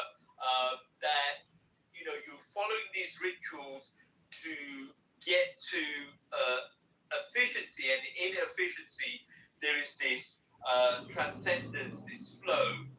So that was also interesting, and it was interesting to also look at someone who's lived the Confucianist way naturally, not being taught, not intellectually, but practically. And then, so all of that is very interesting for me as I listen to all the speakers. So Confucianism seems to be a system of a sort. But what I took away from Sunny's position was that she did leave China and then she did go to a Western educational system where she was able to kind of pursue her interests. So, what is the role of the individual within Confucianism? That's my question to the stage. Let's go across to Nick first. Renee, Sunny, Bubs, and then Prakash. What is the role of the individual within Confucianism? Yeah, I think the role of the individual in Confucianism is similar to other spiritual systems in which the individual must harmonize with the collective, with the cosmos. There's the concept of Tian or heaven in Confucianism. There's also the concept of Chang or Chang, sincerity. And through Chang, it allows one to align with these heavenly principles or Tian Li. And in this way, it mirrors a lot of other spiritual systems, whether it's Taoism and harmonizing with the Tao, whether it's Buddhism and Hinduism and harmonizing with Dharma. It seems to be that the role of the individual is to find their place within a productive society, intellectually understanding themselves, their fellow man, nature, the cosmos, and harmonizing with this divine organization, whether it's framed divine or not, spiritually or not. It seems to be that there's these ordering principles that one must align themselves with in order to become the most effective human. And in that sense, I think that's the goal of all spiritual seeking, is to try to find the greater patterns in which the individual should harmonize themselves with in order to find wisdom, beauty, inner strength, the cultivation of principles that allow for one to become the best individual that they can possibly be. So that's how I'd answer that. Awesome. Renee?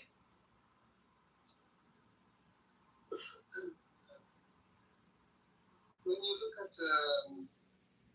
Confucianism as an educational system, it has two fulcrums, you can say. On the one hand, indeed, what Nick also says is dedication to the community through its ritual application of social rules, the way how you respect your fellow beings, and your hierarchical relationship to them, in that sense. The other side is that in the educational program there is this maintenance of historical continuity on the one hand. On the other hand, Confucianism prizes individual qualities very highly. So in some ways, you can say that Confucianism praises individualism higher than the West does. We are individual in the sense that we want to be different from others, but Confucians are more individualistic in the sense that they want to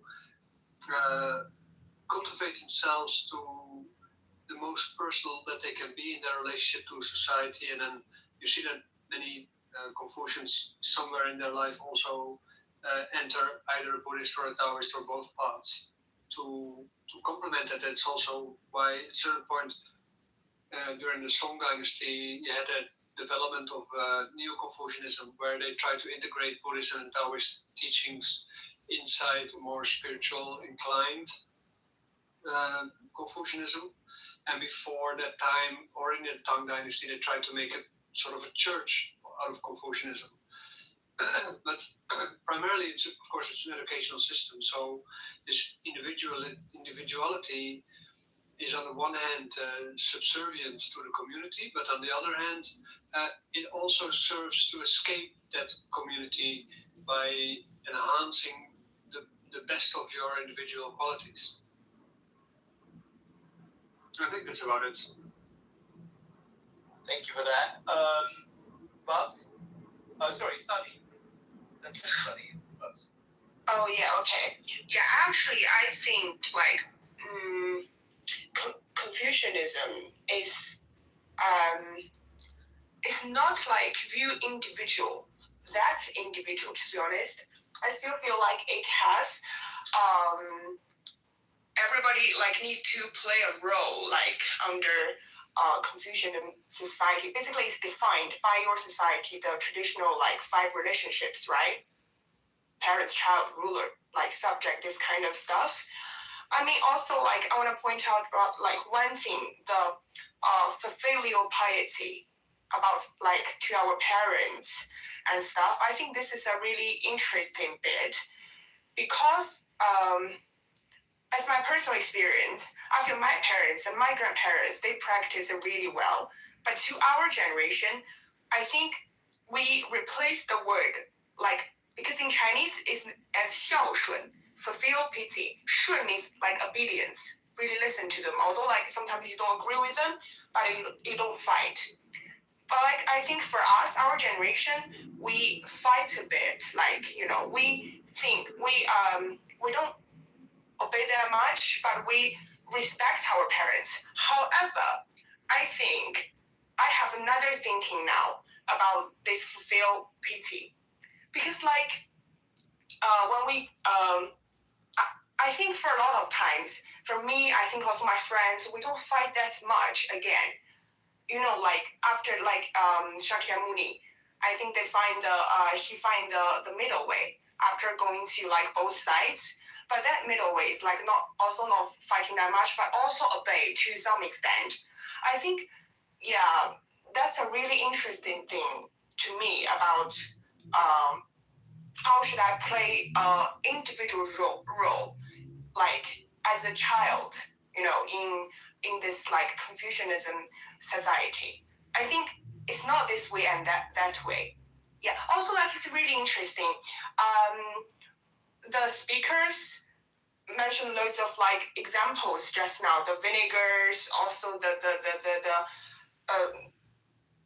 I just realized I was actually surrounded by all these kind of stories like in China, but I just didn't realize it, and I didn't know how to use English to explain it. But I think you guys taught really like open my view of Confucianism. Oh, how it's sometimes already going to my blood. I think that's really perspective, really special perspective for me. I mean, thank you guys. Yeah, that's it.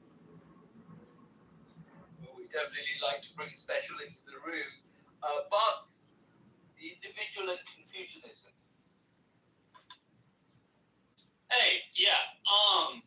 So my idea, how I'm thinking of it, is, you know, the individual is not something that's isolated necessarily, and it's not, and he or she is not a servant to the state. The individual is where order is supposed to emerge from, and you're basically a signal that you're.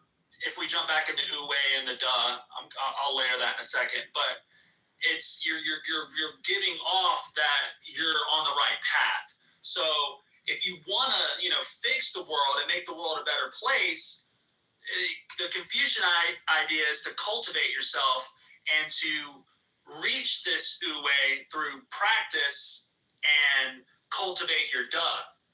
And the thing is, you know, like I said before, the individual should start with radiating their authentic energy and their so basically you're trying to get to a point where you start off with harmonizing your family, your community, and then your state, and then to the civilization, and that will emerge from you.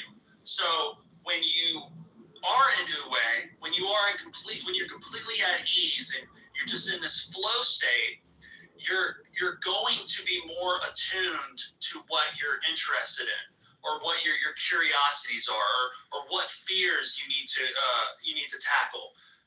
Your body is like a tuning fork. It's always sending you emotions and thoughts of things that you need to go look at, or things that you need to go conquer.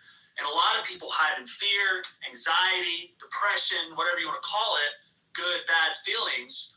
But this God or the Tao or whatever you want to call it is trying to call you forth on a journey to step up and go after these things that you're interested in, and attack things that, find the gold underneath the dragon.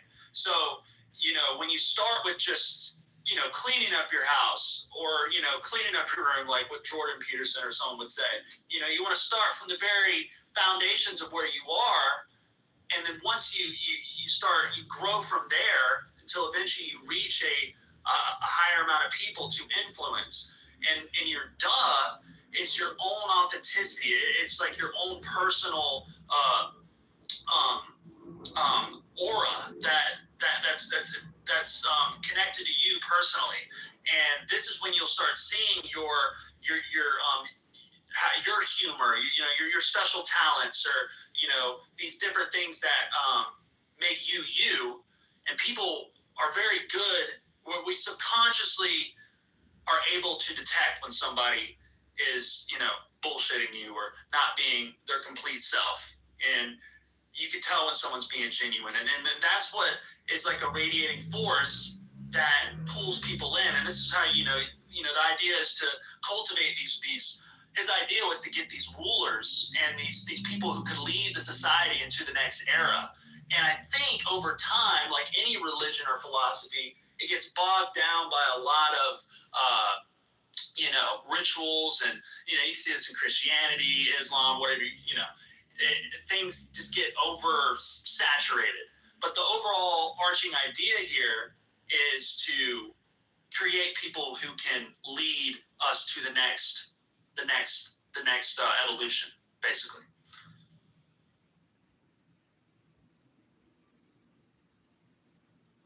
Awesome.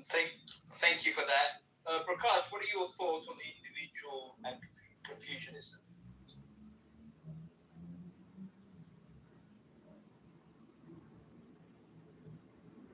Can you hear me? Can people hear me? Yes. Okay, Prakash, that can't hear me.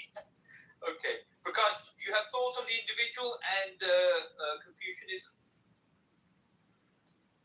Yeah, I think all the speakers already have kind of saturated that aspect.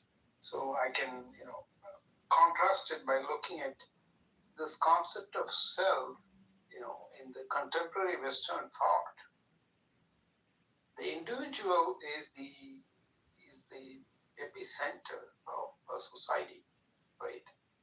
And the emancipation or the betterment of the individual gives rise to social orders, right? But if you look at a lot of the older cultures, the individual is always a part. It's a relational self all the time, right? So you have to weave that architecture into how you think about, societies of those times. And those older societies still retain that aspect, even though the Western thought has influenced, along with the economics and other ways of how the world operates, this Western individual and the collective, the individual having a strong representation, a strong voice.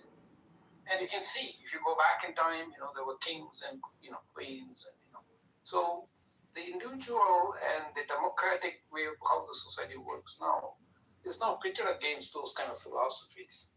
So in a way, when we discuss about Confucius, for Sunny it is her own heritage. For us, it is just a philosophy that we hear through the lens of scholars and practitioners.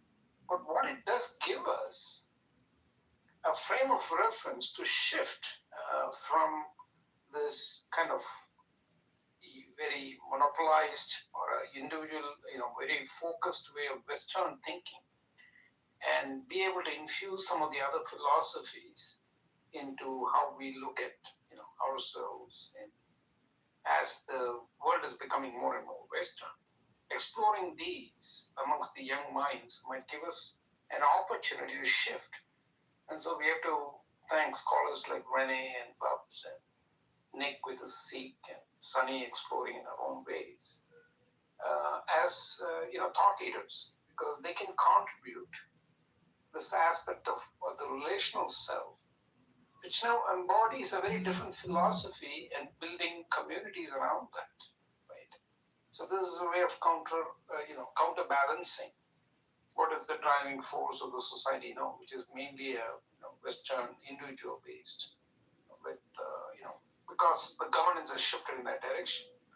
But in terms of interpersonal relationship and the journey towards the individual, which is where the spirituality comes, and there are many other traditions which, when you go into the core spiritual aspect of who you are in many cultures and traditions, the individual is seen as only as a part of the collective, right? And it becomes a very communal worship, right? When I say communal, what I mean is it's a collective activity. And in a lot of societies, that is how you gain your identity to begin with. And then through that, you find your own individual aspect. So weaving that framework back into what we were talking about in terms of the philosophy of Confucius, it gives us another way of connecting the social ethical aspect to the spiritual, where the individual is of prime importance. And now the individual has the clarity with reference to how they act within the community, right? So it gives us a reframing of the individual and the collective. That's my take on it. Yeah, thank you for that, Prakash. Yeah, that's an interesting point and perspective. We could be talking about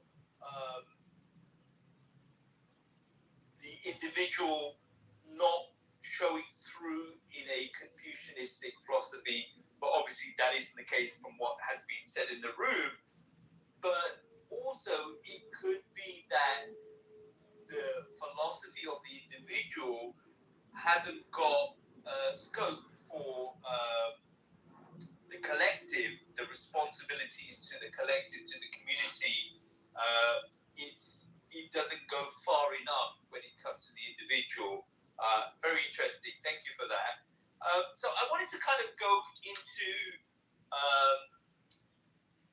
Confucius' philosophy on the individual being evil. I'd like to unpack that a little bit more. Where does that predisposition of the individual being evil emerge from, Renee?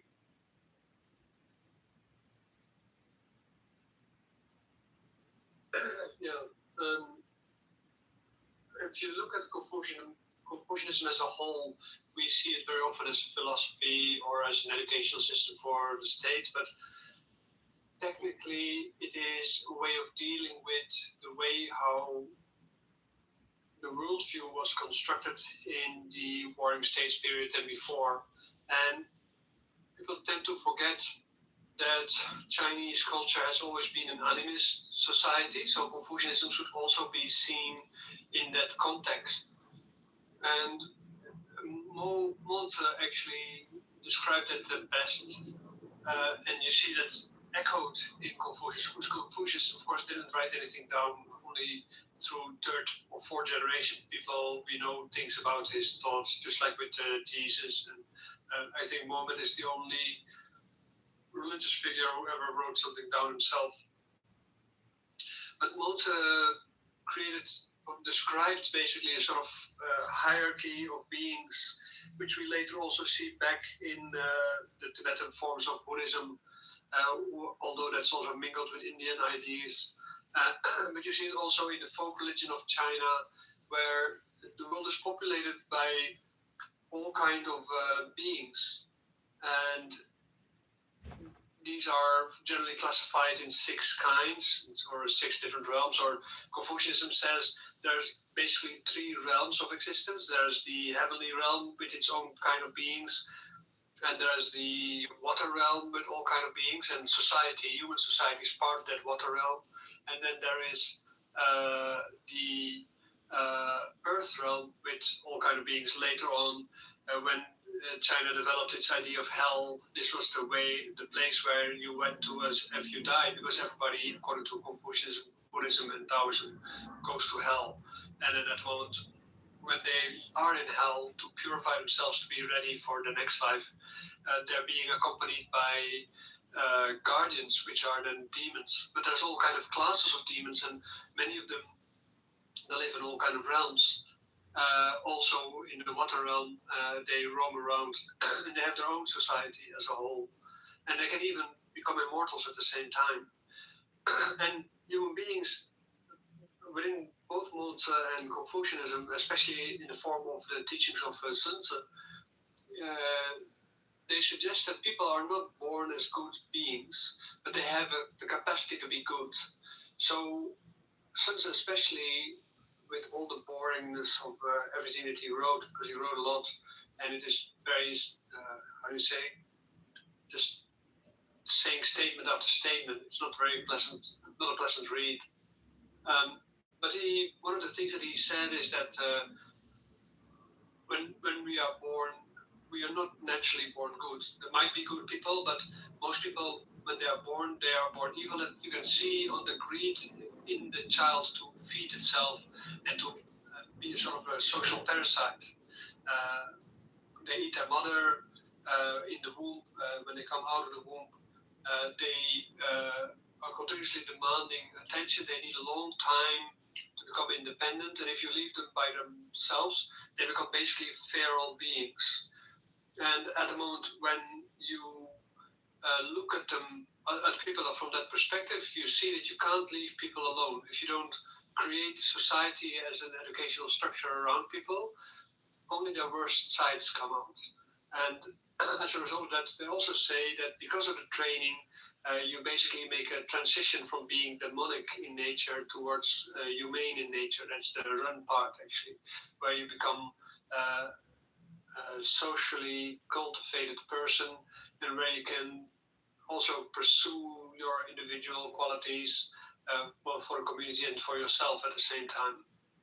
So this demonic side is what you're born with, and you can see that with a lot of people.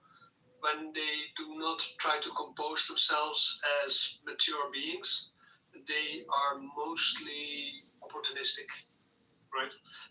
And when I was living in the monastery in China, my teacher to the point said, like, Wu Wei is a form of opportunism, in the sense that you want to live without any effort, but you want to also see your opportunities in the principles of Tai Chi. Tai Chi as a lifestyle, as a philosophy, is based on that idea where you can say you seek a goodness, right? But you also have to take your opportunity to get there. So by nature is entropic, so it doesn't really bring you to goodness. You really have to seek that at the same time. And to understand your own demonic side is therefore very important, because you have to see that when there is opportunity to grow or to achieve something, if that is going to bring you to your demonic side or to your divine side, and your human side is somewhere in between. I think, yeah, that's more or less what I think Confucianism contributes there. Yeah, I mean, it was interesting to have that analogy of the tasting of the vinegar, where, you know, one philosophy is talking about, you know, a sour taste, and then the other philosophy is talking about, you know, smiling. And so, if I'm understanding it, what we're saying is that the Confucianistic philosophy is looking at the individual as being inherently evil or selfish, and so a framework of education is required. For a moment, Raymond, because it's not all Confucianism who thinks that, but it's specifically the branch of Sun Tzu who thinks that. So Mencius and Sun Tzu, they're like two opposite sides. The one says people are by nature good, but they need education to stay good and to become better. And the other one, Sun Tzu, says people are born evil. They're not actually demonic, not necessarily evil, but they're born demonic. They can turn into evil, but if you give them good education, they become humane. So,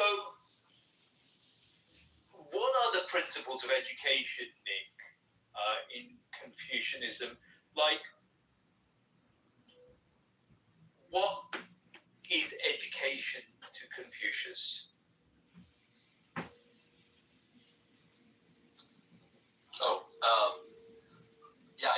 Confucianism, like I was saying earlier, there's this concept of Tian in order to align oneself with. One can achieve the state of the Junzi, or ideal being, through ritual, which is Li, music. There's archery, charioteering, things like that, calligraphy, mathematics even. The 5 constants or cardinal virtues, benevolence, righteousness, propriety, wisdom, and integrity, sincerity, are typically seen as the things that are embodied for those who want to personify this Ti of Li, this heavenly, cosmological, celestial mode of being.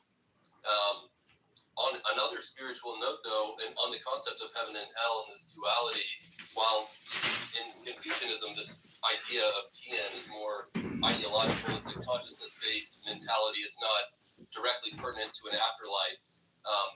One of my favorite ways to look at that duality is Rabia al-Adawiyya in Sufism, and she's famously depicted with a torch in one hand and a bucket of water in the other.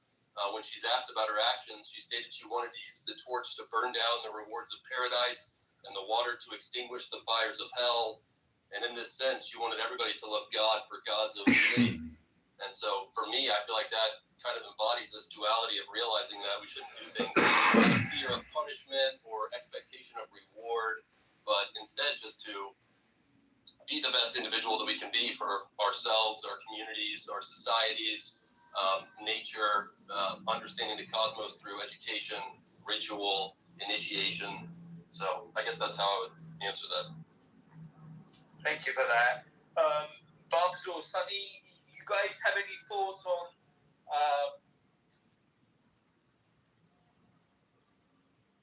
say that about 30% of the population is atheist, you are wrong. What percent of the population is agnostic? 15% is Muslim. I don't believe that's correct. that. No, it is, and that's because we've been seeing more Middle Easterns come here for under persecution. But that's besides the point. Even accounting for like, I don't think there's that many immigrants. Can I say something?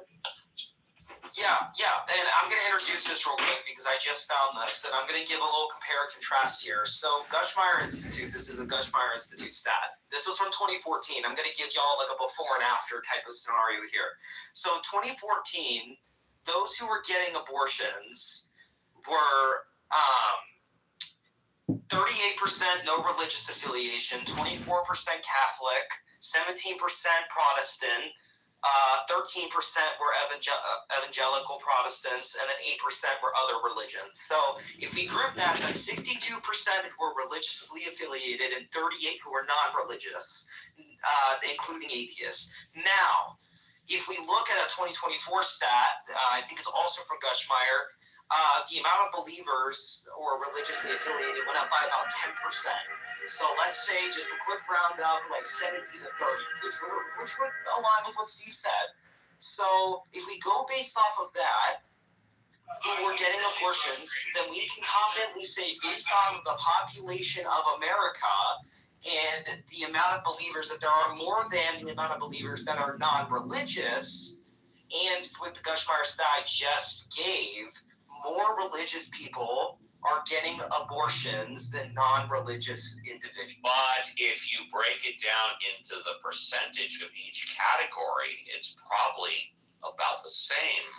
That's what I'm trying to tell you. Yeah, so the point is that we made there are more God believers getting abortions. That is a statistical fact. Yeah.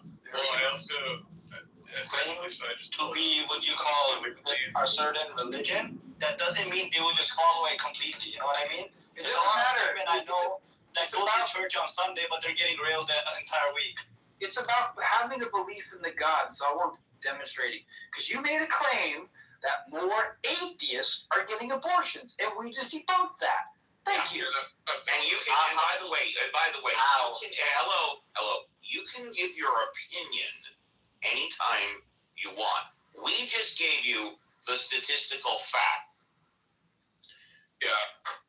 Like, and also Abdullah, like, even if you don't contend in the United States, as I pointed out, we're more religious than European countries, and European countries have lower rates of abortion. Buddy, I didn't ask you. I asked Steve. It doesn't matter. So buddy, stay. No, like how Steve says, stay muted and let them speak, please. You're not. No. We're talking. Beautiful. You're not the mod in the room. Nicely done. So please respect the rules that the mods present. No, we just said stay muted Ooh, when the it's mods. a game. I'm asking Steve and JC the question that people are interrupting. Okay, what's that question? We were just talking about it, and then Norco just interrupted, and I forgot to bring in my time. You forgot the Thank you, man. We answered you. Thank you very much. We answered you then. We answered you. It was in response to you making the claim. But then people in keep response. He only killed a few million people. Like, when you start the mass arrest for fertilizer conjugates, then go get Borla. And you're over statistics can be skewed. You are incorrect. These are, even if they're skewed, right? 70 to 74%. That's a bigger population, percentage-wise, getting abortions versus 38% unaffiliated, 40%. Yeah, so it's a big, huge difference. So it can be skewed, sure. However, it demonstrates more God believers are getting abortions. Thank you. And that being said, so I just want to say one thing. Go ahead. Say your one thing. So 80% of what you call the U.S. is Christian, but why are the churches empty? Bye, big Thank guy. you for saying the one thing. What is that? Bye-bye. Yeah. Welcome. I mean, you don't follow. What do you mean? Please don't interrupt me. So what? Please don't interrupt me. So they're not even believing in God. Stop talking, Abdullah. Thank you. Wanted to welcome Pink Ticket. Pink Ticket, love to hear what you have to say, but just a housekeeping rule because we haven't said it today. No N-word. We have a no tolerance policy for N-word. But other than that, say anything you want. Hi, Pink Ticket. We can't say the N-word? Hey, what's going on? I don't really drop in rooms to run my mouth before I hear the room, so I'm gonna let y'all. And I totally respect that, buddy. Thank you for reading the room. You got it, buddy. And with that, I'm also gonna introduce one more rule here because clearly nobody can follow this. If you overtalk a mod several times, meaning while they are speaking or while they are trying to get a word off, either or, I really could not care less, then a warning will be given, and then you'll be dropped to the goo for a set amount of time, however long that's decided by the mods. And that's just the way that's going to have to be, because the amount of times that I heard JCC get interrupted while he was trying to say like 2 or 3 sentences was not that much. He was being overtalked the entire time. And I don't have very good hearing. I'm kind of like regressing here. So y'all gotta let me be able to hear one person at a time. Thank you. That's all I ask, and thank you. 16-year-old I can say this thing. How is that Talking against each other. Great. JC just talked over me. Actually, I was started before you, but anyway, whatever. I'm not going to go tit for tat. So we got something else to talk about? We solved the abortion issue, so atheism is not necessarily a pathway to be degenerate. So if that's your metric, abortion equals degeneracy. I don't think so. Well, if I could bring up, I mean, it's like, to me, it's like the fact that like religion is associated with, better outcomes overall. I mean, it's just not true. Religious people are more likely to be in prison. I mean, atheists make up less than 1% of the entire prison population.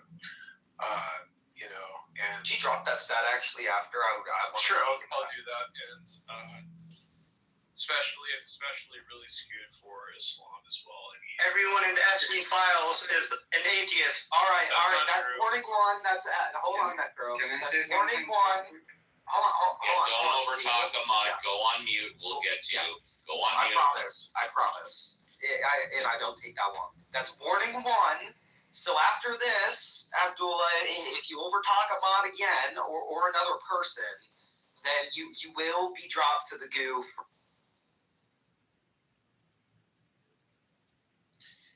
Yeah, I got what it is. Like, the fact is, like, to me, it's like, I mean, you're, like, countries that are less religious have lower rates of crime overall. Sorry, did you have something you wanted to say, Steve? No, I was unmuted, but my dog was making some sound, so I went on mute. Please continue. Oh, okay. Hey, can I ask one question? You can if you wait. Yes. Yeah, all we ask is you wait. Just wait. Yes. Stop being a good going. All right, and that's drop to the goo right there. It was not needed at all. Yeah. It'll be brought up in a minute. And Pink, I'm going to mute you because obviously you're having a problem. We will get to you, I promise. Thank you. So, like, specifically, like, you know, the traditional joke I always say is, like, maybe, you know, America, like, with all of our higher crime rates, higher abortion rates, higher religiosity rates, that we need God because we're such sinner. All right, the Pink Ticket wants to speak. Go ahead, Pink Ticket. Now, I don't got too much to say. I just wanted to ask a question, so I like to listen. I'm sorry, I thought you wanted to ask a question. Please go back on mute if you don't. No. Steve. He's saying that he wants to ask a question, but he's just listening. Yeah, I do. I'm saying, y'all. Oh, shit, I brought him up on mistake. You better behave, dude. So, am I wrong to just sit here and listen? You know what I'm saying? Because I am a Christian. You're not wrong to sit here and listen. Is that your question? I do like other turn points, though. I'm trying to figure out what y'all talking about exactly. All right, go on mute and listen, and when you're ready to talk, we'll just let us know you want to talk. Go on mute. I'll give him a quick synopsis of what we were currently discussing. Yeah, so what we're currently discussing was Abdul made a claim that atheism is a pathway to degeneracy, and he gave an example. More atheists have abortions, and we brought up statistical facts to rebut that, and we came up with a number that was 70 to 74% of theists, which are God believers, have more abortions. And before that, someone was talking to me about an automobile on Pluto. No bullshit. And before that, I think, what were we talking about, JCC, before that? Argument from complexity. Argument from complexity. Therefore, it must intelligently designed. And some geometry came in. Someone was bringing up if x is this, then x plus whatever equals this. Someone brought up some geometry, right? I don't remember that, but I was just giving what we were most recently talking about. But yeah, so there you go, Pink Ticket. You're up to date. So we got new people on stage. We got Matthew and Captain. So I think it was. We love to hear from the new people. Hi, Matthew. Hey guys, hey, I'm Steve, JCC. Hey. On the ship. Yo. I hope you're well. Thank you. So to combat the idea that that's cool, bro. Appreciate the refresher, bro. Thank you. Okay, you need to stay on mute, Pink Ticket, because you're not ready to talk, right? You said you would let us know when you're ready to ask a question. Hey, didn't you hear me say I appreciate the refresher? He was just giving us. I was speaking to you, bro. It's okay. He was just being nice, saying thanks. The gate ticket. You know what? I'm a control freak. Fuck. And I'm going to move your ass to the audience if you don't keep quiet until you're ready to ask a question. All right, there you go. You move this guy, bro. I love that. I am a control freak. That's my guy. That's my guy, Steve. I enjoyed that. Let's go. He just had to be cool. But anyway, back to Matthew. Matthew, what were you talking about? Well, I'd like to. There's a lot of folks who come from the Abrahamic religions, whether they be Jewish, Christian, or Islamic, Muslim. They believe that the reason that people behave themselves is because they believe in God, and that without the guidance of the good Lord above, people wouldn't really act or have harmonious relations with each other. But if you just take a look at an example of Japan, and I lived there for a decade, and by no means is it at all perfect. It's hardly perfect whatsoever. However, Japan is a very, very, very orderly society, very low crime as well. And they are not religious whatsoever. In fact, Abdullah, there's a very famous, let me give you an example of this. So I used to work at, I won't go down the road, but anyway, so in Japan, people basically aren't religious, but they have very strong social order. So I left a wallet one day. I was going off to work, and my wallet had fallen in on the Yamanote line platform at Shinjuku Station, which is literally the world's most busy train platform. 3 million people line up on this platform every day. And I came and I, it's one of those things where you kind of drop something and then you get on the train and then I pat in my pockets. Oh crap, I know exactly like where I dropped it because I kind of heard it, but I didn't think about it at the time. And I wasn't worried about it because I knew that when I came back at the end of the day, it was going to be exactly where I left it on the train platform, or some Japanese person would pick it up and they bring it to the small police box. But what's important? Dubai is literally the safest country in the world. So my point is that without the Japanese being religious or having to answer to any kind of God, what they do is they watch each other's backs very well. So I came back at the end of the day. It was around 8 o'clock. Did you know their history? Or DuPage County. Your couch needs deep clean. Organized fucking killing dogs. Us photos with your couch. Yeah, that was. We will send quick quote and thank you. availability. So they had. It's not wrong. Every nation has problems and dark history. But I came back and not only was my wallet there in the exact same place, all the money was inside of it, everything was in there, my ID. And not only did the Japanese not steal it, but they literally walked around it. Like they looked down at their feet, they walked around my wallet so as not to kick it into the train tracks. So it had to have been literally like 1,000 people looking down, seeing my wallet, not touching it, walking around it, not kicking it, for over the course of whatever it was, like 11 hours until I came back to the station.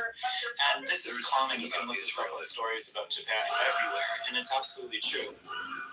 Now, again, it's not perfect, but it's extremely clean, extremely ordinary. You can leave, it's extremely high trust. You can leave your doors open, leave the bicycles anywhere. Again, there's things about the country that do drive me crazy because it is so orderly, right? Because they are so nitpicky about everything.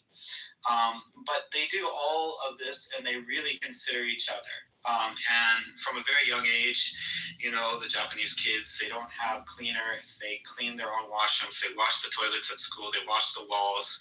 They wash their desks every day. They literally wash the floors every single day in their school. They take the dogs out. They walk each other home. In the city, Greater Tokyo metropolis is 44 million people. You will have like 4-year-old kids, 5, 6. 300 billion saying that they're going to have access to a $300 billion reconstruction fund. True or false?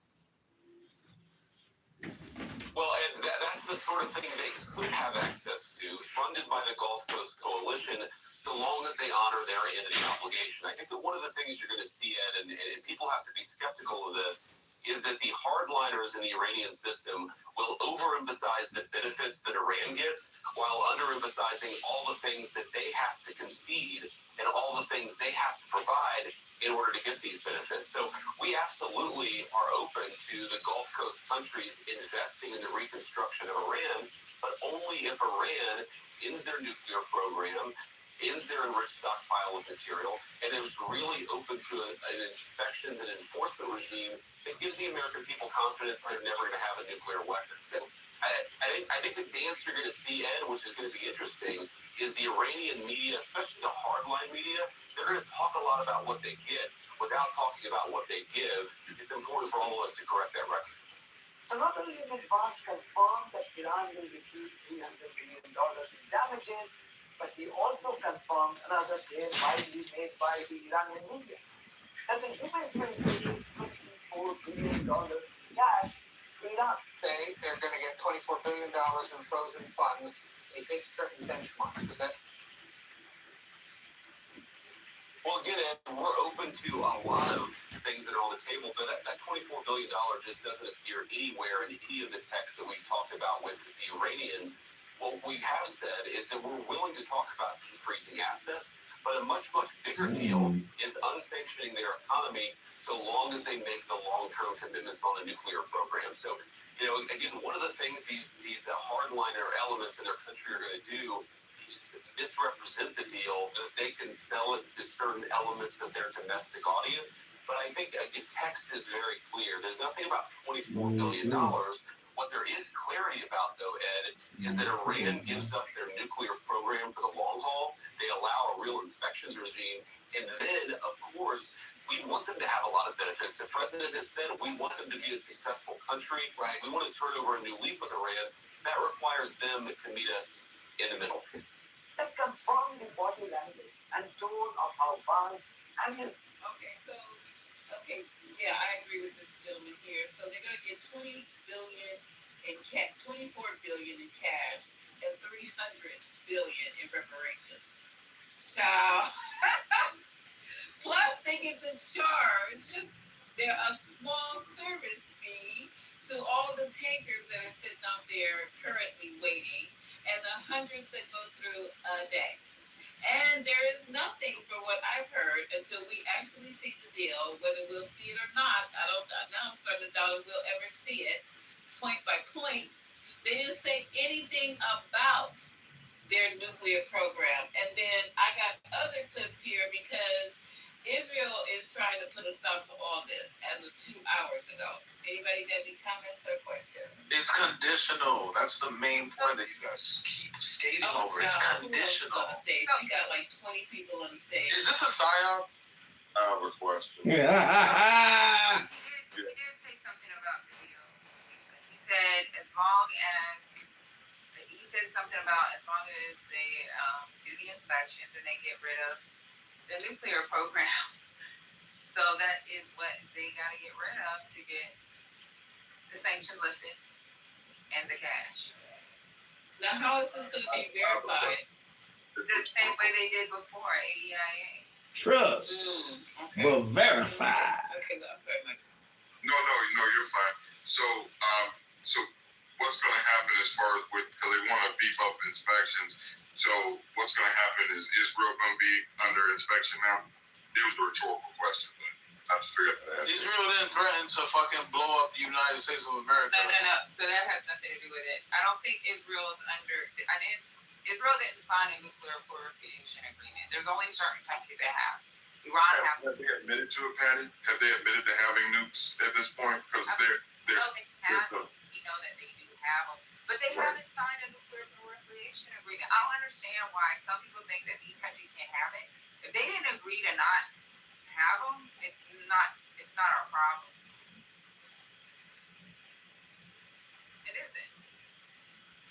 Iran just signed off, and guess what? They can't have weapons. And so basically, Trump got a worse deal than JCPOA. I mean, he killed service members. He killed 160 schoolgirls. He killed countless number of other people, created an environmental crisis, like has the straight backed up, and for what? He's literally got a worse deal than Obama. He's worse off than where we were before. It's all about protecting Barack Hussein Obama's legacy. Guys, come on. The greatest president we've ever had. Living like what?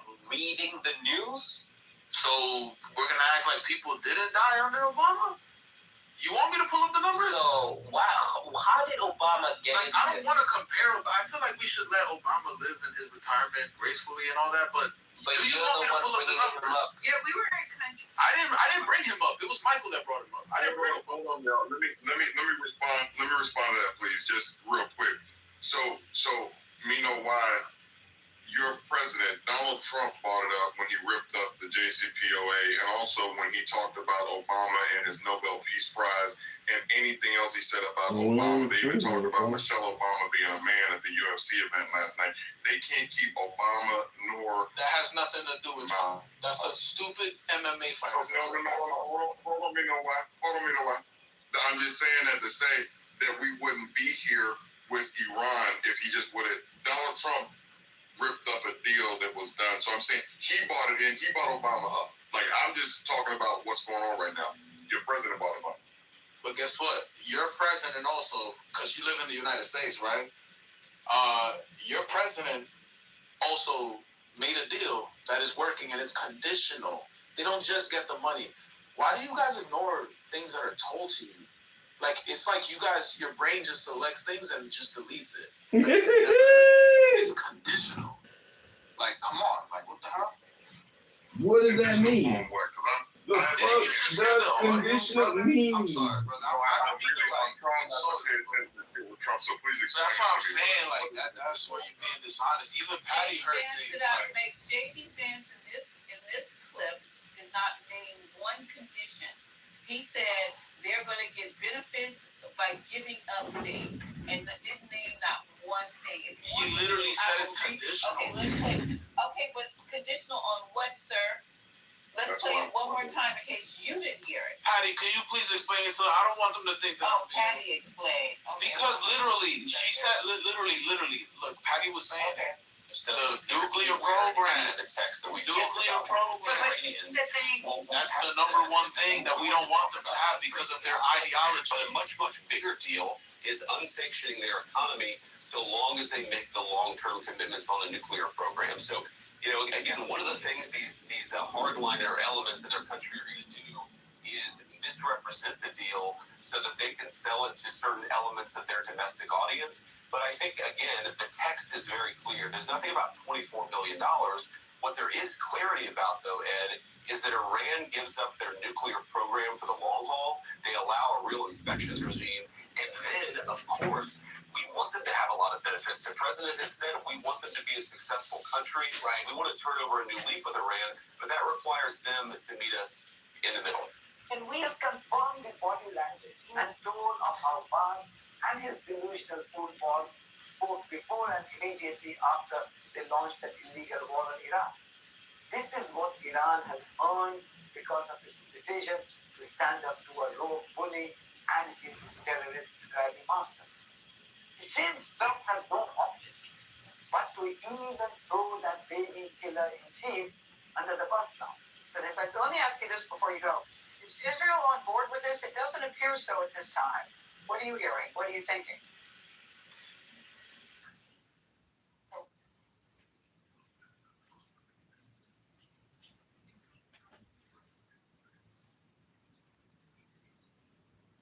You went back on mute again, Miss. I know, I have to wait for the bill.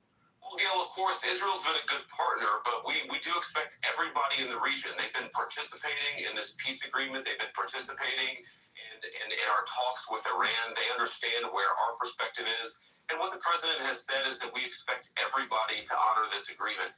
There are always, Gail, these bumpy moments with these ceasefires. Sometimes someone will fire and sometimes somebody responds. We think right now that there are probably people within Iran, because of the internet blackout, that are not even aware that this deal has happened. So we certainly expect the Israelis are going to be a participant in this peace process. We think it's going to be good for them. It's going to be good for us. It's going to be good for the Gulf Coast Coalition. And Gail, if the Iranians comply with their end of the bargain, it's going to be good for Iran.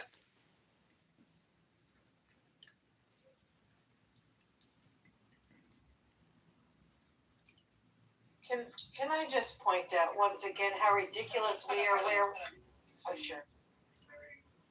Signed, the Minnesota signed, and the strangers already partially opened, as you know, they're hunting for a couple of mines and more. But essentially, ships are starting to go out now. On Friday, it'll be completely open. We get along very well with Iran. It's a different set of leaders. As you know, the first set is gone, the second set is gone. And we found the third set to be very smart, strong, very smart, but we ended up making a deal. I felt basically that we had to go back on the attack for 2 nights. And I thought it very much we made it before that happened. But I think a lot of great things are going to happen in the Middle East right now. Very importantly, the oil is plummeting down, and the stock market is shooting up like a rocket today, like record kind of numbers. And the oil has taken its biggest plunge, and we're into the low numbers, not quite back yet, Kevin, to the extent where we're getting close to the numbers we were before it all started. And the main thing is that Iran will not have a nuclear weapon. They fully agree to that with strong policing powers, and they won't have a nuclear weapon, which is what it was all about. Probably would have used it if they had it. So we had two big moments. One, they terminated the JCPOA, that was the Obama deal, the Barack Hussein Obama deal. And when they terminated that, it was very important because it was a road to a nuclear weapon. It was a horrible deal for the United States. It was a deal where billions of dollars was given to Iran. It was a deal where 1.7 billion in cash was put on a. Okay, so there you go. $1.7 billion in cash, but they're getting $300 billion today, as well as $24 billion. What a deal! What a deal! And they had agreed in the JCPOA. I can't state this enough. In the JCPOA, it said, Iran shall not seek to get a nuclear weapon. And actually, that was not happening before Trump tore it up, okay? They were pretty much complying. There were inspectors already Pretty there. much. So when Trump, I find, doesn't anyone else find this just bizarre? Oh, we got a great deal. They've agreed not to do nuclear weapons. That was agreed to before. And we're going to have inspectors going in. We already had inspectors Nah, before. you guys are not tracking. And not Excuse me. Yeah. Tonight. Yeah. Go ahead, Tira. Yeah, no, I mean, all of these things, and the trade of Hormuz, it was open before. Iran was not charging tolls or getting service fees. It was free. It was free. I did not understand. Why? I can't be animated? Is that, now you're tone policing me? That's interesting. Thanks a lot, but I don't need that. Listen, I just find it just bizarre. He's acting as if we live in an alternate reality where no one knew that the JCPOA actually was a pretty good deal. And that $1.7 billion is going to look like peanuts compared to the amount of money that Trump is going to wind up giving Iraq. The JCPOA okay, so was ignoring something very important that you didn't know. On the stage, but B1, Big M, T.I., Ed, Marlene, Peggy, Deborah, Omari, Michael. This is not going to be a podcast. No. So everybody on stage, we're going to participate because we're not going to let one person continuously talk the whole night. That's not how this going to go. Well, Trump, I'll just say he's not talking. He's not talking like he won anything. In fact, he sounds like he's on his way out. He sounds worse than y'all said Biden did in a debate. He's losing. Very low bravado today. Because he stood up watching a fucking UFC fight and then he had to fly over. Could you please stop talking? Like, come on, man. He's 8 years. Talking. Stop letting other people talk. I want to just give a shout. I'd like to give a shout. I'm the only person refuting you guys. Like, there's nobody else. Speaking of somebody else. I literally do not believe anything until things are actually signed and Israel actually agrees not to, considering I don't see how this goes forward, considering the state of Israel is saying that they're not going to stop bombing in Lebanon. They're not going to give up the territory that they stole, and they're all in the guise of going against Hezbollah in their own country. Lebanon is not part of the deal, that's why. So if that was any kind of, it's not that they're doing it for no reason. They're doing it, again, also to degrade Iran. So I don't see how you actually have a viable deal, which, by the way, sounds like absolute bullshit. Lebanon was never part of the deal. Excuse me. At no point did I interrupt you. Educate yourself. You're saying control yourself. Did you try to act like an adult, like a semi-intelligent one? You're not intelligent because you didn't know Lebanon was not in the deal. Why are you speaking to me when I'm still speaking? Why are you speaking to me when I'm still speaking?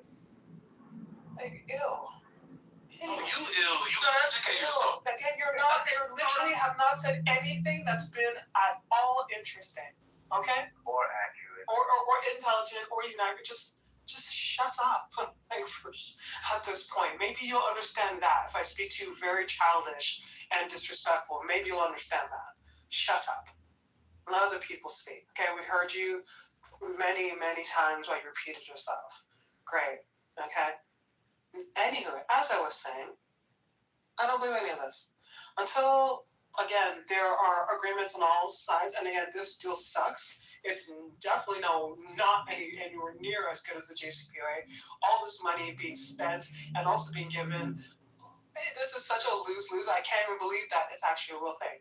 That's because it's such a losing position that I don't actually even believe that it's actually. It's like, do they want an extreme position? Allow me to make 2 quick points. I just wanted to. It's so crazy. I've heard liberals today say that Trump failed to follow the advice of his military generals. Therefore, he lost the war. So Obama's name out of his mouth, for one. So he keeps Obama in the conversation. Also, too, when I said that Trump is not my president, Mino Y was right that I am an American, but everybody knows because Tucker Carlson brought it back up again the other day. But you know that Trump did not put his hand on the Bible and do the whole "I do solemnly swear" situation about that he will, to the best of his ability, preserve, protect, and defend the Constitution. He literally didn't do that. You can go, Melania was holding the Bible, and he didn't have his hand anywhere near a Bible. So really, he's not my president. I don't think he's anybody's president at this point based on that. And I land. That's it.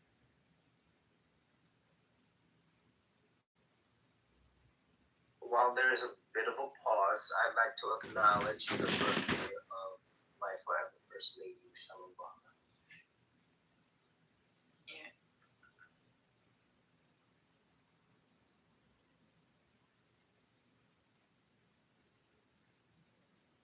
Sorry, I know that we've been accused of, we're doing like Donald Trump bringing up Obama all the time, but it is her birthday.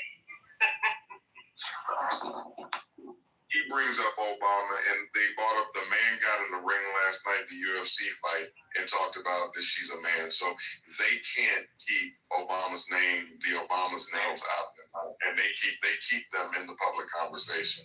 Michelle Obama's birthday is in January. Yeah, Michael, what happened with that? Hey, Michelle Obama's birthday is in January. Really? She's been all over my social media celebrating her birthday. Yeah, that's because the comment, like Michael brought up, that's why she's all over your social media right now, because they had her name in their fucking mouth. Yeah, you're right. She was born in January 17th. I put it in the chat. Yeah, why is she around now? Like, why is? Because the man, are you listening? The man said that she was the man on the UFC fight last night. Yeah, somebody break it down to me. What happened at the fight? The man at the trailer track. One of the fighters. Oh, I see. So it's an appreciation day. Yo, what the fuck wrong with y'all? What up, JD? Yeah, what's up, bro? Yeah, one of the fighters, like Michael said, went out on the when he was brought out. Right, it was a fight. It was a fighter, Michael, right? It was. It was the fight. It was his speech. He won, so he was the speech. Oh, there you go. He won. Yeah. Oh, okay. So and why? What?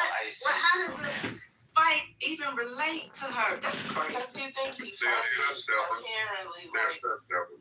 But it's further proof that fight it had more to do with just a fight on the lawn. It was another thing to push the agenda. Whatever weird shit agenda they got going on, that's why it was brought up. We need to start filing more slander and libel suits against these motherfuckers. They ain't getting hit in the pocket civilly enough. Well, I was talking to other people in another room, and they said that she doesn't have grounds to sue on. But I be thinking about how Donald Trump be suing for all kinds of shit. And that's what I'm saying, Brooklyn. Just do it. Yeah, just do it. Like, I want to understand why she wouldn't sue, but they said, she's a lawyer, so she would know not to sue. So I gotta go with that, I guess. Fuck that. Rudy was a lawyer too, brother. It still don't make no fucking sense, though. Like, you literally can't sue for anything, and I would just do it. Just because, but I guess look at sue him. Fuck it, don't matter if you win or lose, just do it. Super disrespectful and unnecessary. And racist, yes. But hold on, let's ask the black maggots on here. Was that racist or not? Since y'all say everything is racist. No, they're gonna say some shit. Oh, you the race card. Y'all. Guess what? The white maggots get that shit from the black maggots. Yeah, they get that whole Michelle Obama shit from niggas. They ain't just making that shit up. out of the air. That's how they heard the niggas on the podcast say that shit, and that's what they say because they say it. But it only speaks to their mentality. It only speaks to their mentality to go on and on over something that everybody knows is not true. And saying it, how many times they say it, don't make it true. It does for them in politics, but that don't translate to someone's literal, what is it? What she is. I can't think of the word right now. She's a female. So to keep saying she's not. Can't think of the word. Don't make it true. Amari, do you find that like going out of racist, saying Amari? This is all. I hope I listen. I like the question, but this is all about disrespecting and devaluing and dehumanizing blacks and black people that are far exceeding your capabilities as a fucking wrestler. I don't even understand. Right, that point is a dehumanization. That's why he said it. These people can't get over the fact that Barack Obama, Trump could, how Trump giving out shoes 2 sizes too big? He can't even get his big, fat, funky, callous feet in Obama's shoes if they were 7 times too big, okay, with his big, fat, clanky ankles. He wants to see Barack and his wife and his children underneath him at the level of subserviency, and that it will never fucking happen. Until you graduate from an Ivy League college, not cheat on your wife, have your children by one woman, even though it's not wrong, but you went out of your marriage, not have a home suing you for money, shut your fucking big, fat, sloppy, orange painted lips the fuck up. That's what it is. It's dehumanization. And these people that voted for Trump can't fucking see that. There's nobody in this cabinet representing you except some weirdo in HUD and that we never see and hear from that's cutting your fucking rent and pushing you out to build condominiums like they're doing in New York. You don't hear a fucking word out of that idiot. Not making them better for the people who live there, turn them into nice condos, but getting your dumb asses out so you can move all the way out to the sticks, way out there, all so far away it takes you. One lady was telling me she had to move out of the projects and it takes her 3.5 hours on the fucking train. Now the train is going faster than I'm fucking driving. And it's taking you 3.5 hours on the fucking train to come back into the city. So I don't want to hear nothing else. She can be a man. She'd still be better than Melania with her coochie on the internet. So I don't give a fuck. Y'all can sit up here and try to disrespect this woman and this family all you want to. Even y'all on this app ain't never gonna achieve what they've achieved. Not one of you motherfuckers. Not one. So I don't give a fuck. That made me so. I couldn't even taste the taste in my mouth. This is what this regime is about. Dehumanizing black people. I'm not even saying people of color anymore because I'm tired of that. That's a weird ass statement. That's too inclusive. He is doing it to blacks. If it's not the books, if it's not the pictures, if it's not the slave memorials at the motherfucking park, it's everything that got to do with blacks. And if you don't see that, I don't want to hear none of your other fucking arguments about we jealous of a big, fat, fluffy, incontinent man sitting in the White House thinking it up. I don't want anything about that shit. Nothing about your president when all he's trying to do is eliminate your dumb ass on a regular, on a daily. I want to hear no more of that shit. If I hear it on my stage again, I'm going to start fucking booting. And I don't boot. Well, you may as I'm well start fucking booting. tired of You may it. as well boot me now, then, Lisa, because I'm going to keep it 100. I got to give my. Oh my God. Oh, Lord. Listen, let me tell you something. Go ahead with your 100 because it's going to be fucking fake money. So go grab. I was going to say that's the type of shit Homo thugs be saying about that lady. Just crazy shit. I'm sick and tired of the man got a fucking degree, 2 degrees from a fucking Ivy League, was a lawyer, ain't did nothing. First they wanted him to be gay. They had him in everything sucking dick. That anything they could fucking possibly do to this man. And we as black people, while we're slowly being eliminated, demoralized, devalued, humiliated, we sit up there helping them.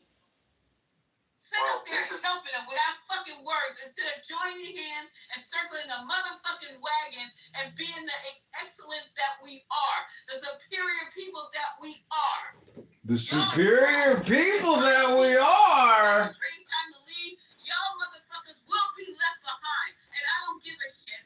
I'll leave you a fucking basket and a bottle of water. Oh, I forgot y'all out. Well, so Lisa, let me just say this before you boot me out of here, right? I only could say I don't have nothing to say about this the Barack Obama and his family, but I have something to say about Barack Obama. He is a charlatan. He done nothing for us. This man muted me. I hope he dropped dead. Damn. Whoever's muting me, I know you're probably way beneath me, right? I've served 4 prison sentences. Finish your sentence, bro. Finish your statement. Right. You can let me finish, right? So this is my time to speak. I didn't cut anybody off. Right. Okay, here we go, Lisa. Here we go. Okay, so I asked you guys because We gotta squabble. Squabble wobble. Here's the thing, right? Barack Obama is a charlatan. We know him to have cosplayed as a black man in America, wooed us over with all of these fake ass speeches that he made, and we got nothing from it, right? He was a nothing burger for black people in America. We got more, we got more from Donald Trump than we did from Barack Obama in 8 years that he's been in office. That's what we got, right? We got a man that sat down and actually talked to our people about the Platinum Plan and instituted some of these things that got us. And I didn't have to come off mic to snicker and cackle like a fucking devil. I didn't have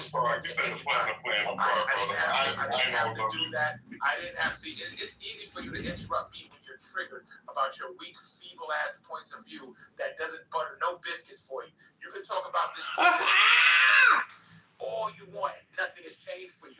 You haven't galvanized anybody in your community to help do anything against them. You know why? Because it's for naught. This helps you. This is your therapy. Your therapy is that the Democratic Party is no longer a viable option for black people. Okay. But you hate Republicans. Excuse me. Let me finish. So you can keep muting me, right? Because this is the echo chamber room. This is the echo chamber. This is the echo chamber room that the act talks about. This is the echo chamber. You can shut your orphan. You are an orphan. It's an echo chamber, Lisa, because every time that I talk, I get cut off. You can keep saying that all you want to. You can But I get cut off every time when I speak, though. Okay, but let me say, you guys, I'm gonna ask you. It's not that I'm trying to prove anything, because I know what the 420 stands on. Because I know what I stand on, and you guys know what I stand on, because you always motherfucking complaining about it. So this is not a motherfucking echo chamber. Let him land. And this is not your podcast, Doug, because you're talking about somebody that I could care about, so I'm biting my motherfucking tongue right now. So land your fucking plane, say what you gotta say, because I've heard this already. It's just a repeat. Land so your go right fucking ahead plane. and keep devaluating and minimizing and dehumanizing. Keep going, and then you will be done. Lisa, you know I respect your space. I just hate the mods that you mod in this room that are triggered, that love echo chamber of fucking rooms. That's what I hate. I hate that. Get to the point, ho. You can be quiet, you orphan ass bitch. You ain't got no mother or father. You ain't got Woo! Here we go.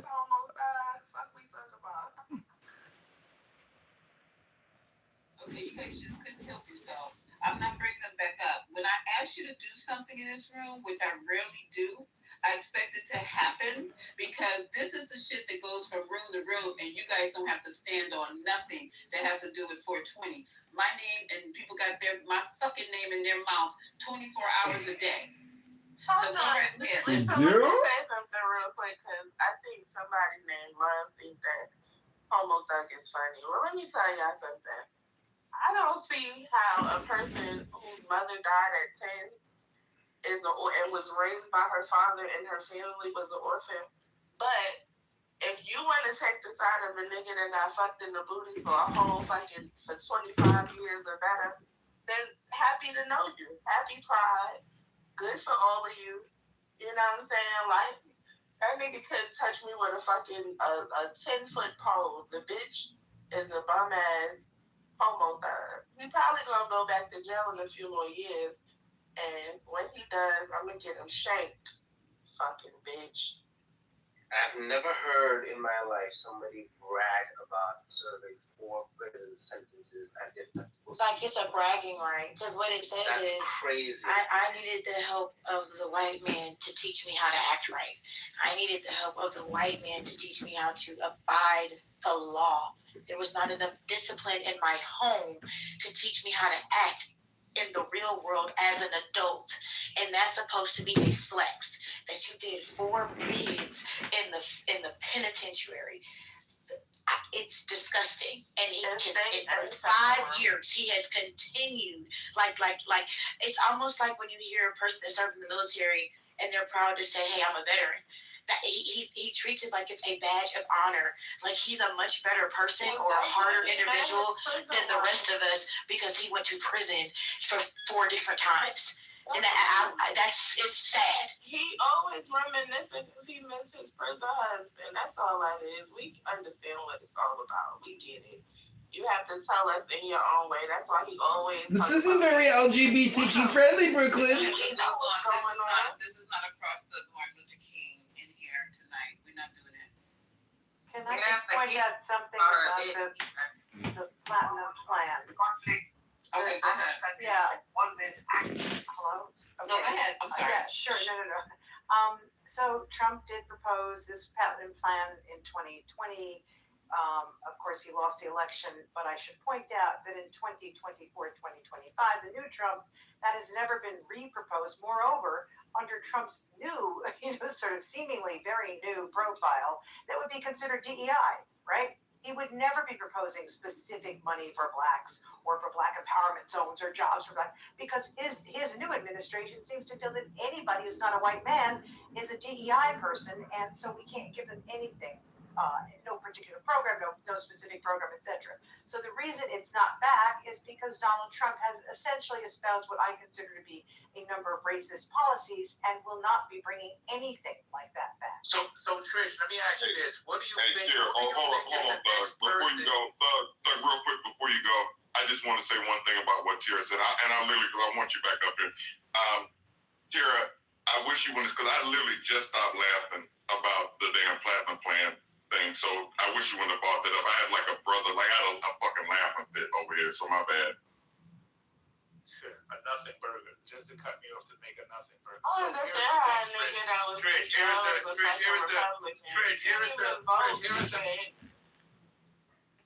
Trish, here's the question that I have for you. Since Donald Trump is such a bad... But Tara was speaking, wasn't she? No. I'm done. Oh. It's fine if he wants to respond. It's fine. Oh, that's Tara. I thought It's okay. No, don't worry about it. It's fine. Don't worry. The question that I don't have my glasses, so I can read very well, you ignorant bastard. So, Tara, here's the question.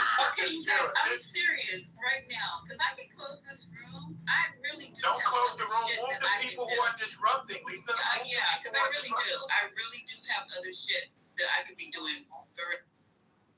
So Tara, since this president is so bad in your eyes, right? When his term is over, who's next that's going to do the bidding that you think should be done for the American people? Who you think is next?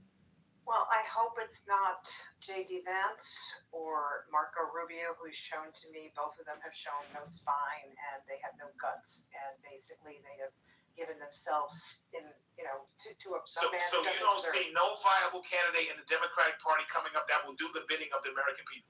Well, look, I think both parties struggle to do the bidding of the American people. To be honest, I think our system is relatively dysfunctional. I hate the fact that we are seemingly enthralled to, people with big money, pharma, people like that. I think it's really bad, but that's the Supreme Court, and they have established in Citizens United the fact that money and big corporations are going to basically govern a lot of what we do, which is really unfortunate. However, I think there are some people, you're seeing some signs in the Democratic Party, like I think John Ossoff has been showing, some interesting rhetoric, let's just say, in the past month or so that I have been impressed with. I also I liked Wes Moore the last time. I'd like to sort of hear more about him. I understand there's some maybe potential issues, but I thought he's a really an excellent speaker, and he seems to have some good platform points. So I think there are some people emerging. I don't really like Gavin Newsom that much, to be honest, but I think there's some people emerging in the Democratic Party who I'd like to hear more from. It's still 2 years away. I'm not going to basically give a front runner or anything like that. But I also, can I just finish? Go ahead, sorry. Let me just finish. So, I look at what the Trump administration is doing, and I mean, honestly, look, I'm white, and so maybe me speaking on this is not such a great thing, and I'm sorry if I'm offending anybody. But I feel like watching them try and destroy history. They tried to take away the slavery from Harper's, from the John Brown Harper's Ferry exhibit. I mean, this is craziness, okay? They're trying to change the Smithsonian to the history to basically take away slavery because it's unpleasant. Think about some of the things that they are doing, and quite frankly, their stance against DEI to me is revolting because what it's saying is mediocre white men, and there are a hell of a lot of them, are the only people who we should trust, right? Everybody else, whenever it comes up, is like, oh, that's DEI, they're DEI. Any black, any ethnicity, okay? Any veteran. It's all DEI except for white men. And if you look at Trump's cabinet, you will see a hell of a lot of mediocre white men. So what bothers me a lot is we are seeing racism emerge in this country in ways She's the that racist. extremely depressing to me personally, and ways that should not be happening right now. We should be working together to be better, let's just say, instead of pulling each other apart. And that's what I think Donald Trump, that's what I think the MAGA people have done the worst. They have empowered the worst racists among people, right? And to me, that's a terrible thing, okay? I think that's going backwards. Not the Tara, so Elizabeth Warren is throwing her name back into the hat for the 2028 election. Okay. Bad idea. She's gonna. You think Elizabeth Warren is a bad idea? The woman that goes after corporations. I think Elizabeth Warren is a bad idea. Elizabeth Warren is a bad idea. Yep, I do. You are out of your mind. That is the only Democratic woman that I would ever vote for. That's the only Democratic woman that I would ever vote for. You can't. Your mother can't vote because she's dead. No, You don't she's know her. dead. You're That's right. your mother She can't is vote. dead. You don't know her mail from the ghost. Stop. And your parents will be dead. Tell her to stop addressing me with her motherless. You're dead to your parents. Okay, so one more insult, one more personal insult. I'm gonna drop. Okay, we have to stop. Okay, let's move on. Let's move on. May I respond to some of that? And I think it's disgusting to reference these parents. This is where I get confused. You say Obama didn't do anything for black people. Okay, cool. Let's have that conversation. He did something for you.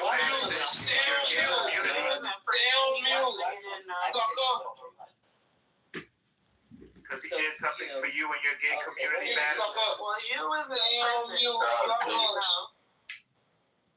Doug, are you trying to get dropped? Why everybody else can talk shit to me, but I gotta be the one to get dropped? I'm just asking you. Madison is speaking. Everybody's disrespecting me, but I gotta be the one to get dropped. And I will start dropping them too. Okay, thanks. And I'm gonna be quiet. Brandy being the pick me. Why I gotta be a pick me? Because why you? What's the One mic on Madison. Y'all gonna let this woman speak? Thank you. Thank you. Yeah, just in terms of having an actual conversation, nobody is above reproach, right? There are criticisms of different people, different politicians.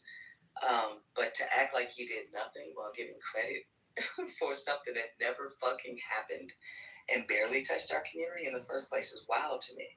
The Platinum Plan was a campaign promise. That's it. It was not legislation, so it shouldn't even be talked about. And the First Step Act, I know that, people who were or are incarcerated really love that, but what's kind of stupid about it is that it didn't transform the lives of black people. We're not talking about state prisons. We're talking about federal ones. We're talking about white-collar crime and some drug cases, right? So it affected a few people. Most black families are still dealing with the criminal justice system. They never saw a benefit from that. It didn't fix policing. It didn't fix the bail system, cash bail. It didn't fix sentencing. It didn't fix the fucking pipeline, feeding our people into the machine. And you think that the first act step that got a few guys out who had federal sentences, that's it.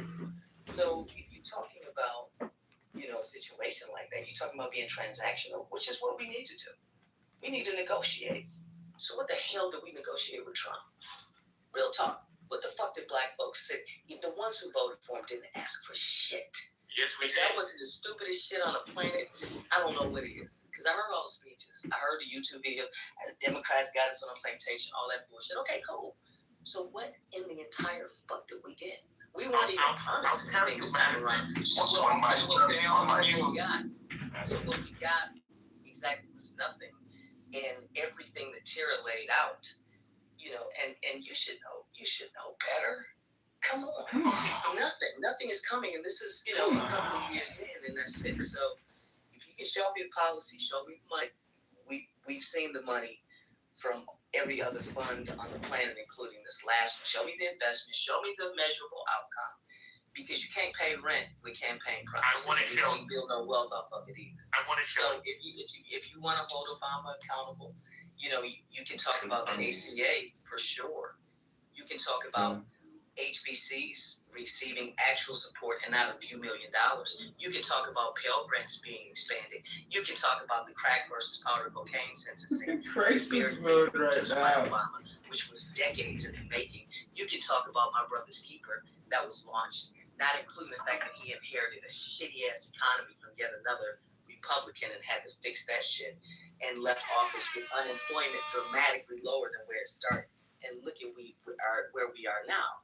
So it's like you can get all emotional about shit, but at least speak facts and be real about it. What has Trump done for the black people? First Step Back, economic gains, opportunity zones, HBCU support, tax and financial policies. None of that happened. Like, what the fuck are we talking about? None of that happened. Did you not hear me just address the First Step Back? And that it was federal prisoners only, which helped, guess what?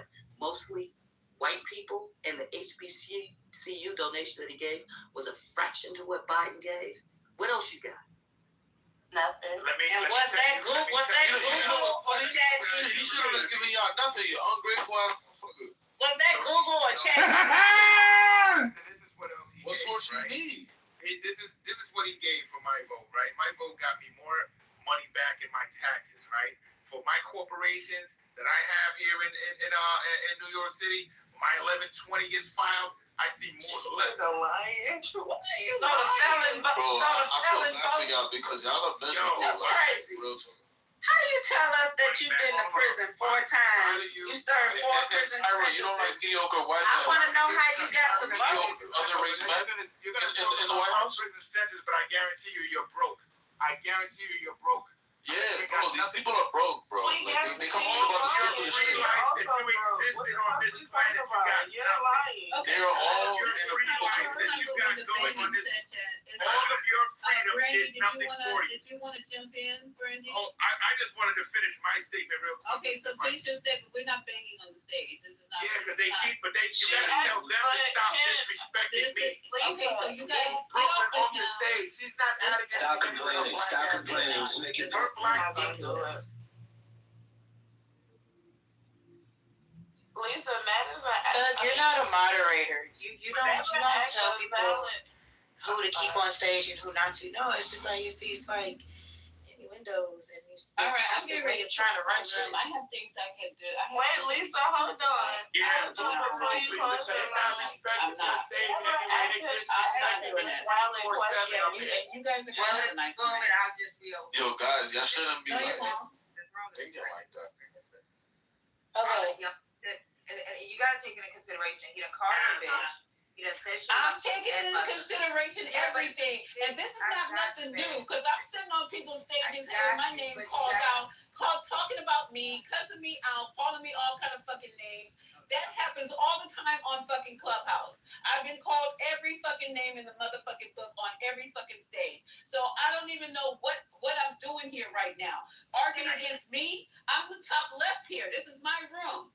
We're gonna I'm not doing it tonight. I'm not. Don't close the room. We're gonna hold it down. Stop threatening. I'm not threatening shit. Stop. All right, we're gonna hold it down. We're gonna hold it down for you. Let's go. Okay, so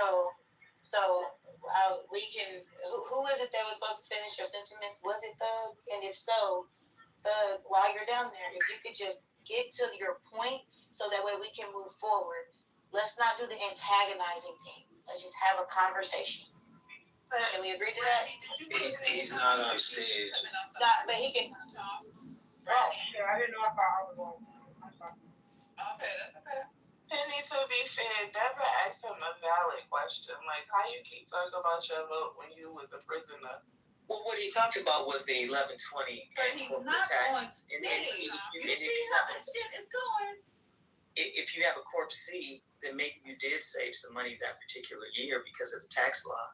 But that wasn't for black people. Okay, so What he said it was specifically for black people. That was for Americans. Back up, Lisa. So here's the thing, right? So many of you are so ignorant to the fact that voting for formerly incarcerated men has went out the window years ago. We all can vote. Anyone that comes home from prison, whether it's state or federal, has a right to vote. You can vote. There are actually also not true. There are also It's You can have a provisional ballot. Sir, It can be provisional. Wait, let me just, no. Oh, New York, you're talking about New York. What I was trying to say, wait. No, Can I just, Let's just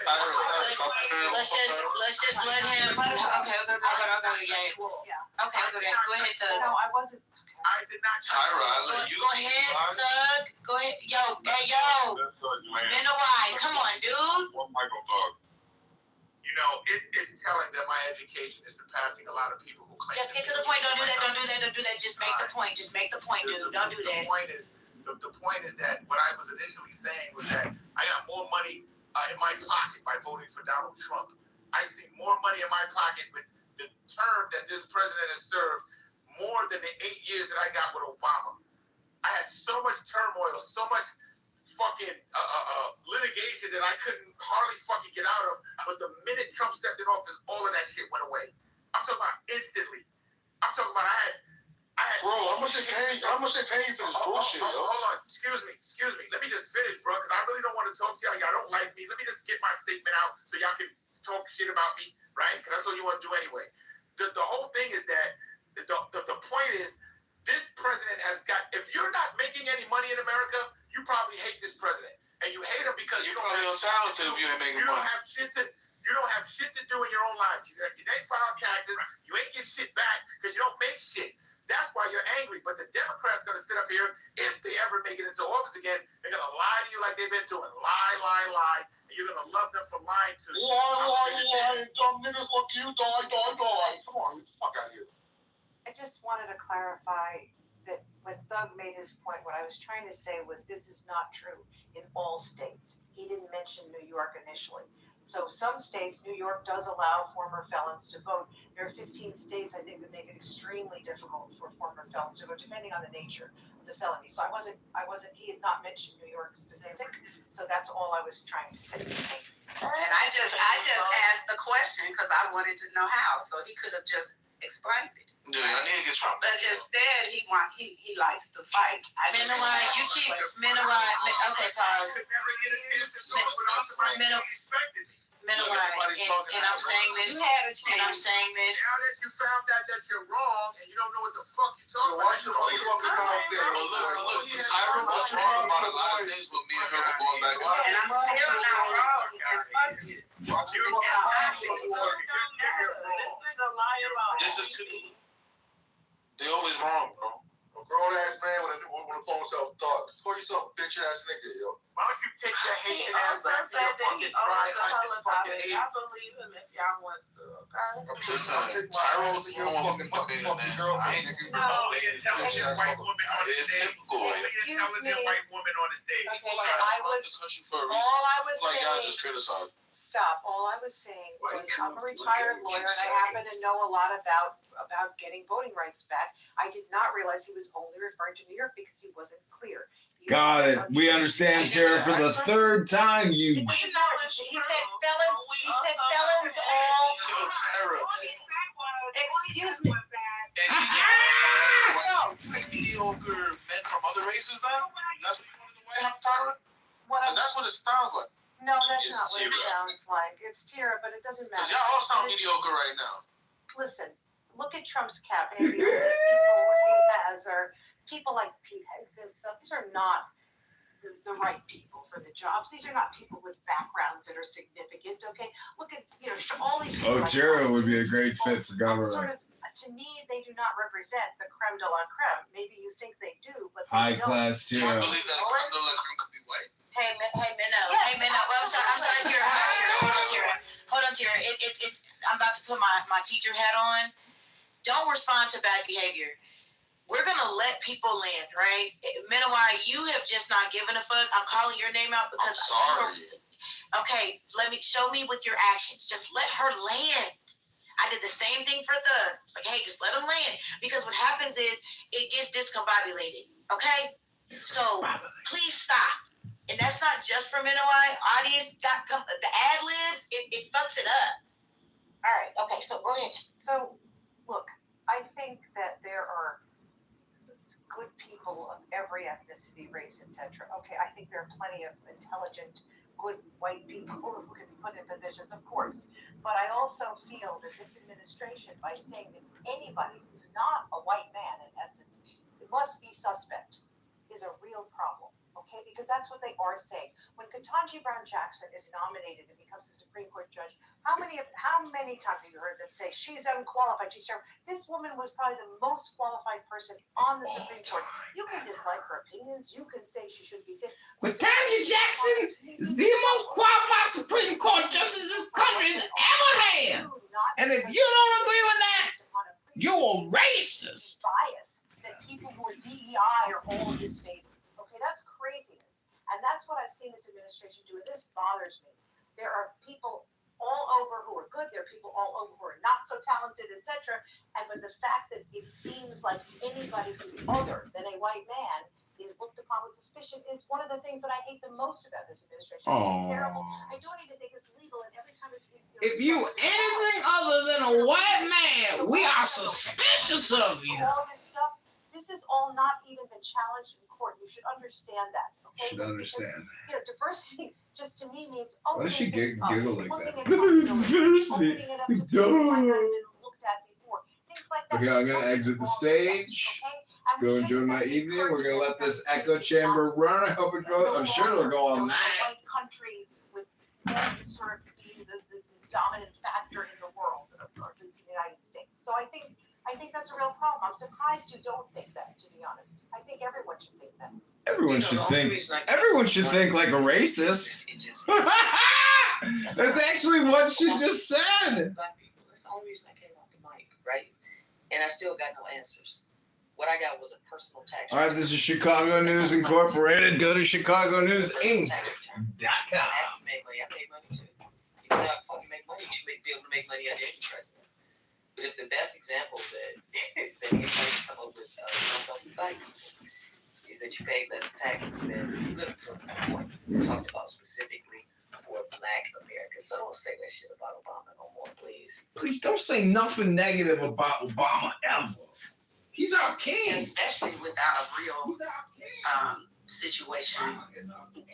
Just to keep saying it means nothing.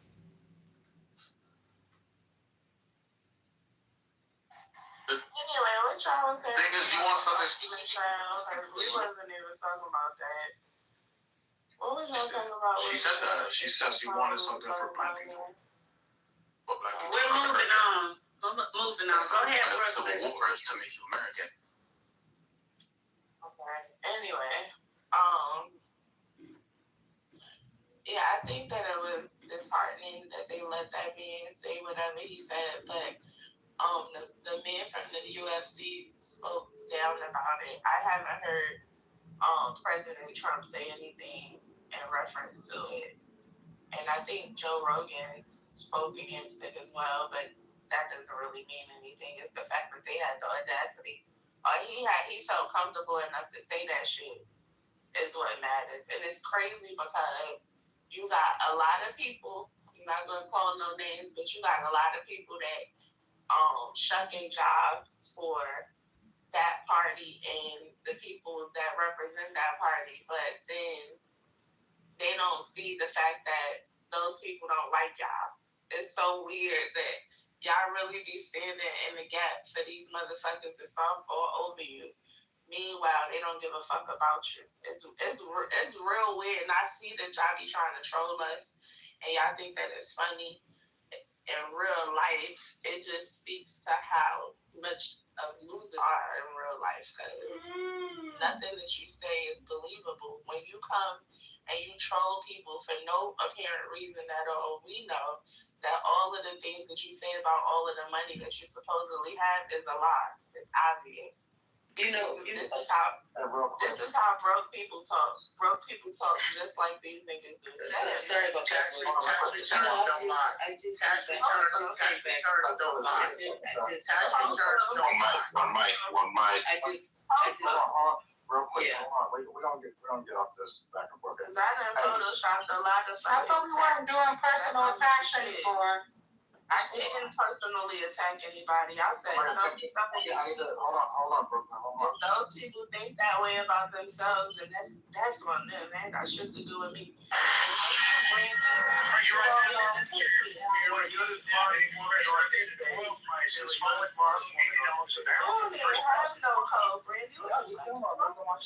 What code are we supposed to have? What code? What's the president of Just real life. Take the fucking streets. Oh, in real life, I have a code to my kids and my family, darling. I know. Yeah. She ain't got no kids, Brandy. She got that one that put between her lips. You don't need that at 60 years old. Between her lips. You don't need that at 60 years old. Come on, Brooklyn. Stop, Brooklyn. Don't engage with you. Stop. You got a boyfriend at 60. No. Stop, please. What's wrong with being gay? Hey, Divine, how about those Knicks, huh? Can we go back to that? Absolutely. I think that's the only thing me and Doug Willie might agree upon. Divine and I are trying to figure out whether we can get to the parade without getting crushed, okay? That's what we're trying to figure out. So if anybody has any thoughts about it, we'd be appreciative. Well, I got some thoughts. Good. The next one. I got some thoughts about DC because I just left DC. Well, I get a second real quick. Madison, give me a second. We're gonna put this clip around. What's going on today in today's news real quick? Give me a second. Y'all can get back to that shit in a minute. Give me a second. On hopes of an Iran deal being signed this week, Larry Kudlow joins us in moments with his thoughts. But first, Fox Business correspondent Jerry Willis tracking the markets for us. Jerry, it's a good day. It's a good day for your 401k, that is for sure. We see traders buying with both hands. And let's talk about oil. We're at the lowest level since early March, down 5%, holds for the close. This will be a big break. All right, somebody muted all. Because why is Omari playing that shit? Where did that come from? That's what I was. Wow. So you're censoring that. Wow. He didn't even explain what he was playing. Wow. This is a photo. Nobody knows what you're playing. We don't even know what you're playing. What are you doing? I think Amari is playing a clip. Yeah, but we don't know what he was doing. Yo, brother, why you panicking though, bro? I'm not. I just telling niggas shut up. About the Trump administration considering invoking the Insurrection Act, something that we were all kind of guessing about. Is this the inside story of exactly how they considered it? The president's strongly advocating it, so that would be the device they would use to get. Wait, hold on for a second. Did somebody just throw my daughter off the stage? No, she's still there. Look at the daggone history. There's a whole history. She's still on stage. What's going on? Be that I found out other shit. Hi, Misa's daughter. I've never met you, but whoever you are, hi. Let me get back to this real quick. I forgot what we were doing here.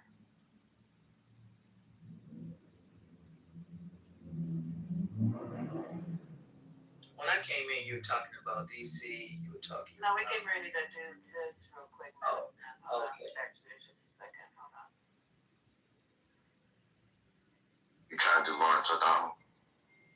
Hold on. Cause she was doing it, then I was disappeared. She still on, well, she just left the stage. She's still on. No, if it's 212, is it the 212 NY account? Yeah, she's still on stage. Okay, no, she's still on stage, Lisa. Okay, hold on, y'all. I'm in a different room. Hold on. Madison, earlier, I put an X on you. I'm sorry. With the last of the puppies out in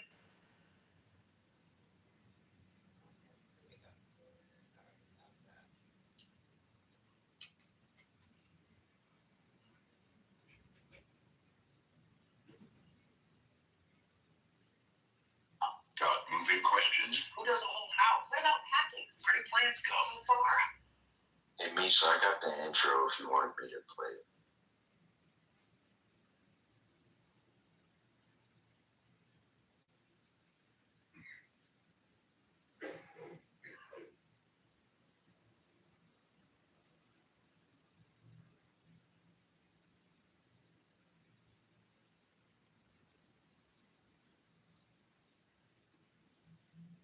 What was y'all supposed to be playing, Ed?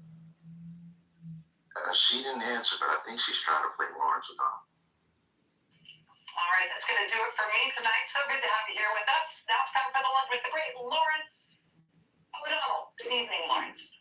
Hey, Rachel, sometimes we get lucky, and this is one of those nights. I was watching your coverage with Mark Elias about this horse that Chuck Schumer has assembled to game out and ride. What's the worst that could happen? I mean, literally, what's the worst that could happen? On Election Day, Senator Raphael Warnock is part of that group, as you identified. He's our first guest. So you're just handing off that subject right into this show tonight. And it also, Rachel, is highly relevant to that reporting that the New York Times is now running from Maggie Haberman and Jonathan Swan's new book called Regime Change, where they were reporting today in the New York Times about the Trump administration considering invoking the Insurrection Act, something that we were all kind of guessing about. This is the inside story of exactly how they considered it. The vice president strongly advocating it. So that would be the device they would use to get federal troops, American military, on the ground, on the streets, possibly at polling places in this country. Yeah, and if anybody was thinking that J.D. Vance might be sort of a more democracy-minded leader than Donald Trump, consider that within the Trump administration, according to this new reporting, J.D. Vance was the loudest voice asking to deploy active duty military against the American public on American soil. He was the leader of it. And he could be the top name on the Republican presidential ticket in the next presidential election in the White House, advocating the same thing for that election. That's exactly right. So it's very eye-opening reporting, and I'm really interested to hear what Senator Warnock has to say about it. I exist purely to provide an excellent, smooth escape on-ramp to the Lawrence O'Donnell Hour, and I am ready for it tonight. You actually think we do like homework and coordinating stuff. You know what? Let's let him think that. Well, this is on purpose, surely. Sure. Thanks, Rachel. Thank you, Lawrence. Thank you.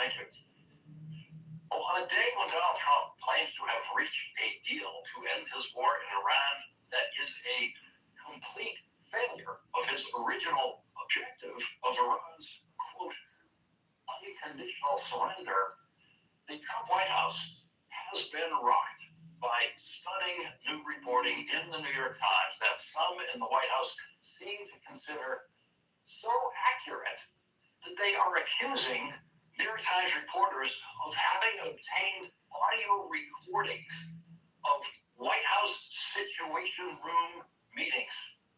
Think about that. The White House is not condemning this new devastating reporting from inside the Trump White House as a pack of lies.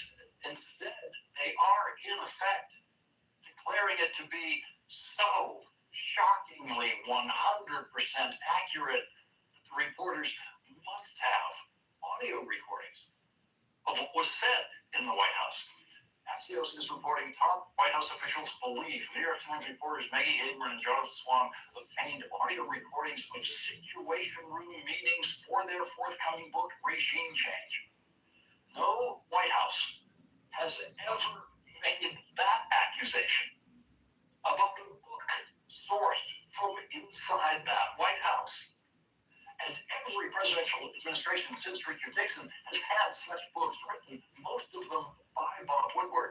And there are always some people who try to cast doubt on some of the accuracy in those books. But the truth of it is that most of those books, especially the Woodward books, have been highly accurate, with White House meetings recreated through interviews of participants in those meetings. The White House is saying, think about this, that Maggie Haberman and Jonathan Swan have gone so far beyond any other inside the White House book, especially any other inside the Trump White House book, and reached a level of what they think is such perfect accuracy that it's achievable only by reporters obtaining audio recordings. Axios reported, quote, such a taped leak would be a shocking breach of one of the most secure settings on earth. Independent recording devices in the Situation Room are forbidden. So that means White House forces suspect someone in Donald Trump's White House working for Donald Trump was improperly recording Situation Room meetings and then handing them over to the New York Times. Axios reports, we're afraid some of our most sensitive conversations were being recorded, an administration source told us. That is the highest possible compliment that any White House has ever issued about any book written to expose the inner workings of that White House. It must all be on audio tape. The book, titled Regime Change, will go on sale a week from now and can be pre-ordered online and ordered at your local bookstore, and you can get your name on a list for it at your local public library. And the White House is now promising you that this book is worth it. Much of what you will be reading has apparently been certified accurate by the Trump White House. Maggie Haberman and Jonathan Swan have shared some of the reporting in their book in 2 breaking news articles for the New York Times in today's edition. A report on the debate within the Trump White House led by Stephen Miller to suspend a constitutional right. Something so insane that even people in the Trump White House used the word insane to describe it. And now think about that one. How insane does something have to be for people working in the Trump White House to think that it is insane? They work for a man who says insane things every day that they accept and publicly support whenever called upon to do so. But privately, they thought Stephen Miller's idea was insane. That's their word for it. Today's New York Times reports some figures in the White House privately called suspending habeas corpus insane. The legal doctrine of habeas corpus has its origins in the oldest English common law and actually predates Magna Carta, 1215. It took written form in England in the Habeas Corpus Act of 1679 during the reign of King Charles II. It prevents the government from arbitrarily imprisoning people without giving them a right to a hearing. It was something that, as Stephen Miller put it, we're actively looking at. The Constitution is clear, and that, of course, is the supreme law of the land, that the privilege of the writ of habeas corpus can be suspended in a time of invasion. So it's an option we're actively looking at. The White House Staff Secretary William Scharf wrote a memo arguing against Stephen Miller's idea of suspending habeas corpus. The Times reports the memo this way. The history of habeas corpus dates back to the very dawn of English common law. He recorded in his memo to Susie Wiles, denial of habeas corpus rights was a key grievance underlying the American Revolution, and the right to apply to the federal courts for habeas corpus review dates to the beginning of the Republic. Stephen Miller wanted to suspend habeas corpus for immigrants in order to speed up what Donald Trump had promised would be the mass deportation of immigrants. Stephen Miller argued that the presence of undocumented immigrants in the country, even those who have been here for decades working harder at their jobs than Stephen Miller ever has, constituted an invasion, and therefore habeas corpus could be suspended. The Times reports habeas corpus had been formally suspended only 4 times, most recently after Pearl Harbor. In every case, the country was at war or facing armed rebellion. Only Lincoln, at the start of the Civil War, had ever claimed the power without congressional authorization, and only during a long congressional recess. Because habeas corpus was written into the body of the Constitution, Alexander Hamilton argued in Federalist Paper 84 that a Bill of Rights was therefore unnecessary. Hamilton said that the habeas corpus provision of the Constitution was enough to prevent the worst possible kind of tyranny. Alexander Hamilton wrote, "The practice of arbitrary imprisonments have been in all ages the favorite and most formidable instruments of tyranny." And so it's Alexander Hamilton versus Stephen Miller in the Trump White House, and as of tonight, Alexander Hamilton is winning. But Stephen Miller has a huge advantage over Alexander Hamilton because Stephen Miller is still working in the Trump White House with a president and a vice president who could not be more ignorant of our history. James David Vance proves that with this statement. If you go back to World War II, if you go back to World War I, if you go back to every major conflict in human history, they all end with some kind of negotiation. No, they didn't. World War II ended with 0 negotiations. World War II ended the way Donald Trump claimed his war in Iran was going to end: unconditional surrender. Japan and Germany each signed unconditional surrender documents. Adolf Hitler killed himself rather than submit Germany to the unconditional surrender that he knew was coming. Every vice president, prior to J.D. Vance, has known that President Franklin Delano Roosevelt demanded the unconditional surrender of Germany and Japan during World War II. And when FDR died in the final months of the war, his vice president, then elevated to the presidency, Harry Truman, accepted those unconditional surrenders without a word of negotiation with anyone about those surrenders. That kind of statement by J.D. Vance demonstrating a complete ignorance of how World War II ended is the kind of thing that used to be drummed out of American politics before Donald Trump's dumbing down with the Republican Party, and it tells you something about the quality of thinking that the Vice President of the United States brings to his job. In the report by Maggie Haber and Jonathan Swan in today's New York Times, J.D. Vance began a White House meeting last year by arguing that it was time to invoke the Insurrection Act, which allows the president to deploy the American military to put down insurrections and rebellions inside the United States. He did this after Rene Good and Alex Brady were shot and killed by Donald Trump's federal agents in Minnesota when video recordings of the incidents showed that they did not pose any threats at all to the agents who shot and killed them. The Times reports Mr. Vance got to the point they needed to invoke the Insurrection Act swiftly to crush the unrest in Minnesota. It would be painful in the short term, he said, but the message it would send that paid agitators could not get away with disrupting ICE operations would make sure no one tried again. There was no evidence that either Mr. Brady or Ms. Good had been paid activists. Once again, it fell to William Scharf to make the point that the Insurrection Act, as the Times reports, simply did not fit the circumstances on the ground. And so, yes, it is easy to imagine what goes on in the Trump White House, as easy as we always thought it was. Discussions of trampling the Constitution, violating the law, and crushing our rights. Maggie Haberman and Jonathan Swan report that the discussion that day of invoking the Insurrection Act to send American troops into the streets of Minneapolis and who knows where else in this country was inconclusive.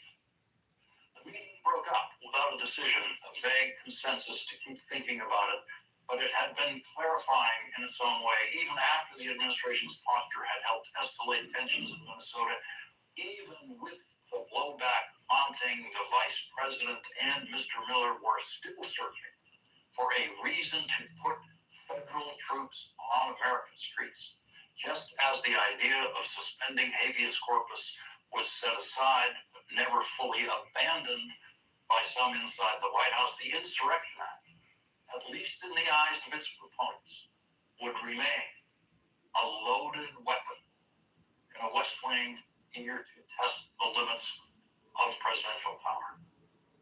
The Insurrection Act remains a loaded weapon that some observers have suggested could be aimed at our polling places in swing states like Georgia that could go either way in the November election.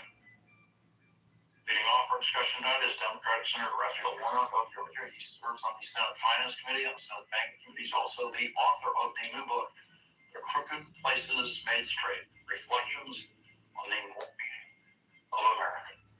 Senator, thank you very much for joining us tonight. Okay, there we go. Lawrence O'Donnell for tonight. Any questions or comments? What is that guy? Lawrence O'Donnell. He's MSN now. Comes on this. Yeah. This wasn't actually new. They were talking about this. There was reporting on this early on, and I think the president even said that he's thinking about it. And this was because there was so much going on. This was in Minnesota and other places, and so it's not really new, but they never did it.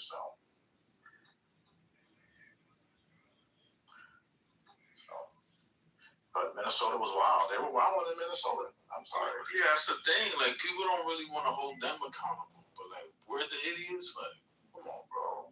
That's crazy. This fraud is huge, bro.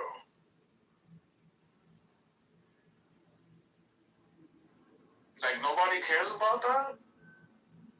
No?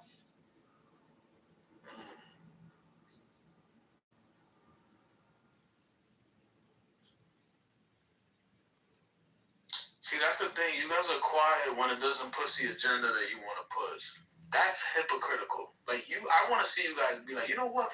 Fuck what happened in Minnesota. You know what I'm saying? That guy would have been the vice president of the United States. Yeah, it's good now. You know what?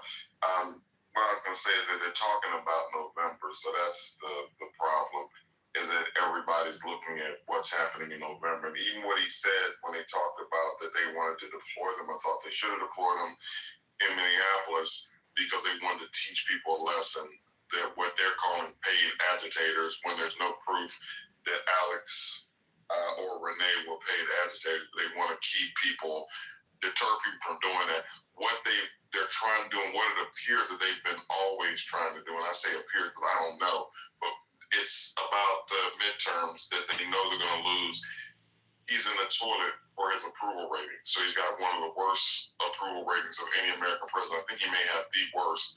And with an unpopular war, with gas prices, with campaign promises broken, you can pretty much assume that they're probably going to lose seats in this upcoming election. And so that's what this insurrection is all about, them maintaining power. That's literally all it's about, period. Oh, okay. I don't agree to an insurrection, of course. You know what I mean? That would be weird.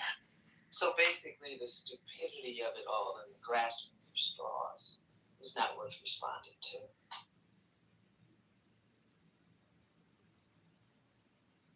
Suspending habeas corpus has only been done at times of war. For Trump to sort of suggest, or Stephen Miller to suggest we are at war because illegal migrants have come into the country, has always been, in my view, one of the least supported of his many views that I dislike. Okay, there is no war. It is not being directed by a foreign power. Trindagwa, in fact, if anything, is acting on their own. I think most people recognize that this is not an invasion in the sense that the courts ever meant habeas corpus to, or quite frankly, the Insurrection Act to be invoked for. But that's what Trump is trying to say, that we are being invaded. And so for that reason, we should do all these things. Now, if you can come up with anything credible that suggests there's an actual targeted invasion by a foreign government, I'd be interested to hear it because I have never heard it. And I think that's one of the reasons why they didn't go down these routes, because the courts have been extremely distrustful, let's just say, even though they give the president great deference in the area of foreign policy and in the area of national security. This is a bridge too far. The thing I'll say too about that, because of what Tara's talking about, expressing what they're trying to do, talking about this invasion, being with immigrant, poor whites better go read the Grapes of Wrath. They better really get serious about what's going on, because this is an attack on them. So when you look at like an underclass or an entry class in America, which used to be the free labor they had with the slaves, and then when Irish immigrants came over and different immigrants, like if you just go back and look at history or watch like Far and Away or Gangs in New York, but all the immigrants that came over were sort of a lower class. They weren't like the gentry or the wealthy landowners. So the jobs that they're taking away, they literally want poor whites and poor people in general to take those jobs. So all these people that support Trump are really, it's just the fact that they're relying on people's, basically that's all Trump does. Like I say, he lied to people about what he was gonna do. And I think people are starting to wake up to the fact that he didn't cut the prices, grocery price didn't go down, gas price didn't go down. He, like the whole thing about no new wars, he didn't do all the stuff he said he was going to do. He didn't stop the war with Israel and Gaza. Russia and Ukraine is still going on. Saying all that to say that just whenever they're done, if they do get all the immigrants out of this country and they push blacks back into our place, like poor whites, it's not like they're gonna like rise up or whatever. They literally are gonna be the underclass, and they're gonna be the servants of their rich masters. Yo, y'all don't know what y'all want. Y'all telling Trump that y'all want him to stop all these wars, but then you tell America that that America shouldn't try to police the world. Y'all don't know what y'all want out of this country. Y'all just want to complain. When this president's term, when this president's term is over, I can't wait to see what you stepping fetching blacks, and I'm not trying to stage, I'm talking about all the stepping fetching blacks who want to complain about this president. I can't wait to hear who you niggers are going to try to vote for in this next election. I can't fucking wait. How does Trump help anybody? I guess what I'm trying to figure out, because you said the platinum plan earlier, like I don't understand how Trump is helping black or white people. So maybe if I could understand that from your perspective, maybe that would help me. You don't want to understand it because you're going to let somebody cut me off, disrespect me, and then you're going to sit there and say, help you understand it. No, if you want to be a baby, I'm saying I thought you were a thug. It's like thugs don't. That's not a thug. That's not a thug. You sound like a thug. Yeah, you be a baby, be a little bitch. You ain't sound like a thug just then, or whatever you're talking about. You sound like a little body bitch. You sound tough with a green beam in another state. I know. Push forward. Don't push forward, but I'm saying I just don't. I know it's easy for you to say push. I know it's easy for you to say push through it because you got the beam. I know. Y'all so fucking tough. Y'all are so tough and smart in this room. Y'all are so tough and smart. It's a free app, thug. I don't ask for green bean. I'm just saying it don't matter. Like we just talking or whatever. I'm just trying to understand. If you don't want to share, I really just want to know how Trump is helping black or white people. Since you say that the next person coming in is going to be like, I don't get how Trump is helping anybody. Well, you won't get how Trump is helping anybody because you ain't getting no help and you don't know how to get it. That's why you don't see it. What you're looking for, hold on. You just asked me something. Now you want to cut me off. No. I was trying to let you speak. H was about to jump in. So you're saying how is he helping black or white people? Number one, every opportunity that is afforded to white people is afforded to blacks. I don't see anyone who hates this president so much doing anything that this country has to offer us, taking advantage of it. I don't hear any of you doing that. And if you're so smart and this president is so stupid, it should be very easy for you to galvanize whatever you can get from it. It should be easy. But guess what? It's not easy for you. You know why? Because you're so much in the low echelons of understanding how to work this country that you want to complain about it. That's how you hide your ignorance. You hide your ignorance by complaining about something that you can't fucking change. You're not gonna move him out of office. Your next president that's gonna come into the office. I can't wait to hear you Negroes on this app. I swear to God, I can't wait to hear your. Are you gonna answer the damn question? Hold on, please. Let me talk to him, and I literally would get off of this. But Doug, that still didn't answer the question about how's he helping anybody. Because I can tell you how he's hurting people with like SNAP benefits. People that were getting money for food are getting less money for food under him. Gas prices are high. The economy's having problems. We're in a foreign war, so energy's creating a global energy problem. I'm just saying, you're just not saying, because I get, the vitriol, but I'm saying, I'm asking you literally how the man's helping everybody. You just giving me stuff that's not really saying how he's helping me. He's helping me. My vote got me what I wanted for my vote. That's what I got. That's what I got. That's cool. That's cool. He's not helping me. You. That's what I got. My vote and my interests have been met. All right. That's great. He's not helping people. We're good. Tell me what Obama did to help people. Tell me what Obama did to help people. All right. Yeah. Okay. Can we move the mic around? Let me go. Madison already told you. You don't have to repeat it, Mike. Let me step in the time machine. Hold on. Let me see if I can get back to 2012. I'm gonna see if I can make it back then. Well, I mean, I'm actually one of those people that made money since Trump has been in office, and the first time around too. That wasn't even the conversation, because the argument was now as Black people didn't benefit because we're not smart enough. That's an interesting defense. When you said that Trump was helping Black America, it turns out he was helping people who already have profitable corporations and assets. That's not a Black agenda. That's an I got mine agenda. And I'm not about that life, because I'm about my people and my community. You got gay laws presented for you, and that's what you got. It has nothing. We talked about This nigga with the gay shit again, yo. That's why you ain't got nothing to say. You got because you in the closet, nigga. You won't come out the closet. You got your right to marry your woman and bump pussies together. That's what you got. And we know you broke dick in the closet, nigga. So guys, increase the peace. Fuck the Middle East. A lot of people on stage. Keep up with your own arguments. See how that goes, though. Why y'all keep engaging him? About money. Increase the peace, but fuck the Middle East. I'm engaging with him. Let's move the And mic around. We got impulse control issues. So it's. I feel like I just want y'all to be happy as Americans. Like, how am I doing good, but y'all supposedly doing so bad? I don't believe y'all doing so bad. Are you Black I American? don't believe it. Are you Black American? You're American. I don't care what color you is. Listen, first of all, you're brown. You're brown. Yeah. First of all, if you're gonna be technical with it. May I speak? Thank you. Appreciate you. I did not hear not one person on this stage complain. I did not hear anyone. We're stating the facts as they are. It's like anytime we explain what's happening in this country, it turns into y'all are broke, y'all are dumb, y'all don't know. Don't you live in a nice house, Devon? Don't worry about where I live. Don't worry about me. All right? Worry about you. Don't say my name either. All right. Shut up. Yo, that's not the argument. The argument is all the atrocities that are taking place under this administration. Not I'm getting mine. I'm a profitable businessman. Y'all are dumb. Y'all are stupid. Y'all are complaining. Like, that's not even an argument.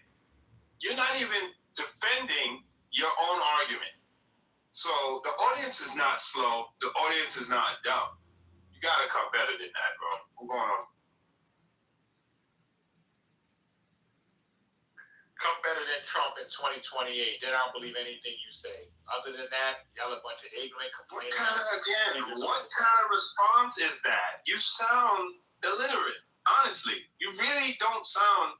For someone who's saying running several corporations, your responses to intelligent questions are very unintelligent. You really are not making a good argument, brother. And we need to move the mic around. I've asked several. There's plenty of y'all on stage. Let's move the mic around. Stop engaging with idiocracy. I'm going on mute. You somebody that got nothing to add. You just want to call names.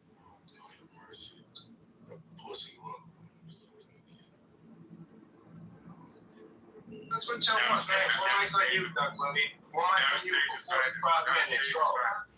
One mic on you. Now the stage is silent. It's the CEI. Go ahead, put on the fucking idiot. It's on you, fucked up bully.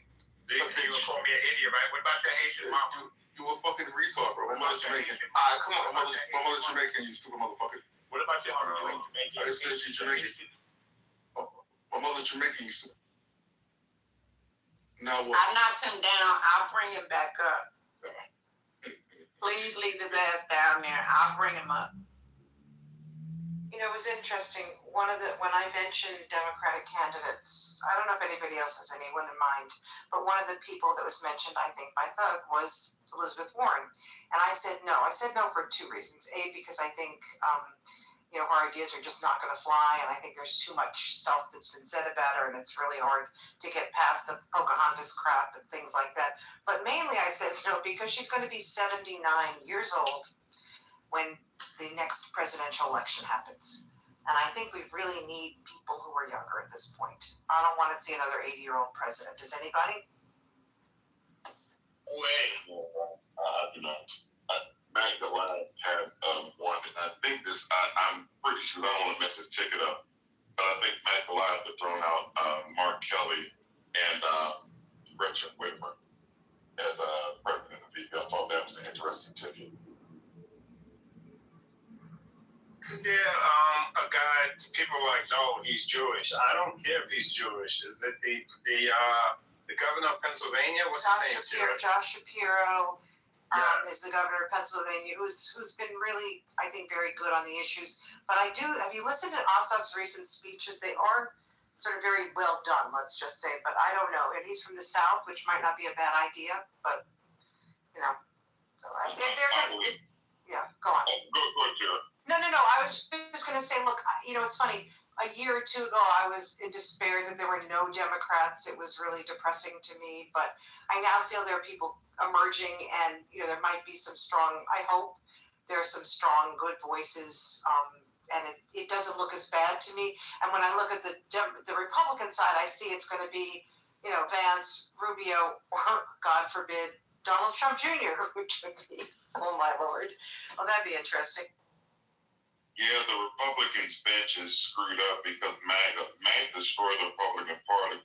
It's almost like literally they have another party now. So they're going to have a whole bunch of repair they're going to have to do, assuming that things go the way that they should in these midterms and then in the 2020 elections. But I was going to say to that point that, yeah, I feel like the Democrats have a deep bench with, like you're talking about Ossoff, Shapiro, Mark Kelly.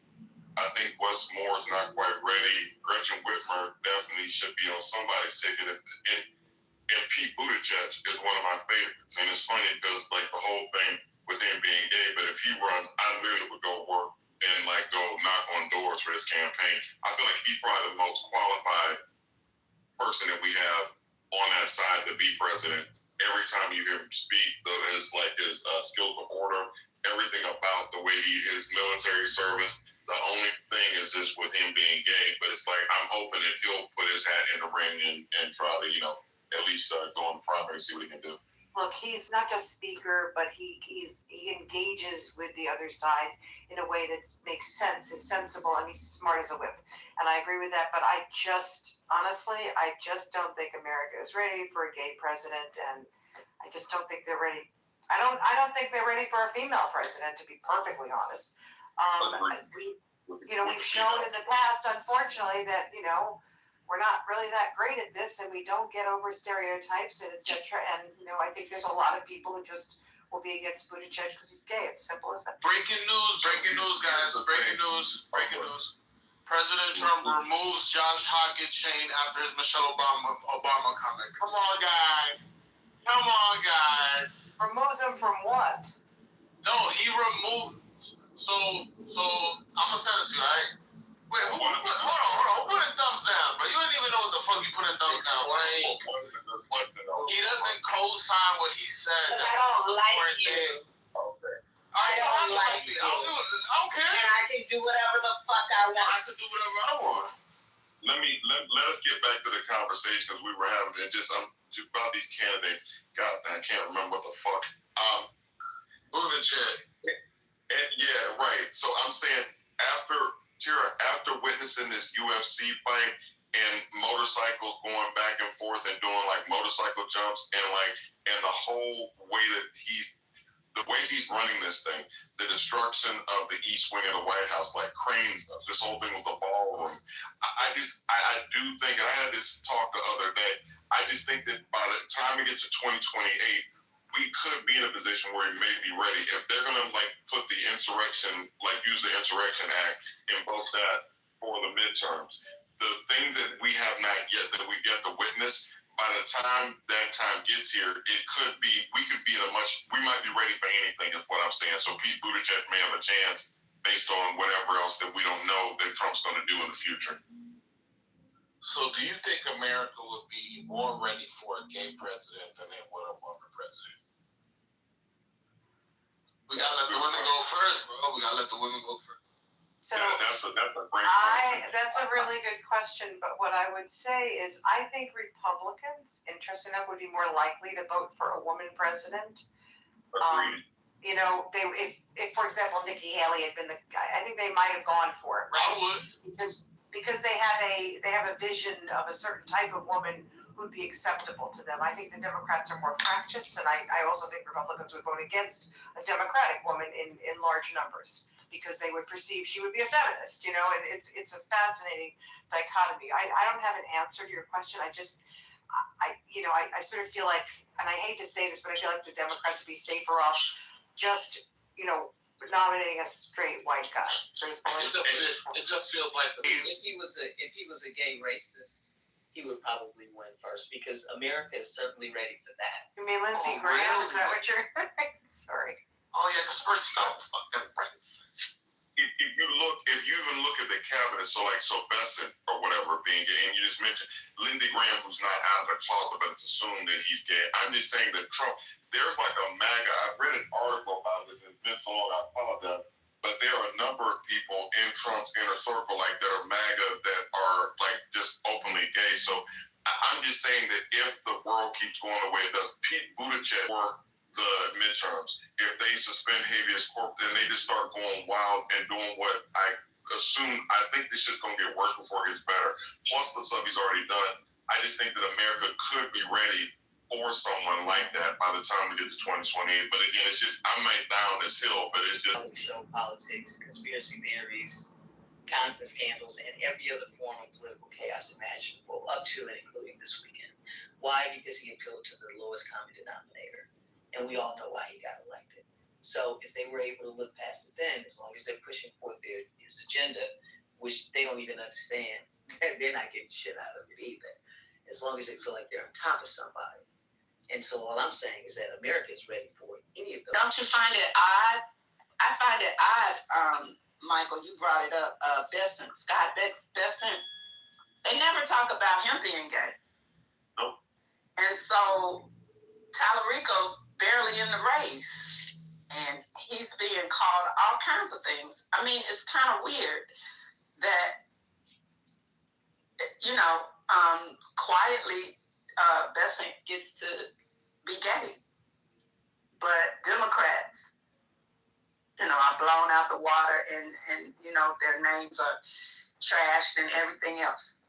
They're pathetic people, but I mean, my thing is, I don't think a lot of people, even though he, you know, kind of moves that way, maybe they don't know. I don't know what that is. No, they know it's what Michael was talking about in Buttigieg, because but Buttigieg probably says who he is. I never heard Besant. That's kind of. You may not know this, Deborah, but Grindr came to a halt during the RNC convention. Grindr is an app that just locked up because so many of them were on it. Doug Bully was there. Yeah, I mean, I did hear about that. I'm still just saying that Besant quietly is gay. Yeah, I get that, but I'm just saying that it's not that they don't know. It's that they don't care, as long as he's pushing forth the same agenda that this country was built on, the status quo continuing. So you can be a gay Republican. That's cool. That's never going to stop them.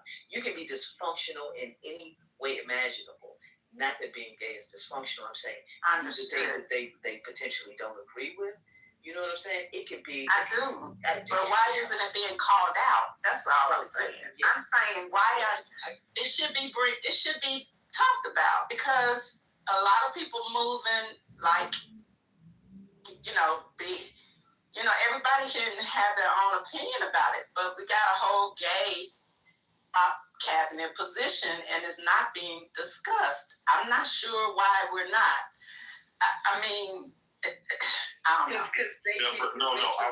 Madison, let me try. Let me try real quick. I was gonna say to Deborah's point, it is what Madison's saying, I believe, because Scott Bessent, he's openly gay. He has I can't remember what his husband does, but he literally doesn't shy away from being gay. I think to Madison, I think that they care more about that than they do gay. And I think that for somebody like Buttigieg, the hurdle will be the fact of pulling everybody. It's going to be the problem, like the fact that it's that liberal stuff. He's part of the patriarchy, Bessent, and that's why I think that they look past it. But he is definitely openly gay, though. He doesn't hide it. Okay, but y'all are missing my point. I get your point. I think that, but I mean, it would be easier for him, Buttigieg. The climb up, I believe, would be lessened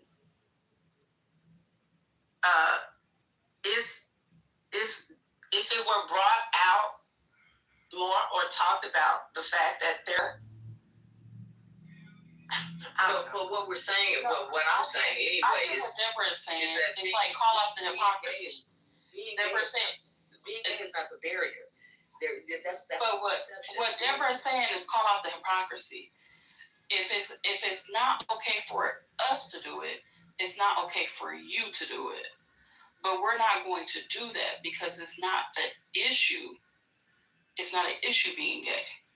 Well, you would have to put a spotlight on it. And I don't think that favorite Bible verse, but Christians can literally say he was sent from God. This is cognitive dissonance. They are doing it on purpose. The barrier is it doesn't disqualify them. So it's the people who protect the existing power structure. They can do whatever the fuck they want. And the people who are willing to try to help the people, they're going to pull something out of their ass to say that something is wrong with this person. And unfortunately, sheep will follow that and really believe it despite every piece of evidence you put in their face. And so when you point out the hypocrisy, it makes you feel crazy, Deborah. I get it. I feel crazy every day. It's like, is anybody seeing this? Does anybody care? And then when you hear people with their talking points, especially when it comes to, he's gay, and it's like, but they don't even, they know Bessent is, but they don't care because they don't want to care because they don't want the real information. And there is no litmus test. It's not who you are. It's whether you're willing to uphold. You can call it the patriarchy. I mean, it's the patriarchy, but the patriarchy is based on what? White Jesus. White men winning all the time. And when black men don't even understand that, it's wild. So I know what you're saying, and I know it's difficult for me to wrap my brain around. I'm just saying it is what it is, and it's a very simple concept. And if you go back to the beginning of this country, the same thing is continuing. And they're just gaslighting everybody. That's all. I mean, it's really not that difficult because people do it all the time when everyone, I'm for the gays, I love gay people, but as soon as a straight man says something you don't like, you call him gay. So everybody's a hypocrite if you think about it. It's who you like. It's not about their sexual orientation, their color. It's if I like this person, I'm gonna ride with this person.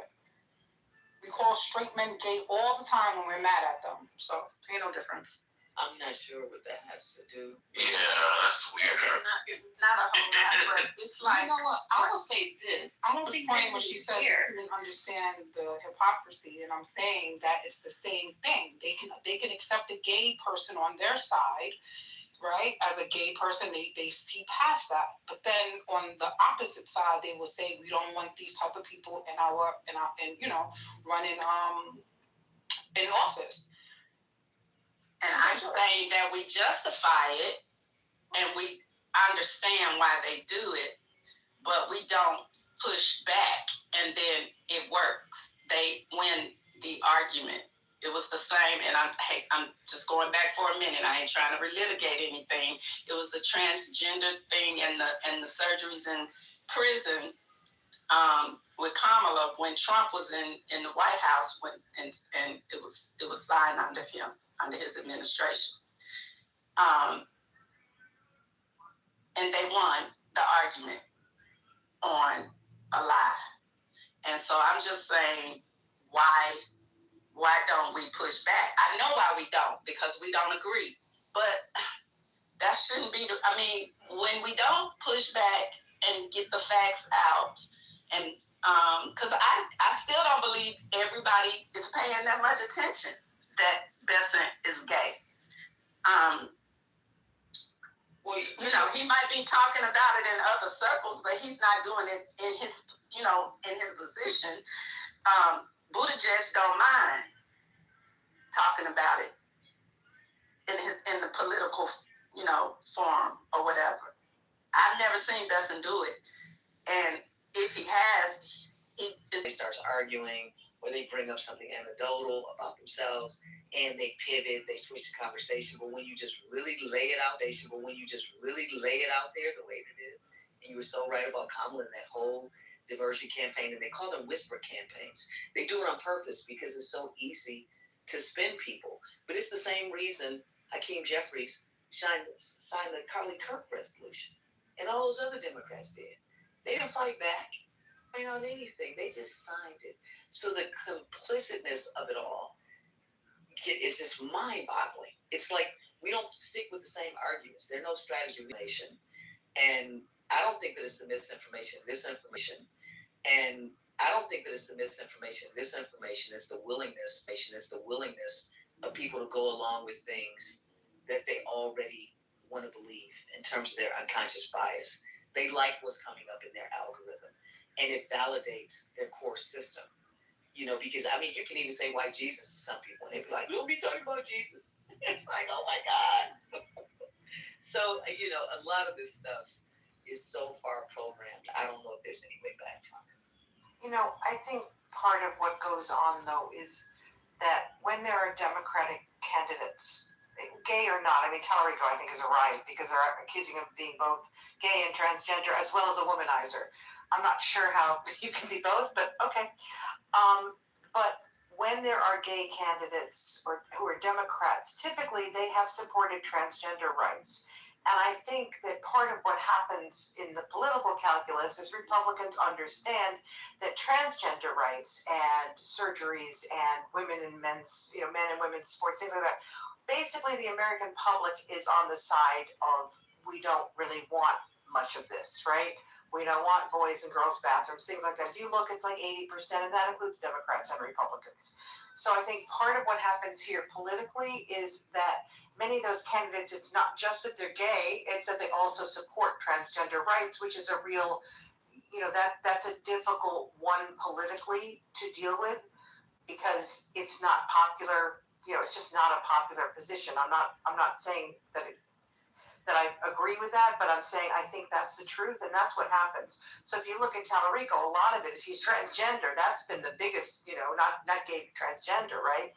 If you look at Buttigieg, there will be, now I haven't seen it, but because he hasn't been a serious candidate recently, but there will be things saying he supported the Equality Act, he supported all these things, and I think that's where, it's politically, they have candidates that figure out how to respond to that.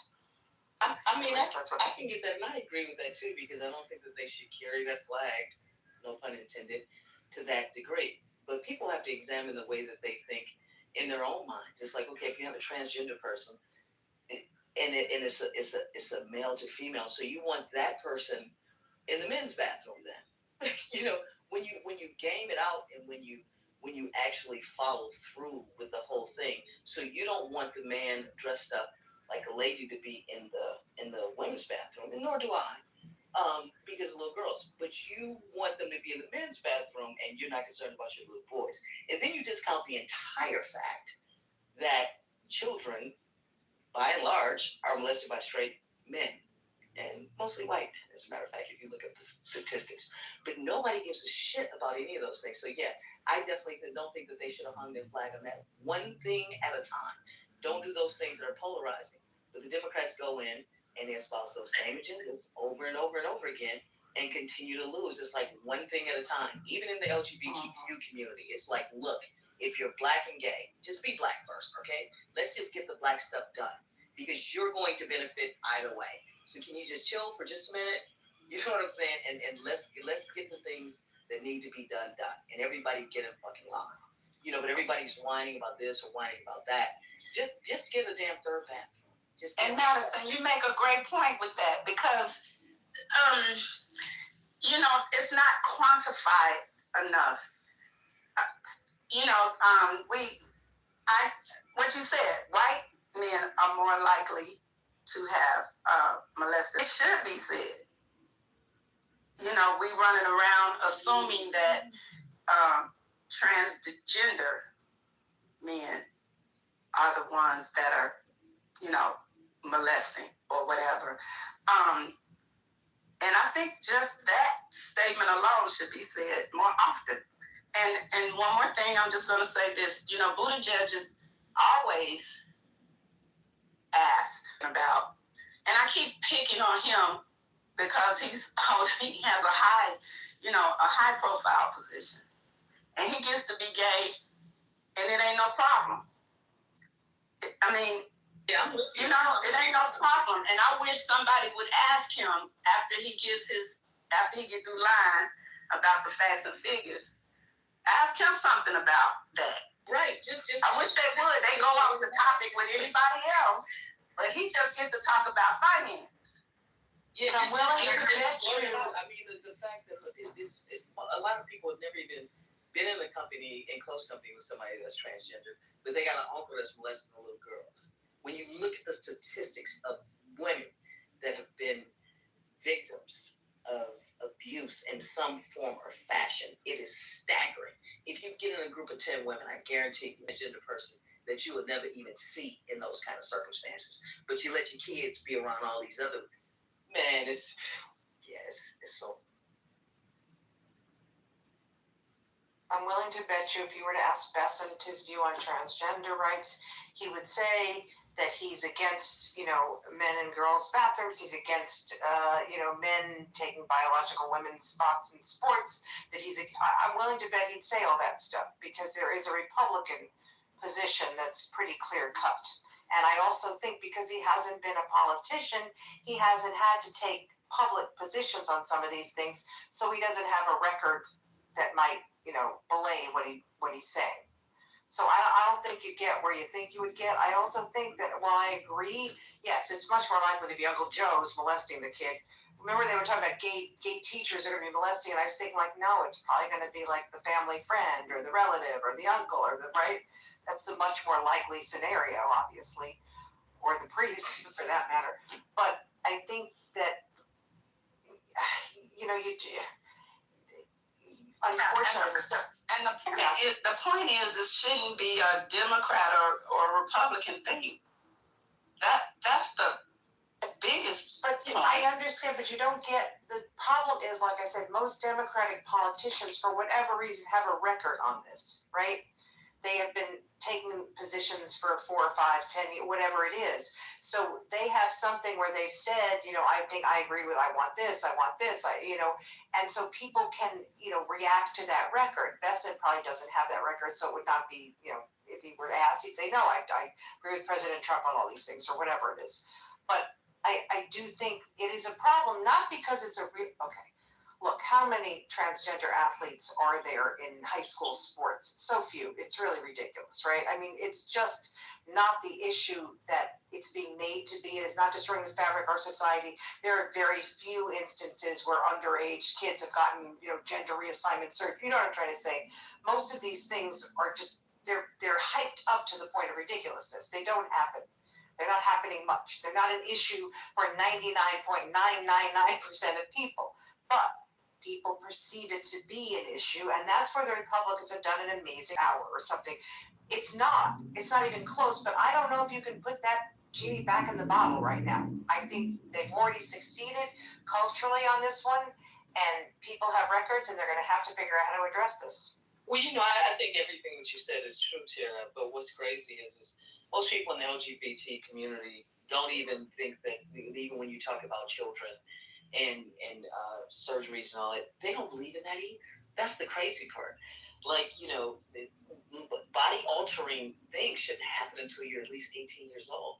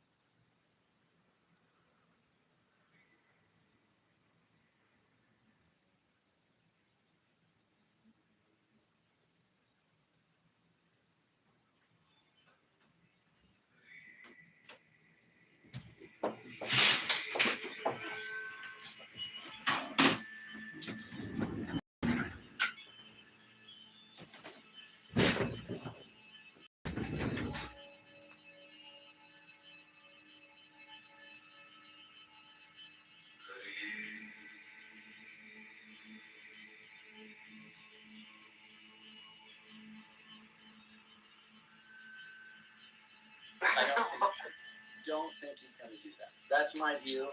So I think he's going to be saved eventually. I could be wrong on that. Maybe it is an eternal conscious torment. That could be true. As far as if Christian is unsaved, just based on his Unitarian view, I'm up in the air on that. I don't know.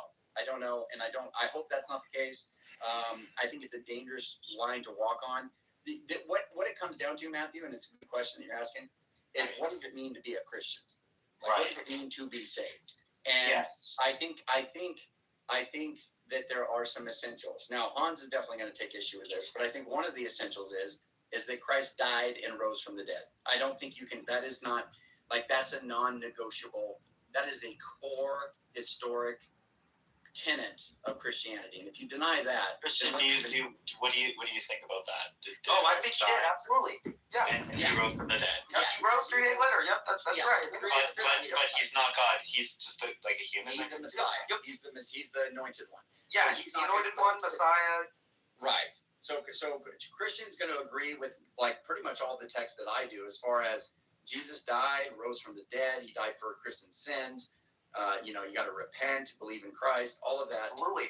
He believes in God. All that's great. The problem is the only issue, the only difference is that Christian is not willing to say Jesus himself is God. He's also not willing to say that the Holy Spirit is God.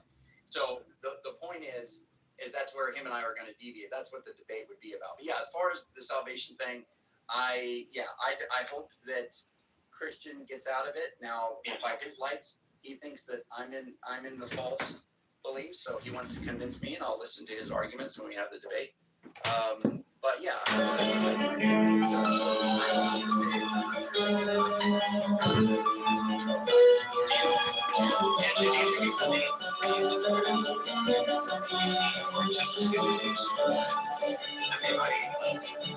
was kind of being facetious about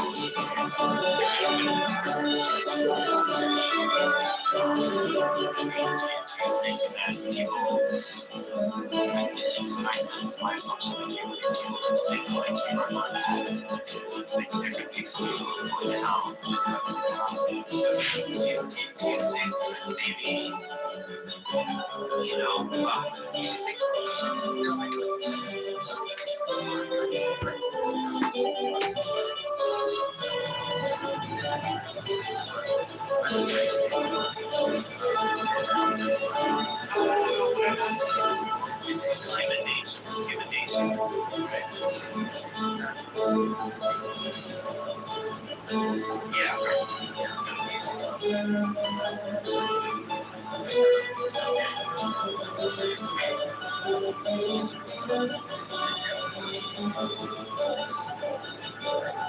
Right, so how do we know this?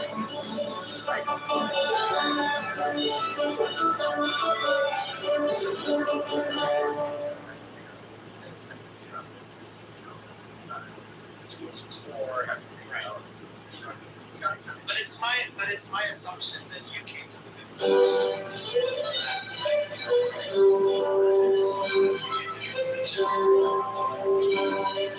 it's my assumption that you came to the conclusion. You're the Christian, you think it's true, but kind of identifies the reasoning that we use to reach that is very different to us.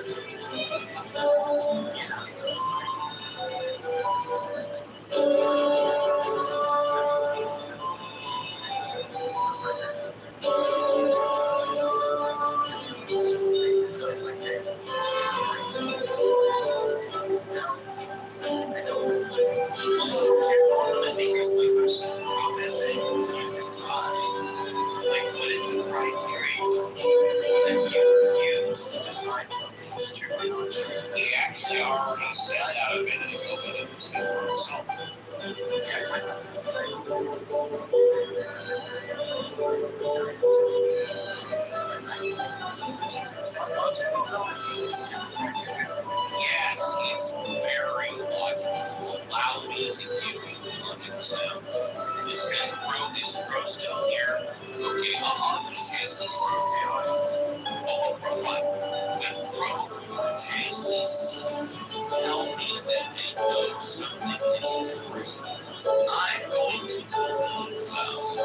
until someone else proves to me that it's not. On the other hand, if I run into some people that I think are idiots, I have no credibility, people that I just don't, I don't give a lot of stock in. They tell me something is true, I'm not going to believe them until I prove it for myself.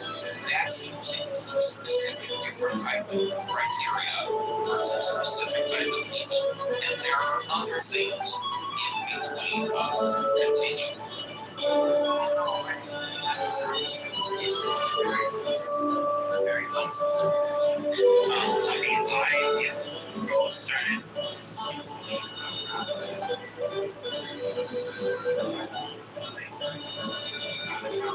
simply because he specializes in that area. Things that was partially true. Well, maybe he's having a bad day, or maybe he doesn't like you. He's purpose in mind. What do you say about that? That's also possible. So how do you judge whether or not what's telling you about rap music is true? Well, I think the only way you really judge that is by to see how well they know a specific subject matter, and then looking to see their reputation within that specific thing. Like, I make perfumes for a living, right? Which means you have to take each situation and judge it differently, which is exactly what Andrew said. So we No. appeal to authority. I'm gonna let Andrew speak. And before that, I want this, since the conversation surrounding me is that I am in a position where me and his, truths align. And this is gonna, go to what he said earlier about me being saved or not, and then I'll address the general theme. I am just as he is at the same opportunities to be saved. Now, of course, I don't know what will happen in the future. Maybe, Andrew believe, theism, and he won't believe in God, and then, he can just go to hell because that's what he decided to do. Maybe he decides to murder somebody, and, he decides he doesn't want to repent, and then he can be judged when he gets up there, right? But the point is that we are at same odds of being brought to judgment, and depending on that judgment, if this God even exists, whether or not we go to heaven. There's no difference between me and him, because we still hold to the same tenets, is that we follow Jesus' teachings, we believe Jesus died on the cross and was resurrected 3 days later, we read scripture, we base our lives off it, we try to follow the commandments as well as possible, and that is basically what sums it up. That is what is required. And as long as we both are able to hold to that as honestly and capably as possible, in accordance to what scripture promises, if this, is the truth, then at same odds. That's number one. Number two is my bar for being Trinitarianism is so low because I've already been a Trinitarian. If I get a revelation and God tells me that, Trinity is, what it is, Jesus is God, Holy Spirit's God, he's God too, then shit, I will convert to Trinitarianism. The bar is set very low. But, and I've always been, open to arguments for Trinitarianism, but at least from what Andrew has already tried and from what I've already heard from other people, I'm not convinced. So tomorrow, maybe he'll say something, that converts me. I don't know. But for now, I hold to no belief that the Trinity is at all the way to be. So basically, if I understand correctly, Andrew has nothing to lose and everything to gain. If he can convert you, then everything remains the same. If he does convert you, he's won. Can I say something? I also I believe in scripture, right? But I don't identify myself with any of these names like Trinitarian, Unitarian, whatever they call themselves. But I agree. I used to call myself a Trinitarian and protect the scripture, the description of the Trinity, protect it. And when I think about it now today, I'm like, oh, it's so retarded. I'm sorry that I say that word, but it's so stupid.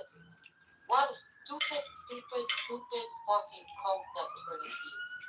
Bro, it's so stupid, and the only reason you fucking protect it, is because it's been teached to you. It's been teached to you. You have no thought of your own. No thought. When you think about it, right? Let me say something. Let me say a good quote, right?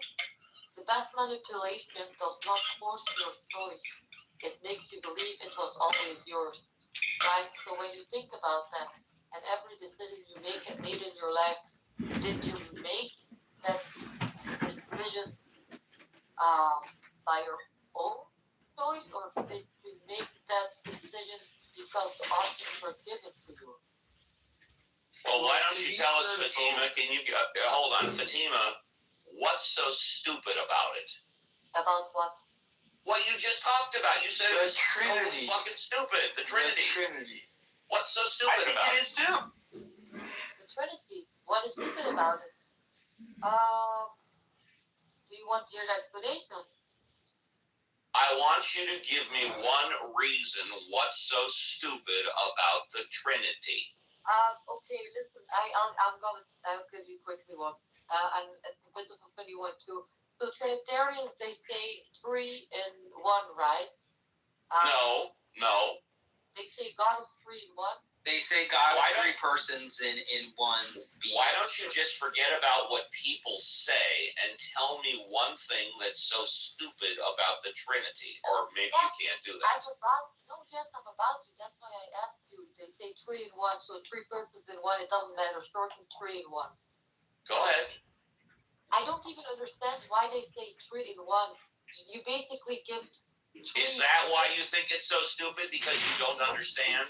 Because it would even make more sense. Do you think it's so stupid because you do not understand? No, I understand, Steve, but listen to me. I am listening to you. I'm almost finished, and then you'll understand what I'm trying to say, okay? So they say 3 in 1, and I'm like, even that concept is stupid. It would even make more sense if they say 1 in 3. 3 in 1, I mean, what do you mean 3 in 1? Hell yeah, 1 in 3. There's your answer, Uncle Steve. Okay, so 3 in 1 is completely fucking stupid, but 1 in 3 makes sense? That's what she said. You got it. I don't believe that that concept either. But that is what you just said, right? No, but that would even... No, you didn't say that. Yes, I said that. No, but I meant that would even make more... sense in the concept of the Trinity. Okay. Than the concept of 3 in 1. Okay, well, thank you for saying one thing why you believe it's totally stupid. It's obviously, it's made to control people, fear control people. I believe in biblical. That's true. That is true. I agree. I don't believe in the physical spirit. I also believe in other scriptures from other teachings like Buddhism or Hinduism. So you believe in God?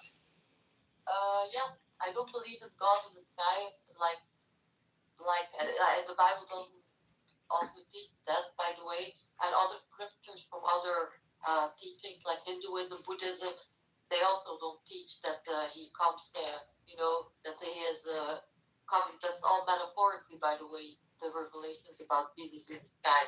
I do believe in biblical scripture, I believe in God, but I believe in my own perspective. I trust my own perspective. I trust my own instinctions on reading the Bible. All right. Well, okay. Well, that being said, I hope that Andrew and Christian have a really good time, have fun during their debate, educate people, and it sounds like that they respect each other, which, by the way, I happen to like. Appreciate it, Steve. Thank you. The mystery of faith. What'd you say, dude?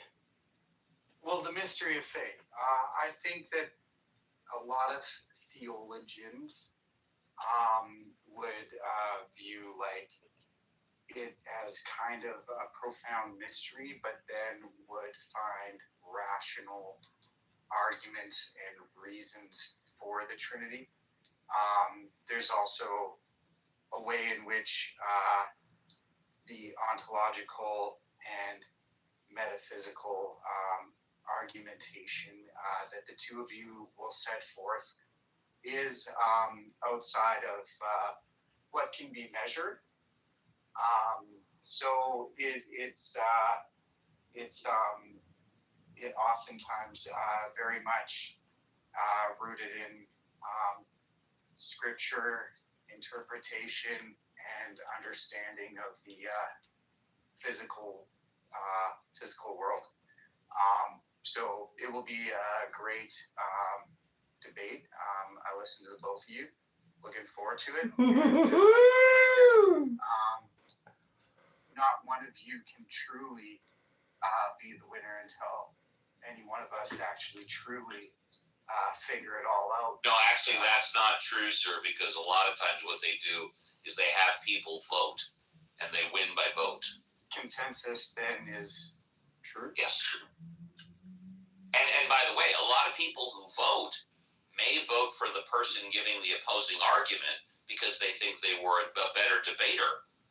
In other words, if you have an atheist arguing against God and a theist on the other side arguing for God, some atheists might vote for the theist because they thought they did a better job debating. So those subjective votes matter when it comes to objective? Nope, no, sir. It depends on the rules. Whatever rules they agree to, that's what matters. And by the way, for those of you that don't know, this is one reason, the main reason why a lot of politicians take so much time deciding to do a debate and who they're going to debate, because they want the rules to favor their style of debate. And that's true. By the way, Andrew, He's the master debater. Oh, wow. That was new. I've never heard that one before. I know. Yeah, very original. Andrew, I did send you times via Discord, so if you would like to take a look, please. All right, man. Thank you. And if you decide or can't decide where to have it, the Atheism House would obviously volunteer to have the debate here. And if you can't find a moderator, I would be happy to volunteer. But that's up to you guys, and I will not feel upset if you don't pick either one of them. It's whatever you guys. That's awesome.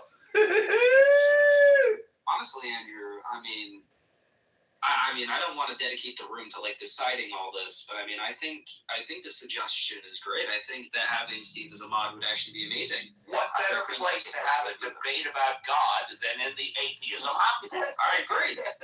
No, I think it's great. And not only that, it's also unbiased because remember, Steve doesn't show up in your rooms that often in comparison to like Bob and Converse and Albedo and and when I do show up, I get fucking slammed. And they go, why are you here, dude? And I said, because Andrew invites me in, otherwise I wouldn't.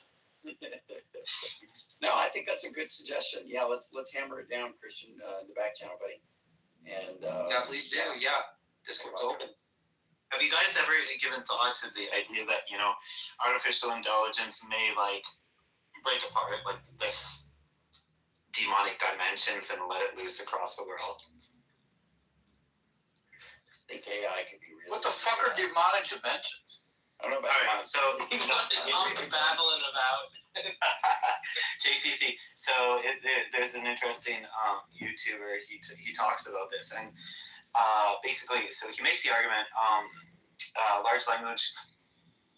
Man, this is a difficult argument. I'll try my very best.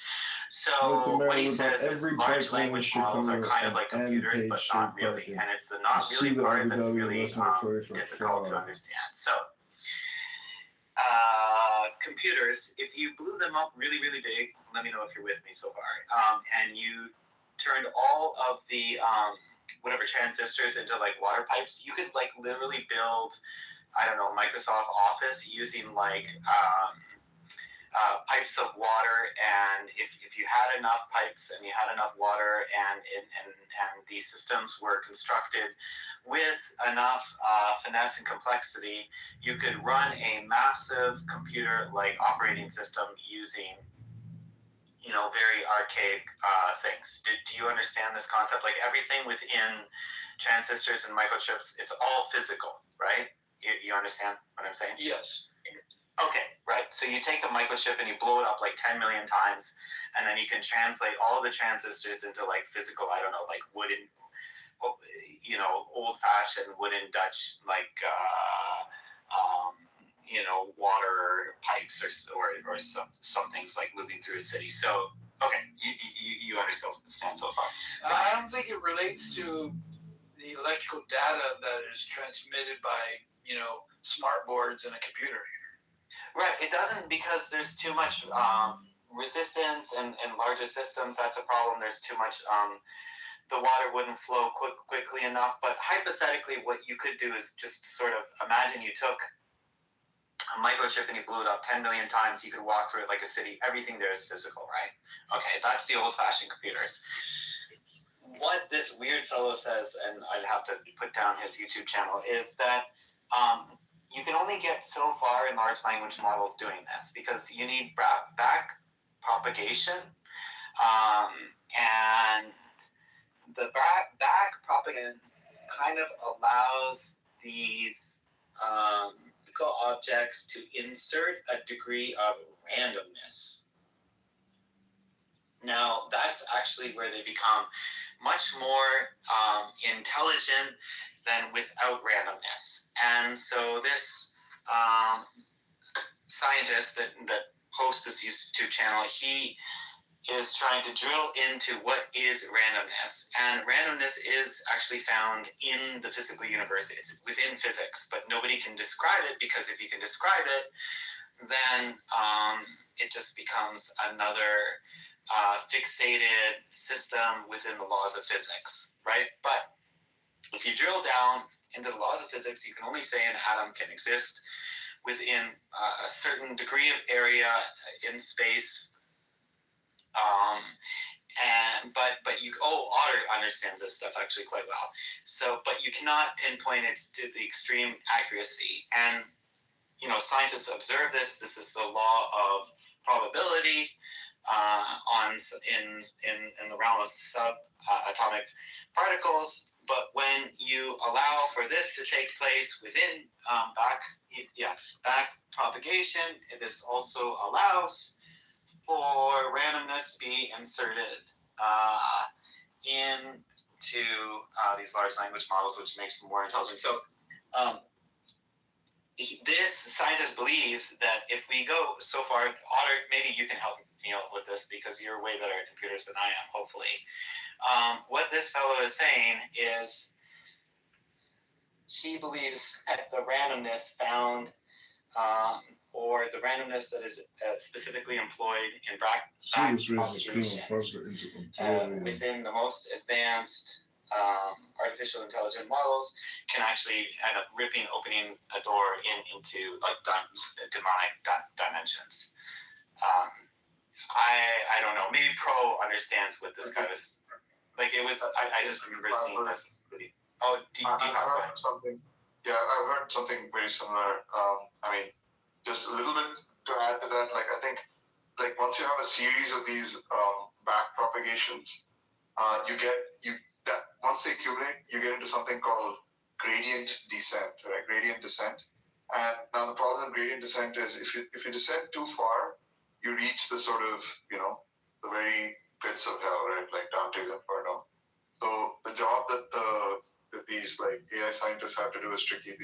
They need the gradient descent to work, but they can't let it go down too far. It's a bit like in the Lord of the Rings, right? Where the dwarves, like, they dug too deep, right? That they woke up the Balrog. Yeah, it's a really weird thing because this scientist, he basically splits the laws of physics into very measurable, everything is measurable and solid, and everything in the universe is material. But then there's this mysterious force, which is this quote-unquote randomness, which no scientists can really, how would you say, explain. Like they can't articulate it. Basically, up till now, 2026 or whatever, we've been observing this randomness in subatomic particles with the laws of probability, saying, okay, this electron will probably pop up in this area, and maybe it does or maybe it doesn't, right? So we've always been observers of this, but now he believes that we're actually fucking around with this randomness and employing it or using it, demanding its use. And he's worried that if we fuck around with this randomness and to bring back propagation, that all hell could break loose. But I have no. Okay, Russ, maybe you come on up here and help me out. This was a YouTube video, you said? Yeah. I was talking about the laws of probability, you said? Man, I'm honestly, mid-riddle, I'm probably getting all of this wrong. I'm just trying to, this is a fucking weird-ass video, but it was fascinating. I haven't seen the same video, but I've heard, a similar story. The problem with the backpropagation and how it brings up to, gradient descent.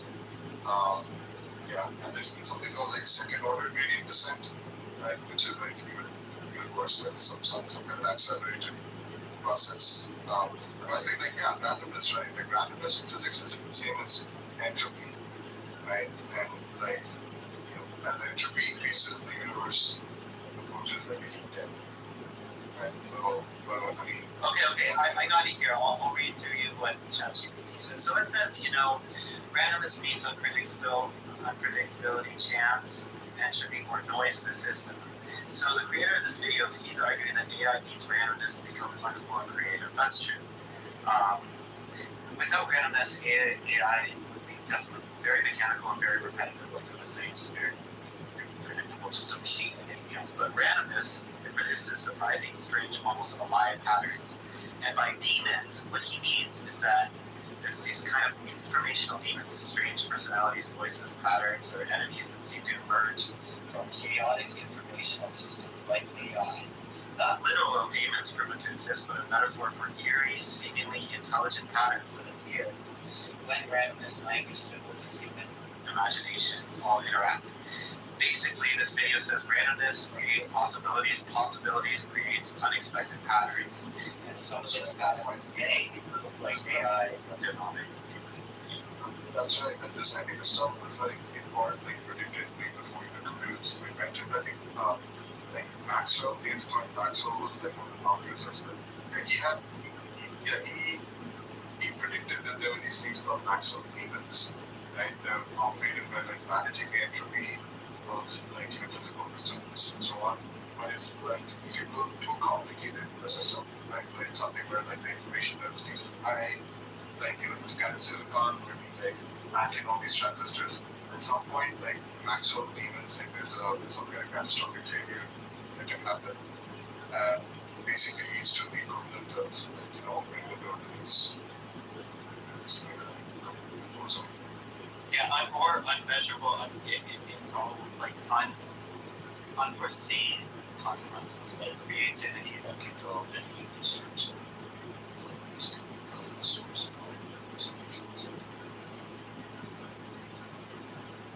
Yeah, well, Jeffrey Hinton, he was giving his argument why he believes that AIs are actually very human-like is because they hallucinate.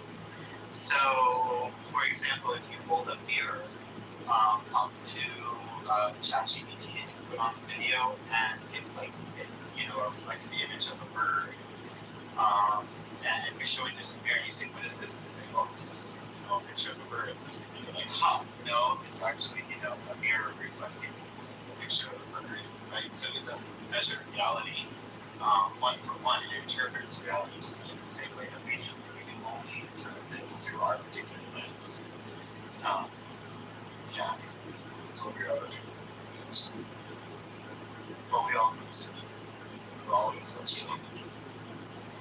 And apparently the other thing is another part of another kind of reading an algorithm they use in these machine learning models is something called cross entropy.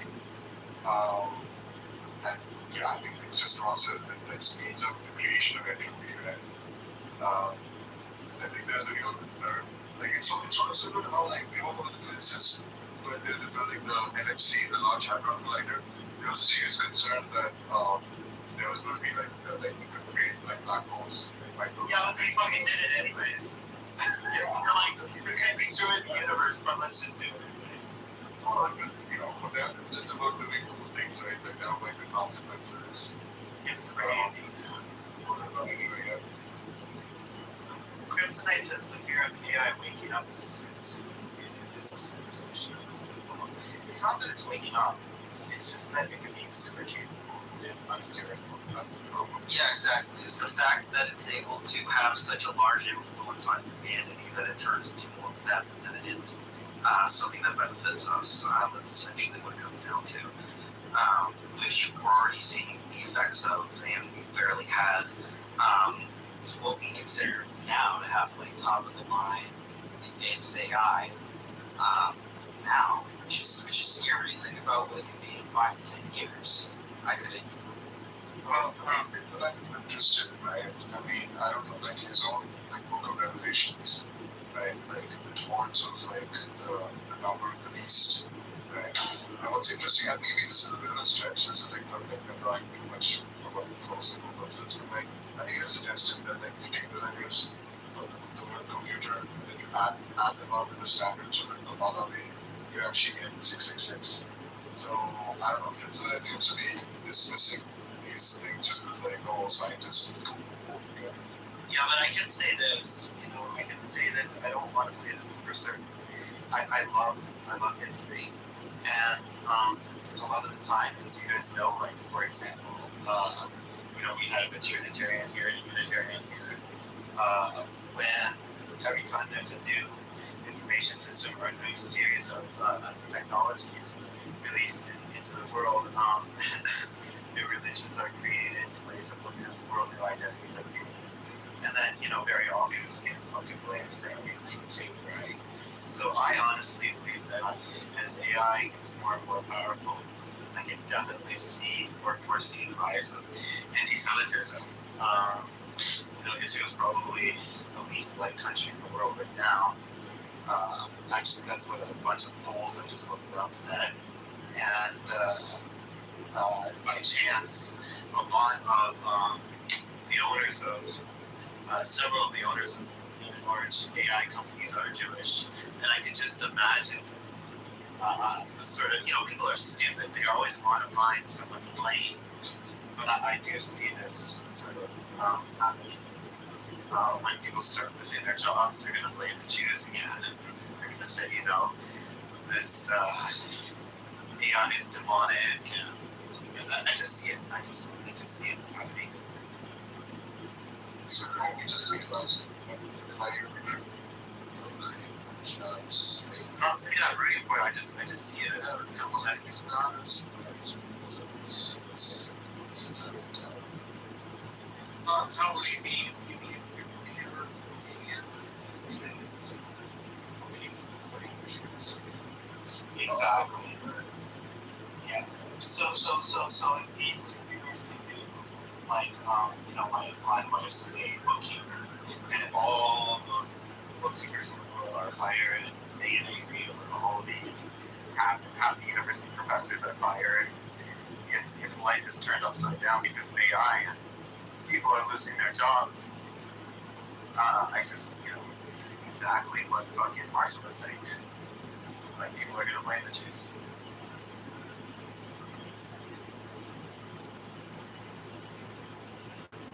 And with that, I would like to welcome Lynn to the stage. If no one knows who Lynn is, then you're about to find out. So, Lynn, welcome. Hello, Christian. Hello. Are you going to tell them who I am, or are you going to make them guess? Nah, you can tell them. You can tell them. No, you can tell them. You introduced me to the show. Oh, I'm so sorry. Jesus, gratitude. We're going to respect you, man. JCC, I don't want to hear from you. No, Hey, Frenchie, thanks for coming up, Frenchie. How are you? Oh, yes. I think I invited Frenchie out, so welcome to the stage. So,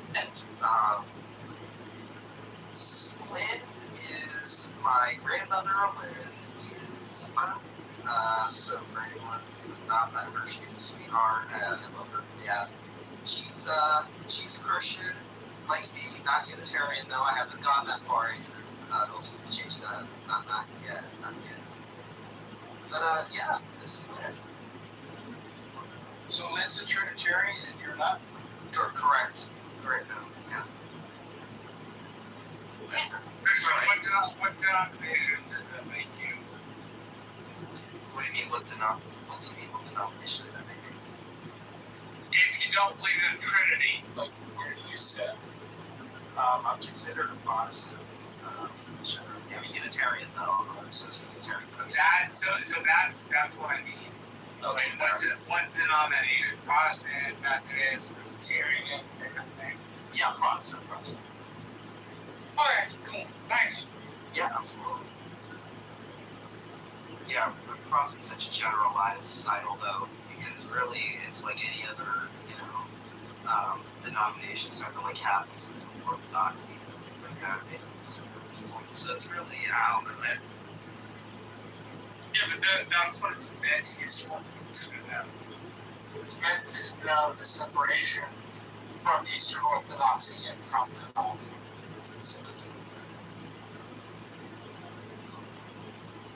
Yeah, well, Probably not denomination. who, me?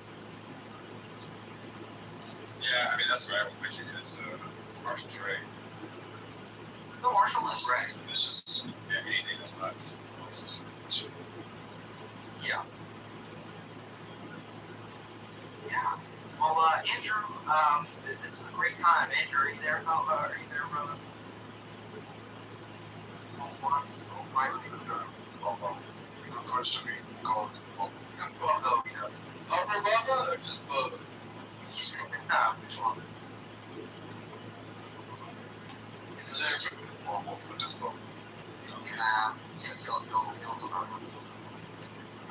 Do they still make Humble Bubble Gum? They do, yes. It's like one of the top gum, it's one of the top gum brands, yeah. We love it. Let's see, what was I going to talk about? Ah, yes, Lynn, did you hear me and Andrew are going to be having a formal debate on the Trinity tomorrow? I did hear about that. I was here when it was being talked about. Oh. Let me know when you're going to try and be there. Oh, yeah, absolutely. Yeah, he still has to answer for what time, but yes. What's up, Crimson? Welcome on stage. Welcome, Alfonso. Welcome on up, Alfonso. What time and where? So, from what is being talked about, it's probably going to be somewhere in the evening, probably somewhere around, 4:30, 5:30 PST, Pacific time. Probably could be earlier than that, depends. On this app. Yeah, on this app tomorrow, it's going to be the Indies and Mouse and Steve Mouse is starting right now. Steve's probably going to be moderating. Maybe, yeah, but it seems like we both kind of agreed to that, at least for right now. We just have to confirm it. Thanks for that. You just gave Crimson a hard on. I'm sure. So, the title, I think. Oh, what's the title? Your name, Drew. No, essentially, the title is, it is indeed biblical. Nice. Yeah, essentially. Yeah, I don't think this debate's going to go away prior to the second time we've ever had. It's just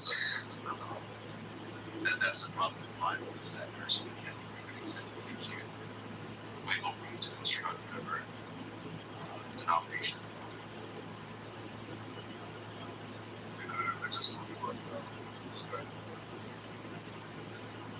This is the first formal debate of Andrew not prepared. That's correct. Yeah, this is his first formal debate, at least for what we know of on the app. Which is, interesting because I've had many formal debates on here. I've had so many on various things. So I have a pretty solid track record in comparison to Andrew's. 0-0, clean slate absolutely no formal debate experience. This is gonna be. Well, you got the rapid debates. Rapid debates are not necessarily, They're more formalized than like a conversation, Jason. Yeah, I agree, but it's not like the same format as a true. No. I mean, I've engaged in plenty of formal debates. Outside Clubhouse, but yeah, we'll see what happens. And it's a 3v1, 3 Trinitarians versus me. I think that needs to be adjusted. You think so? Yeah. The one-on-one? Yeah, that's not the. Well, I don't know. That was Andrew's idea. Trinity, right? Get all three Trinitarians. JCC's right. It's just to be one. It's basically just any other Andrew race.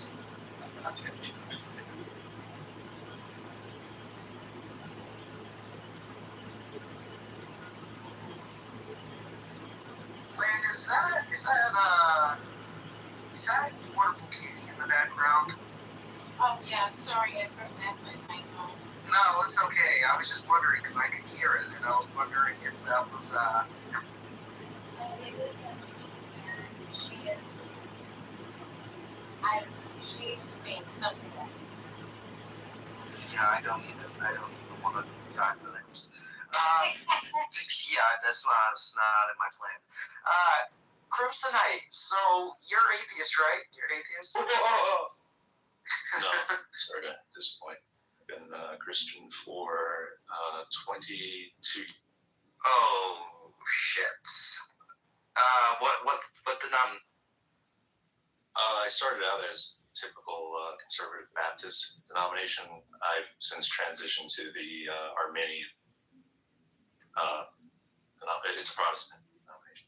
Oh, Protestant denomination. Okay. All right. Yeah, I just read your profile. Trinitarian. I'm not even going to try to pronounce. Wesleyan, Armenian Christian. Incompatibilist, but yeah. Huh. Well, that's cool. Well, at least I'm not the only Protestant on stage, eh? We love that. No, I'm Presbyterian. Oh, never mind then. I was straight up Calvinist. Wait, you're Calvinist? That's what Presbyterians are.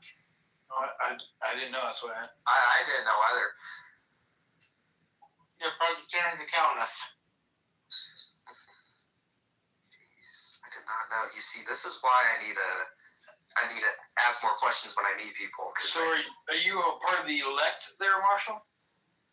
No, it's bullshit. It's been explained to me a dozen times, and every time it's explained to me, it never convinces me. Like, that's supposed to be random, not chosen. Like, that doesn't make any sense. So I reject that part of Presbyterianism. Because I don't understand it, and I'm not convinced by it. Alfonso, welcome to the room. I kind of gave you like a 1 second, 1 second recognition. How you doing? Doing good, thanks. How are you, Chris? I'm doing just fine and dandy. Great. Yeah. Let's see. Who have we not addressed? JCC, remind me. Carlos, Frenchie. We said hi to Frenchie. Hans, you got any questions, Hans, for Nate?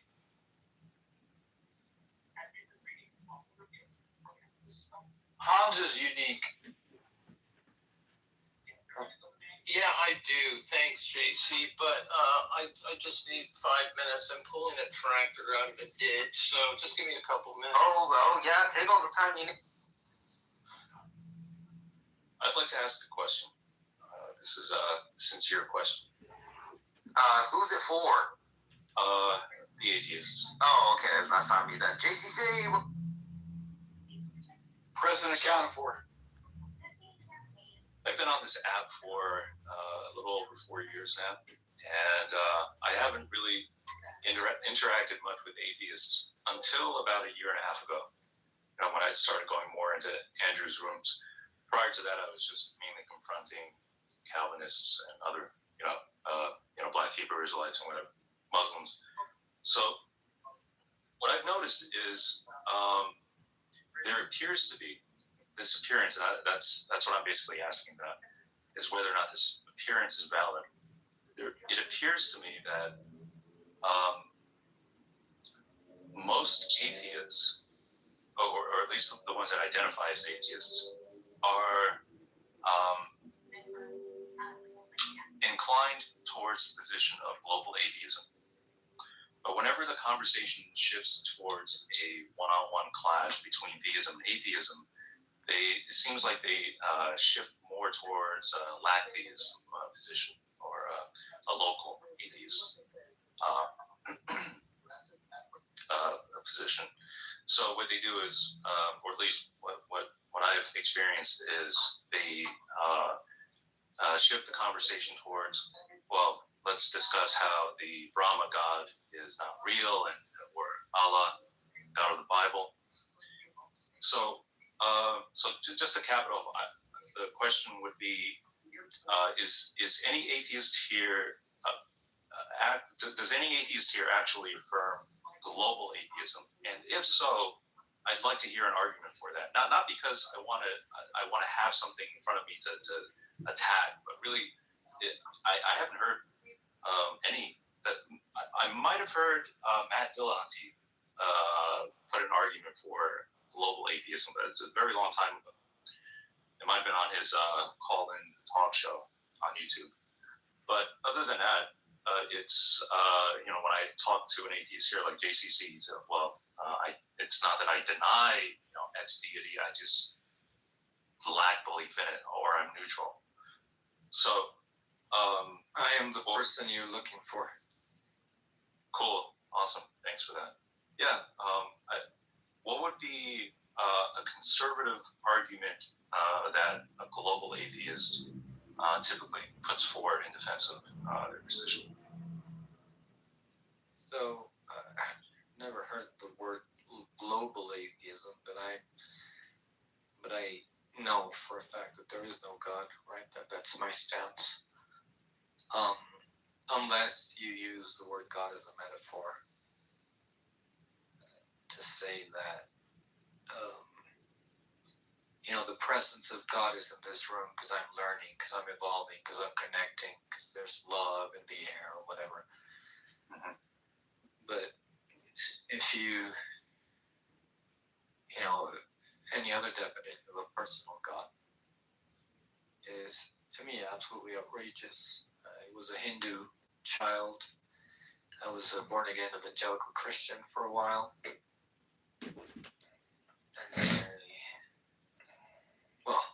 just because of some trauma and some harsh things that I went through, I became very, very strict about the way I assess reality, very critical about assumptions or beliefs, or knowing the way the world functions, how humans behave, how things come to pass. And as I went on, it was clear to me that there was no way there could be such a God. I can sympathize with that. When you say global atheist, what do you mean by that? Do you just mean the generic God, or are you looking for an argument against the generic God? Yeah, someone takes a position that there is no God or gods out there whatsoever. Yeah, well, I can answer that quickly then. So I define God as an eternal conscious creator. So eternal, just always existed. Conscious, has awareness, able to make decisions, that kind of thing. And a creator just has sufficient power to bring about the observable universe, right? So that's what you mean by a global. That's what you mean by a generic God. Hey, can I ask a question? Yeah. Sorry, I haven't finished. Am I able to ask a question? Because you guys are just hold on. You're interrupting. Just be patient. Oh, my bad. Yeah, it is your bad. Just hang on. What? Bitch, suck my dick. I say what I say. Oh, bye-bye. Job. God damn, what's wrong with people these days? Yeah, so if that's what we mean by God, then like atheists could affirm some kind of naturalism, which which isn't, doesn't have a mind, doesn't make decisions, isn't aware. And, if you take like Occam's razor, which is just, whatever's the simplest theory, which has less parts, is a hypothesis to be preferred. So you could just say that naturalism is an eternal creator without the consciousness. So it lacks like one additional property that God has, and is simpler. So that would be like an argument I would give. Okay, so basically you are putting forth the position that that naturalism as a mechanism can account for certain phenomena that at times appear to be the result of an intelligence, basically, right? Correct. Yeah. And, Okay. And the main thing is it is simpler because it can explain all the same data with less parts to it. Okay. Yeah. Well, to what Alfonso was saying, being a Christian for over 2 decades, I definitely can sympathize with what Alfonso was saying. And believe me, I'm someone of not out of your usual group of believers. I suffer from an extreme case of anxiety that manifests in all different ways. And it's like a constant agony every waking moment. But so my faith has been somewhat of a roller coaster, up and down. And I will readily concede the possibility that Christianity could very well be a false religion. I hope it's not, because as a human being, I prefer to. I would like there to be a benevolent, all-powerful, companion that's out there. But aside from Christianity, I have been putting effort into defending the idea of more of a generic God that possesses more or less the omni properties of, or like Carlos was saying, if not omni properties, and at least power sufficient enough to create this universe and whatever others. So what do you think of the argument? Well, because it sounds like you're saying it's possible that you could be wrong and that atheism could be true. So like this form of naturalism that I've presented is like there's no contradiction with it, right? That's a possible world that we could be living in.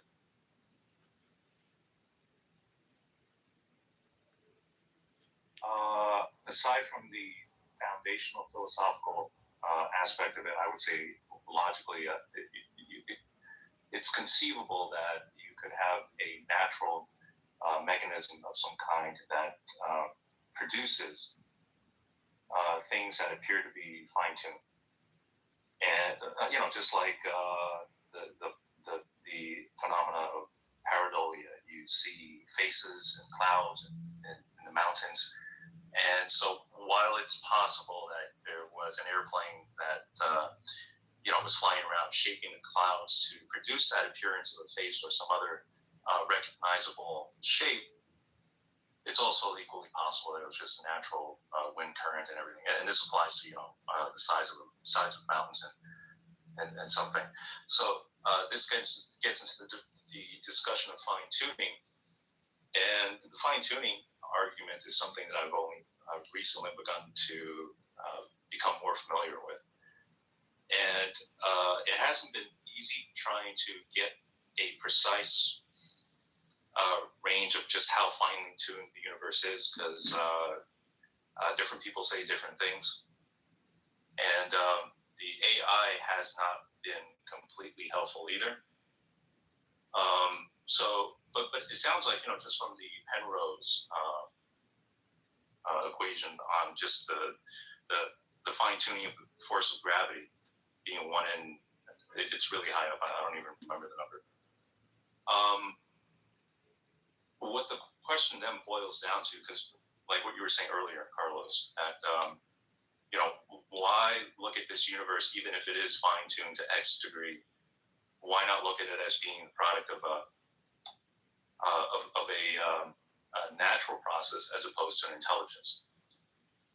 And for me, I think the symmetry breaker is because living as a human being I have predominantly been exposed to the high occurrence of the correlation between that which is fine-tuned to that being to intentionality or design is what, from a Bayesian perspective, is what gives me the consideration that it was done by an intelligence. While logically it could have been a random process as well. So, like I was asking Deepak earlier, because a couple weeks ago he was talking about the firing squad example about someone who is convicted of a crime and is to be executed by firing squad. You have dozens of professional marksmen all aimed at you, and after they fired, for whatever reason, the bullets rifles misfired. A collection of all these different circumstances just coalesce and converge to the result of you surviving it unscathed. And I think he said something like that instead of that, without having the proper sample size to be able to map out a probability range for how much expectation you should have for that event occurring, that you shouldn't, or at least he said he wouldn't immediately jump to the conclusion that it was orchestrated by an intelligence. So I think that gets across what I'm saying, right? Is that it logically could just be the case that it was a random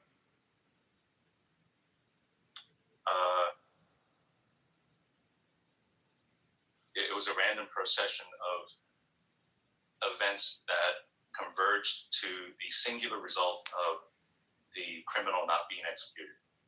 Just to be clear, I wasn't arguing for fine tuning. I was arguing more about simplicity, like saying that doing a hypothesis comparison, whichever hypothesis can explain the same data but has less parts to it. I'm saying the simpler hypothesis is to be preferred, regardless of the parameters that are set in the universe. So do you think that a hypothesis that has less parts to it is to be preferred?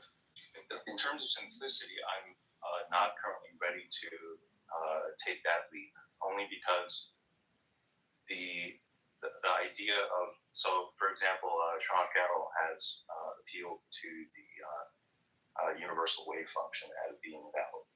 Many atheists do not, probably not all. But if it was something like the wave function, I have read, I'm a complete novice when it comes to this kind of stuff, so anybody who knows more about the wave function, just please jump in. But that the wave function is something that is supposed to be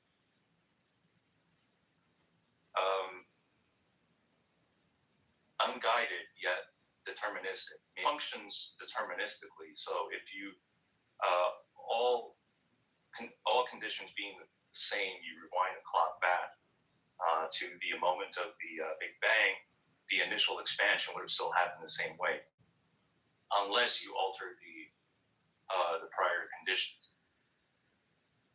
So if that's the case, then it calls into question exactly what kind of deterministic machine or mechanism we're talking about here, and how is it that it is? How did it come to be? Was it always there? Was there always a universal wave function? The taxpayer how is it so intricate in its arrangement of all these different cosmic parameters? So on the principle of parsimony, you don't have a view on that then? You don't. So if someone's presenting you two hypotheses, one has 10 parts to explain the data, and the other hypothesis has 3 parts to explain the data, you don't have a position on whether the simpler hypothesis is to be preferred. That's what I was arguing. Yes, I will. Yeah, I can go with that. That the simpler hypothesis should be preferred, but For the time being, what I'm having trouble with right now is seeing how such a naturalistic view of creation is similar to divine creation. Well, the point is that if I'm defining God as an eternal conscious creator, I can define naturalism as an eternal creator without the consciousness. So it has less parts to it, but it still explains the sense. So I'm just saying, as a hypothesis, it to be preferred because it explains all the same things with less baggage, less to account for. That's what I'm arguing for. And if you think that hypothesis preferred, then maybe this would be persuasive in some way. Yeah, I get that part. That in the sense of it having fewer components to this to this universal creative mechanism, that it makes it simpler that way. But in my opinion, it seems to create more problems elsewhere, and that's where the fine tuning comes in. Is that if you take away the consciousness or intentionality, at least, there seems like you have a greater difficulty accounting for the appearance of fine tuning. So, I don't think that's the case if we're just talking about a generic God, though. If we're just talking about like an eternal conscious creator with no other attributes to it. I mean, if you posit like a specific type of intentional creator, then perhaps you'll get like a situation where the intentional being is going to likely the naturalism, because naturalism obviously is a non-intentionalist. But if we're just saying like a generic God, generic naturalism with no other attributes, it seems like it'd be fitting, maybe at least, if not to prefer naturalism because it's simpler. If we're just talking a generic God, but the plausible types of intentional beings that are well, right? Like an evil God or a God that just wants a single atom in it or something like that, or wants a world where the parameters are different. I don't know. We could do that, but we're not talking about a specific God. We're just talking about a generic God. So I think if we do that, then the sort of analogy between that and the naturalist comparison seems to be equal, I would say. Okay, that sounds fair.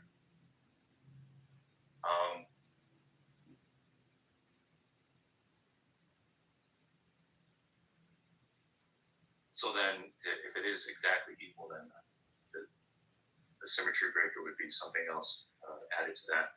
Yeah, possibly. Of simplicity, yeah.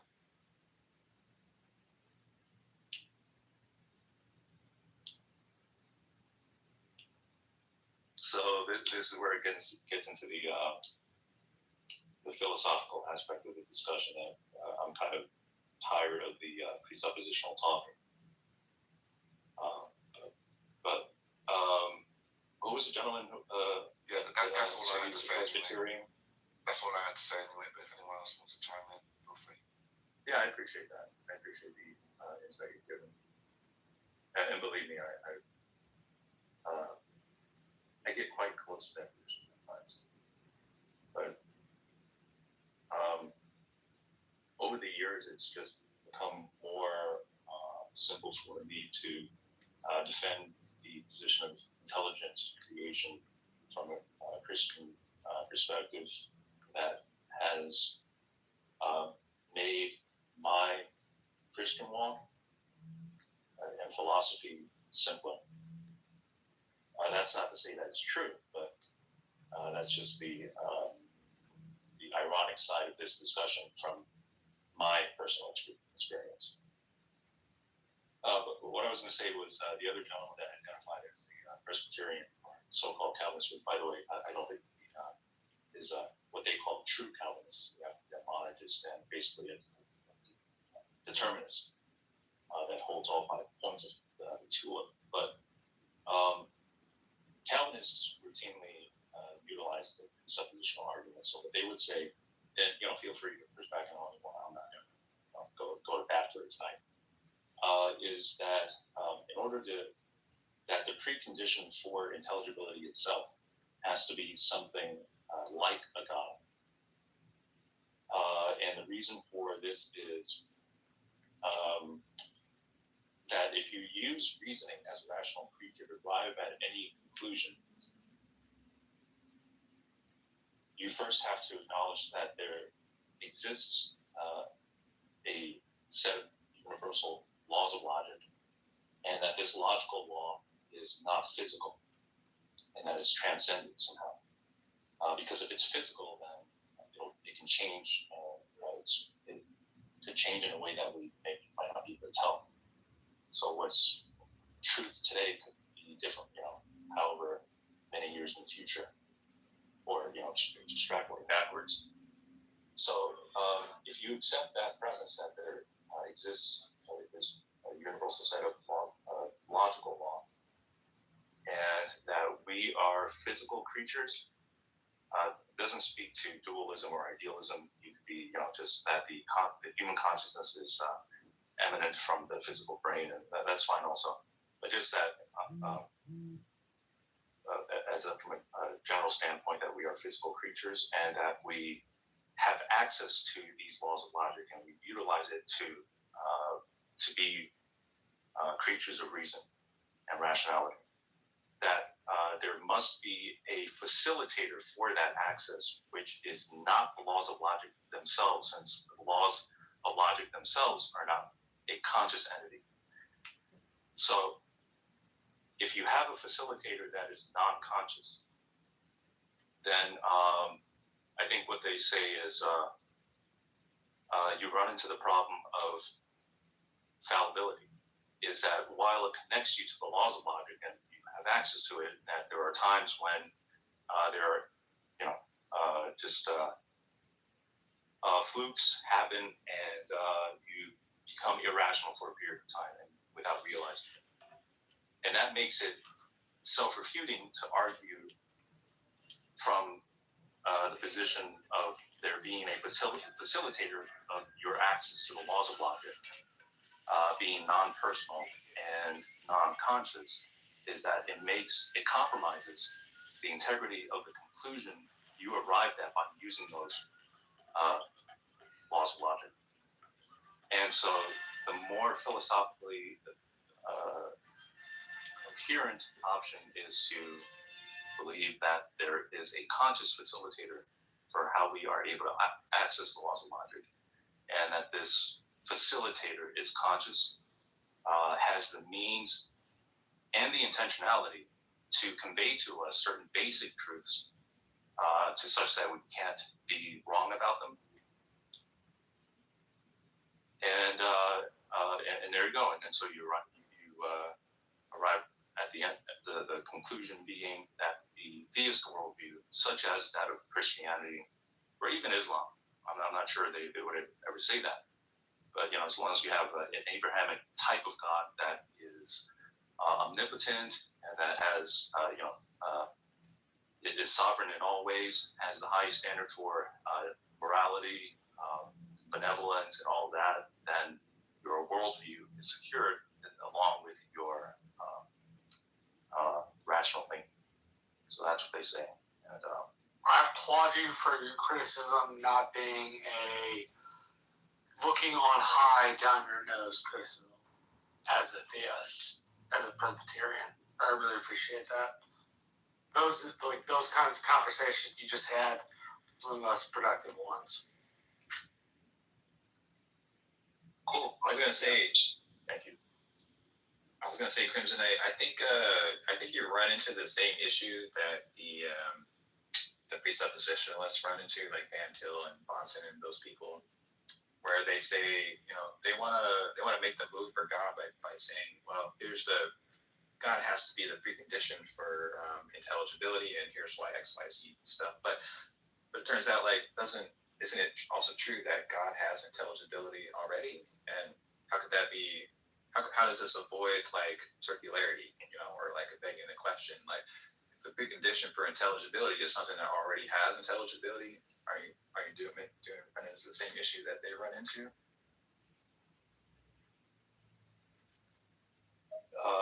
Yes, this is referred to as the virtuous circularity phenomena of the Trinity, I think they call it. It's that knowledge is not only grounded in this triune entity, but it's also circularly being revealed between the three persons. And so they make the Christian God unique in that they identify him as a revelatory, benevolent agent, as opposed to one that is brute, meaning singular person, everything singular.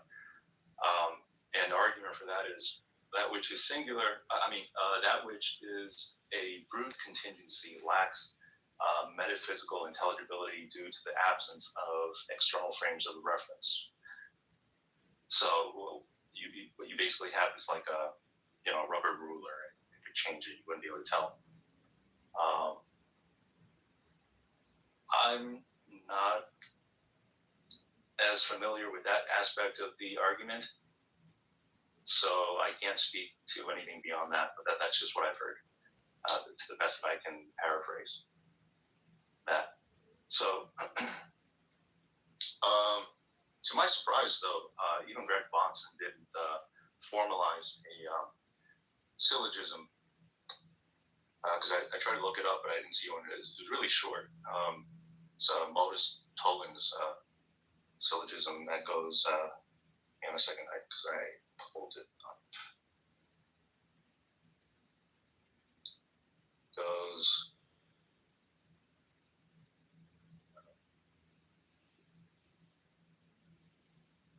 I don't know about his Modus Tollens thing, but what I understand from what people say about Greg Bonson, I haven't read any of his stuff, but usually, like the precept people will say, like when I point this out to them, they'll say like, well, there's this distinction between virtuous circularity and vicious circularity, and we brought that up, but in formal logic, there's no distinction between those. Something's either circular or it's not. There's no distinction between those things, and I think Bonson is just saying like, they're just kind of saying like, listen, man, my circularity is the good kind. I don't think it. If you ask me, why is the virtuously circular argument any more robust than one that is not, virtuously circular? I wouldn't be able to answer that. But what Greg Bonson outlines is point number one: God is the necessary precondition for a logic, morality, and intelligible experience. Point number two: logic, morality, and intelligible experience exists. Point number three: therefore, God exists. So this is Modus Tollens, but of course, software doesn't really reject it because it seems to be affirming the consequence. But that's all I got with him. Real quick. I believe one of the foremost or one of the greatest evidences for an intelligent facilitator is the fact that independence is an illusion, just in nature in and of itself. Everything has an interdependent, symbiotic nature to it, right? Nothing is truly independent. So it's like a baby isn't just born from air, something always has to precede it. So my thing is, just by the very nature of the universe, that nature, I would say that that's enough evidence of a intelligent facilitator, my personal opinion, but I'm gonna keep it right there. I'm gonna lie.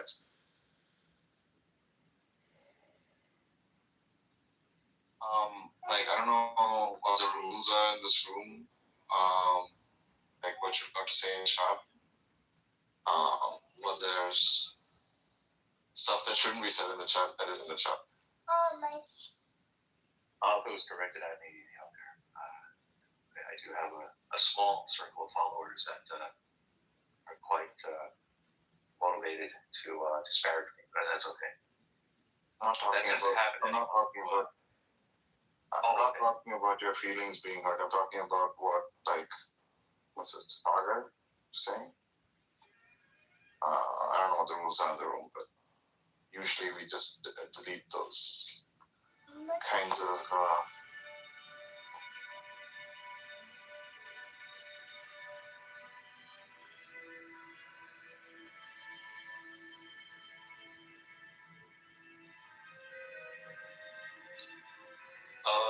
to what Carlos was saying earlier,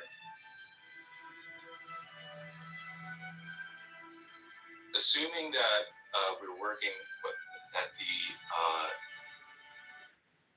the natural state of affairs of this universe that we're experiencing is such that it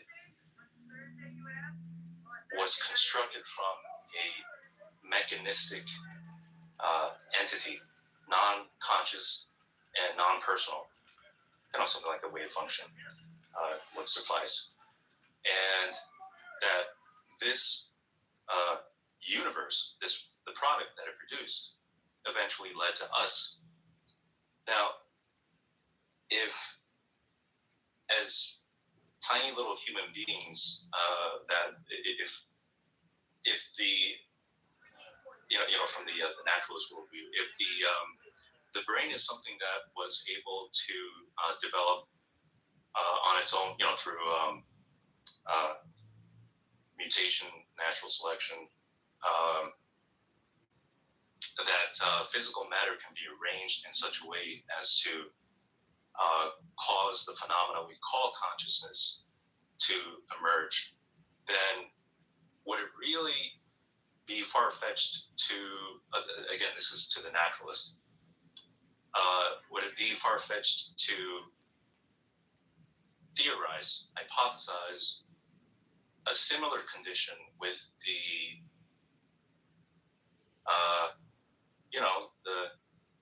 universe creating machine? After all, it seems to be, from the way that Sean Carroll describes the universal wave function, it seems to be almost on a platonic level.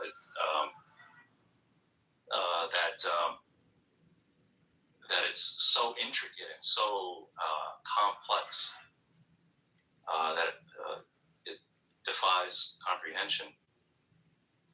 And yet, the human brain, relative to that, is if it's far simpler,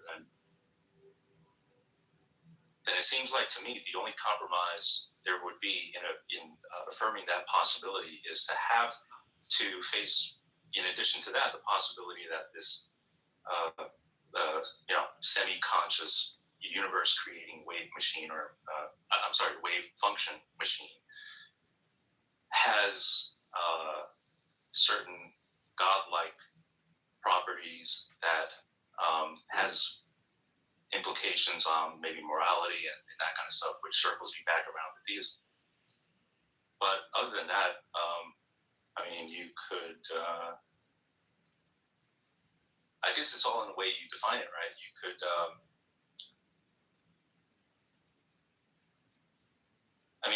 if it's such that it's not, like in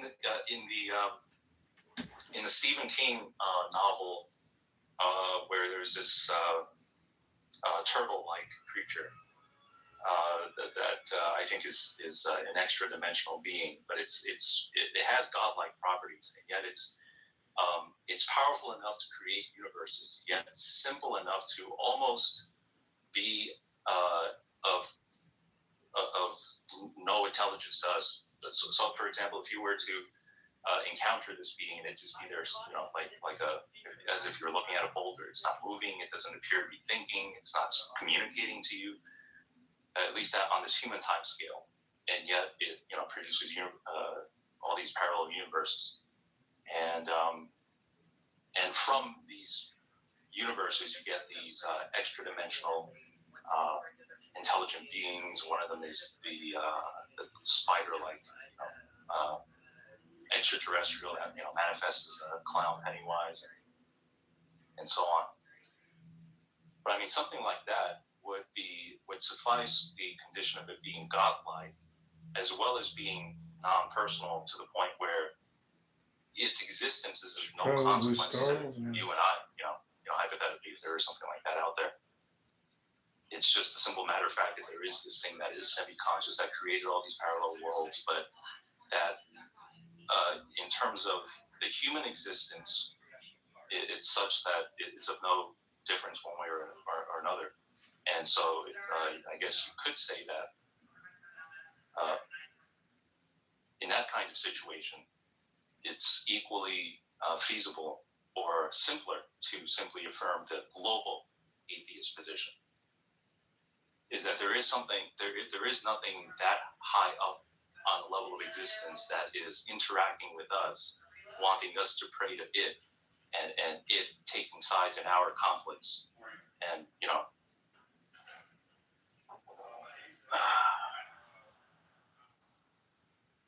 yeah, that's all I have to say with that. I'm not too sure what point you were trying to make, because you started talking about consciousness emerging or whatever, or something along those lines, which obviously, as a naturalist, I would probably prefer that position. That, The sacred word in American English, the N word. It's like any other emergent universe. Pretty much everything we see is special plea for consciousness. That would be my position. But yeah, I mean, like if you're talking about like an intentional creator, like you said before, if you just talk about a generic creator without any properties, yeah, you can have an impersonal conscious creator, the deist type God. That would be one of the versions of God, an eternal conscious creator, right? Right. Still fits the right. Yeah. So you could construct the whole number of eternal conscious creators, an evil God, a God, an intentional being that just wants a universe. Did you alert everyone? You can construct a whole many versions of that as well. So ice in the area. But yeah, I'm not quite sure what you were trying to make about the conscious being impersonal. Did you alert everyone? I saw ice in the area. The conscious aspect of the condition is such that if you envision that which created this universe as being non-conscious and impersonal, but yet still retains complexity and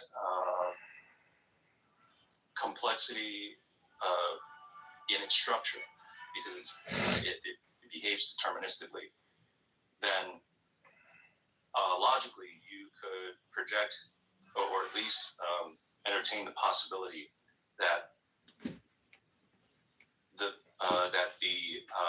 the structure of the human brain in all mammalian brains, I guess, is that the arrangement of matter and energy within that brain, which constitutes the emergence of consciousness, can be afforded to this universal wave function or this universe-creating machine, but not to the degree where it behaves,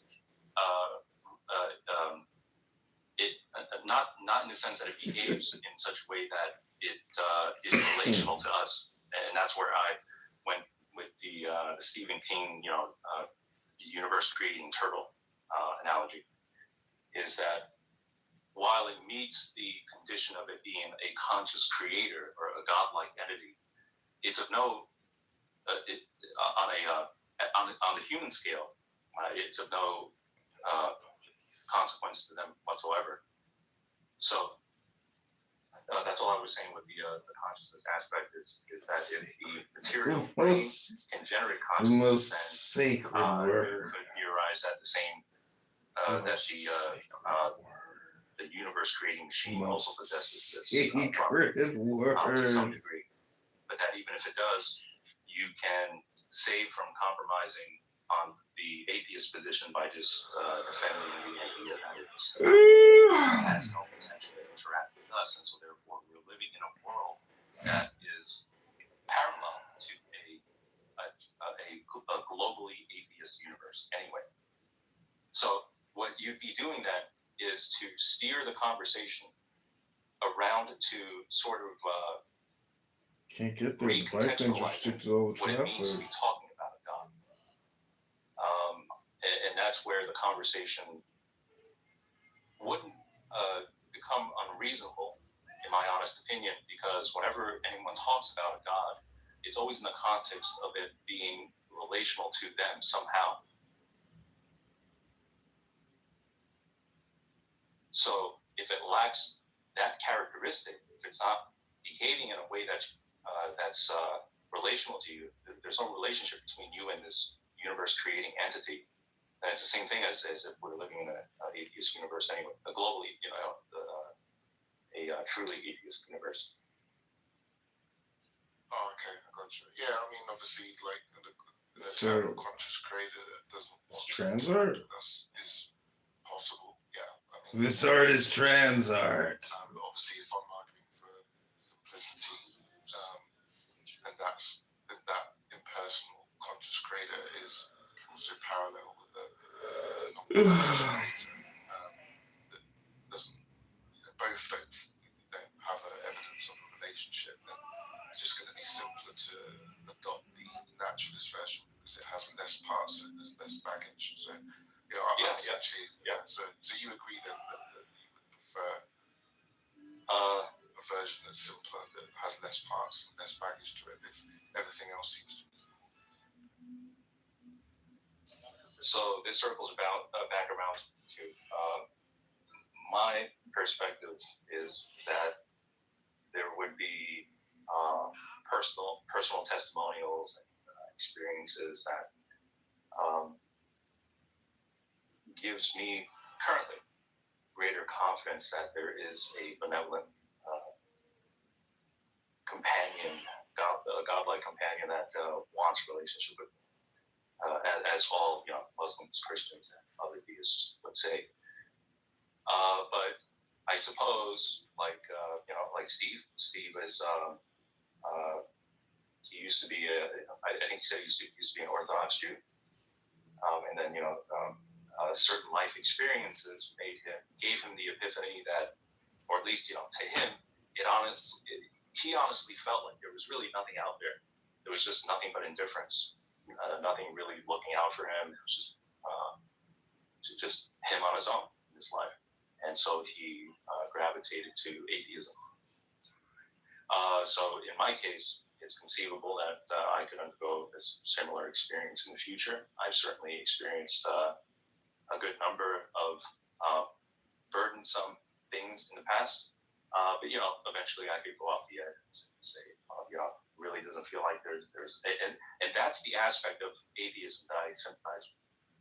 It is the internal struggle, the emotional struggle, and the turmoil that arises.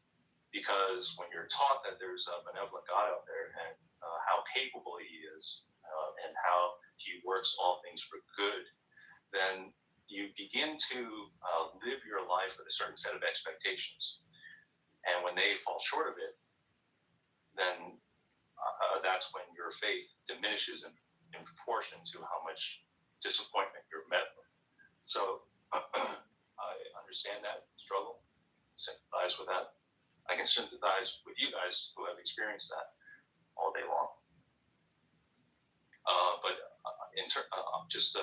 on the general question of theism and atheism, I think it's currently simpler to affirm the Christian position. That is for the time being. But again, I may change my mind in the future. Yeah, I think if you add extra properties onto the eternal conscious creator, like omnibenevolence and something in line with what you think the Christian God is affirming, then then that's going to generate new expectations that a simpler version, just the eternal conscious creator without the omnibenevolence wouldn't have predicted, right? So if you add on extra properties, but obviously we were just talking about a generic God, and whether that's when you compare that to a generic naturalist version, whether is to argue whether, this additional thing that I'm saying is not needed, is superfluous. This consciousness or intention to explain everything is necessary. So some people try to argue that actually, no, you do actually need intention. You need a selector, for creation or whatever. You need some decision-making property to be there, and obviously naturalism. Believers, it says non-believers and polytheists are the worst of worst people. And then what? No, it doesn't say that. It doesn't say that. It says parts of them. No, it says parts of them. Not all of them. Parts of them. That's what it says. But my question, what's the problem?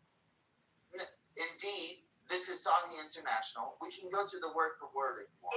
Indeed, What is the they problem? don't believe among the people Why of do you the not like scripture and it? the polytheists. Why do you not like it? What's wrong with that? So wait, are you claiming that if Sikhism had a verse that said anybody who didn't believe in Sikhism that are Muslim or Christians or whatever are the worst of creatures? You're not gonna say that Echo and all the other Muslims are gonna have a fucking problem with that? But that's not Islamophobia.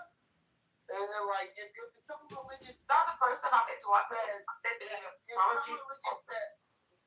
text said, if you don't believe absolutely what our religious text says, you're the worst of creatures. What our religious That's not gonna be like a problem. You're lying to yourself. Why is that a problem? Like, to me. What's the contradiction? Why is it a problem? Oh, wait. You know what's funny? We live in a society right Okay. now. So, 1 second. I'm going to read this. No, I'm just wondering. Like, we live in a society in the West right now. I imagine quite a few people live in America. They talk about dehumanizing. When you literally have a scripture that says worst of creatures, you're claiming that's not dehumanizing? No. It's very simple, bro. 1 second. Okay? Just 1 second. It's not saying all of them.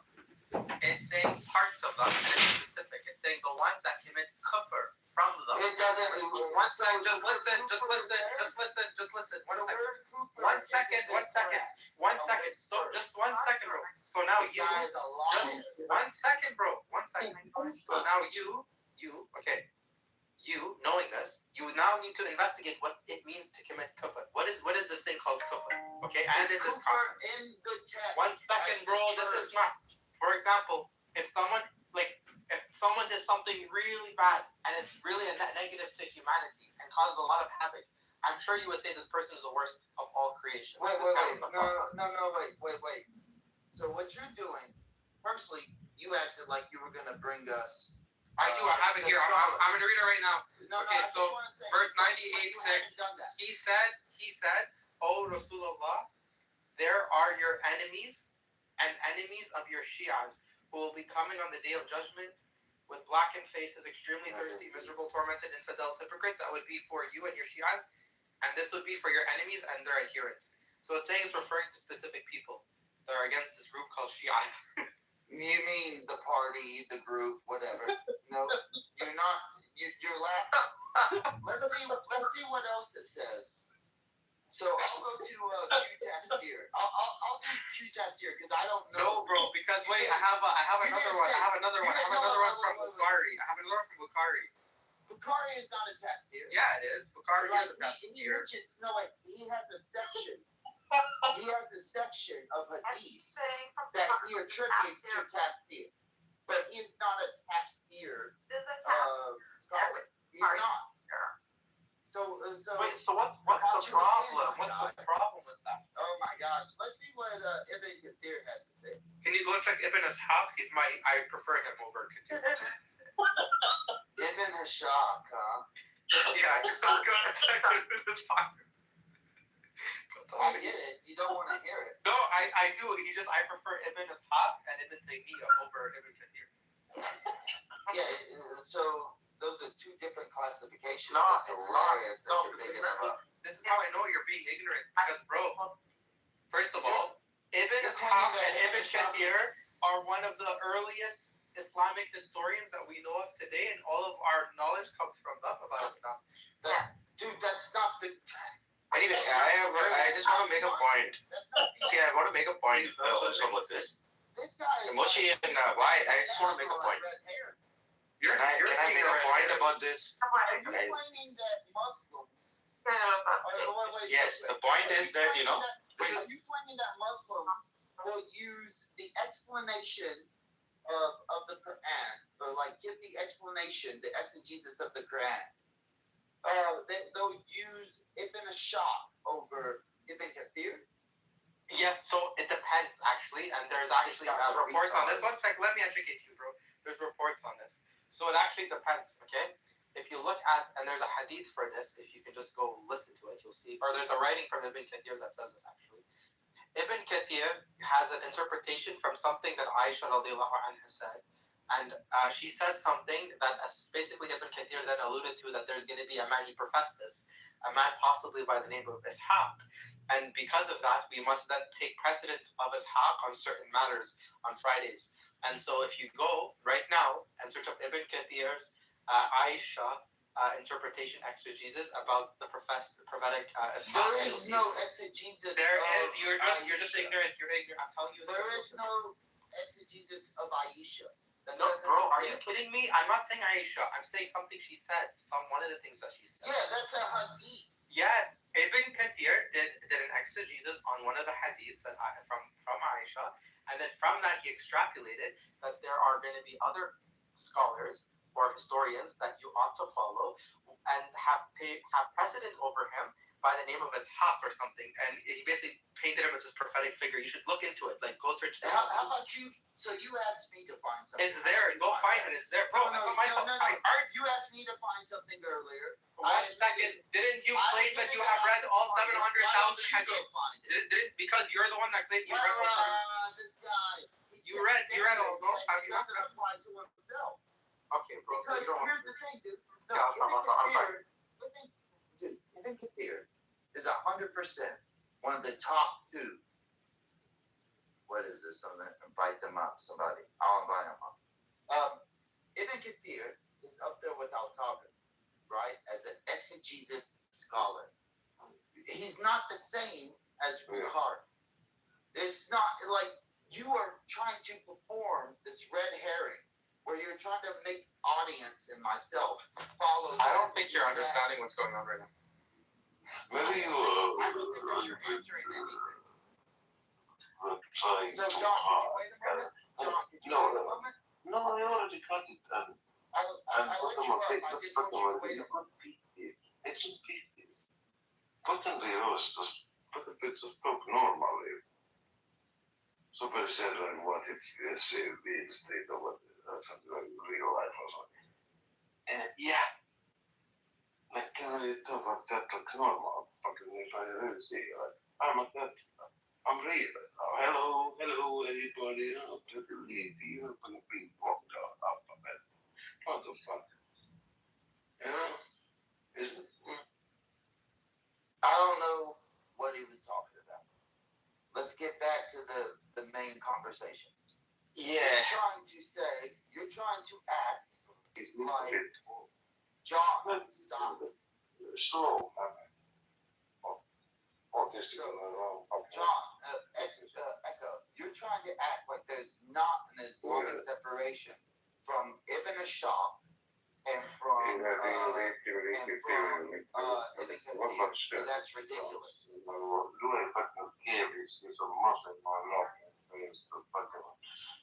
Best fucking bum now I have in this fucking thing. Echo, you are trying to make that there is not a religious separation inside of the like. Yes, there is not a religious. There's only a spiritual and political separation. No, dude, let me finish. You're trying to act like there's not a religious separation in scholarship between Ibn Ashaq, Al-Tabari, / Qurtubi / Kathir. And there is. There absolutely is.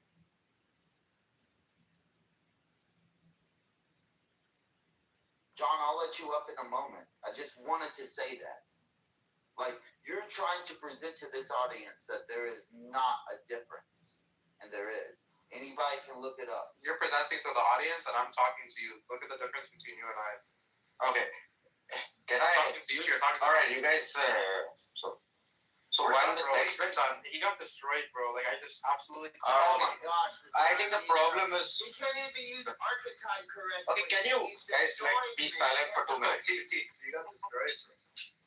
So why? I mean, you have a very strange way of arguing like yesterday. Anyway, so this verse that you're talking about, it does mention something, right? But I don't think most Muslims actually believe that or they don't really behave like as if all polytheists and non-believers are the worst of people. Some definitely do. We hear them in the house, but it's unlikely that people actually believe that. I don't know what does that actually translate to. And in historically, they haven't also done that, right? So for example, when the it'll be a little one last bit. So historically, during the rule of Muslim sultans or Muslim emperors in India, a majority of Indians were polytheists, but they were not treated like, they were also considered people of the book because it was just more convenient to do so. Wait, you're claiming that Muslims historically have not. So wait, firstly, let's start at this point. Let's start at this point. Allah says eternal words that they are lesser than creatures. So whether Muslims accept that or not doesn't mean anything. But it could be that Muslims have never read that verse, right? Yeah, that's a good point actually. Why? Hey, why? What's the argument here? Bro, he's making good points, bro, to be honest, bro. Honestly, bro, the whole religion shit's kind of cheesing me anyways. Can I hear the argument you made why, or you guys done? Okay, Cairo, so basically what he's trying to say is this, okay? So first of all, are you a Muslim, Cairo? Yeah. Okay. What type? So I'm a Muslim. Okay, perfect, yeah. Yeah, he's saying, basically that, well, there's a couple of points he's making. One is if you go to chapter 98, verse 6, I'll wait till you're there, bro. 1 second. Yeah, no worries, take your time. Why, is it okay that I'm speaking on your behalf, or is that not allowed? It don't bother me none. As long as you represent me correctly. What'd you say? As long as you represent me correctly. You said 98? Yeah, 6. 98.6. Yeah. Y is basically saying that Islam is false because he spotted like a spelling I mistake never or something said else. that. I never did. Okay, why don't you just tell me why? Look at this guy. Okay, why don't you just tell me why? What did I say? I said, I don't care that you speak for me as long as you represent me correctly. And what does he do? He does it incorrectly. Okay, maybe he made a mistake.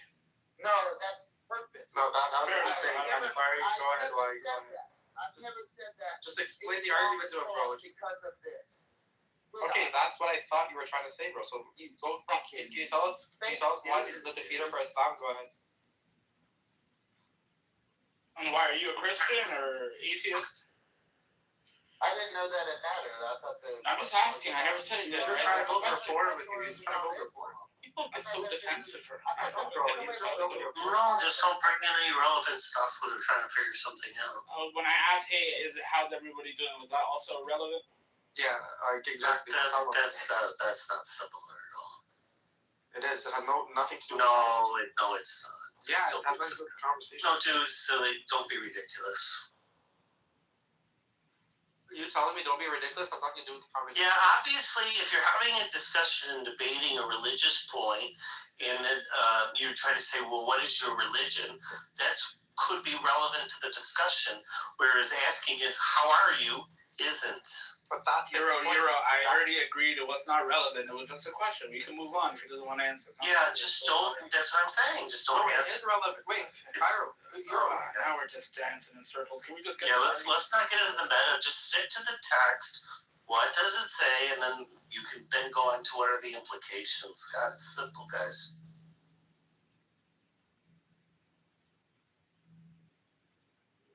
I just don't think things are that simple, to be honest. In reality, like, more complicated than we think. So maybe. No, I'm not saying What's the the argument analysis though? Why? is simple. I'm saying that to avoid these extraneous No, subjects. fair enough. I get it, Euro.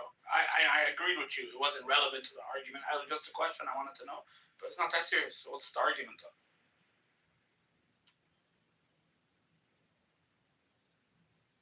Oh, no way. That's crazy. That's a defeater. So one No, Echo, let him say it because... He's not gonna talk, bro. Oh. Yeah, why? Is there some reason why you're not talking? I think that this is ridiculous. Like, that's my personal opinion.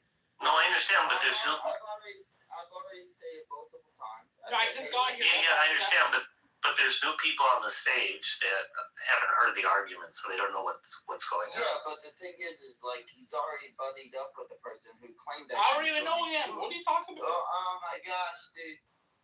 Okay. What? The argument. I guess the newest one. It started a while ago with like there's been 4 different things, but essentially, if you're asking about 98. 6 of the Quran, right? What I was mentioning was that the worst of creatures, and it's the people of the scripture. Now there was actually a person who tried to like, oh no, it's not talking just about them. Yeah, nobody says it's not talking about just them, right? It's just a bunch of red herrings going on at this point. So let's focus. The worst of creatures. What does that mean, according to Islam? Well, I think if you read 98:6, we should all be able to agree that the text is pretty clear, I think. It says, indeed, those who disbelieve from the people of the book and the polytheists will be in the fire of hell, stay there forever. They are the worst of all beings, or the worst of creatures. It clearly says it's 2 groups of people, right? The polytheists, that's one of them. And the second one is those people from the people of the book who disbelieve. And those people, the people of the book, would be the Jews and the Christians, correct? Jews, Christians, and Muslims. Okay, yeah. People of the book is... Did we not hear from Echo that, and I think Neil Patel, that no, that's not who is being defined as. No, this Echo is actually trying to. Echo, real quick, I'll get to you. Yeah. Neat. I'll call you Neat. Echo actually trying to make an argument that it's about people who do things that are bad. No, I said no. I said people that commit kufr. And kufr, you have to look at and I battled that. And Muslims can commit kufr. Muslims can commit kufr. The people that identify as Muslim do kufr. Dude. Firstly, I battled back with your Cooper saying, where's the word Cooper inside of the text? You wouldn't answer. And then secondly, you did try to make an argument about people who kill somebody and they do this and that. That's not in the text either. Euro says he reads it explicitly as like, yeah, it's just A and B. You know? What's the argument?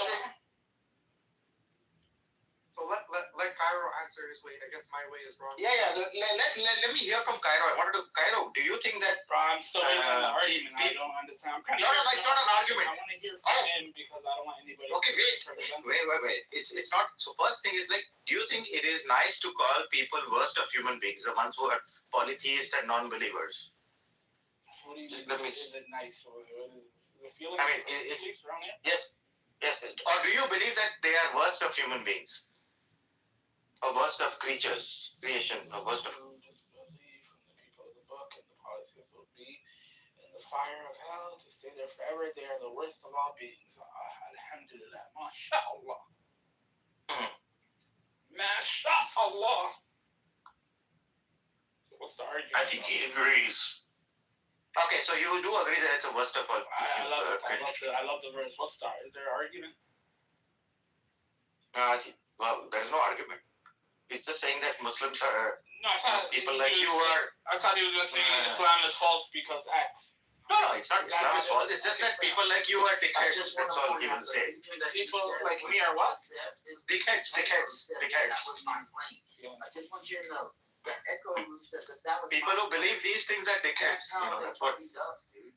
Like it's insane when you have to deal with these type of people that like, oh, well, why so? He's claiming that Islam is false because it claims that a certain group of people are the worst of creatures. Never fucking said that.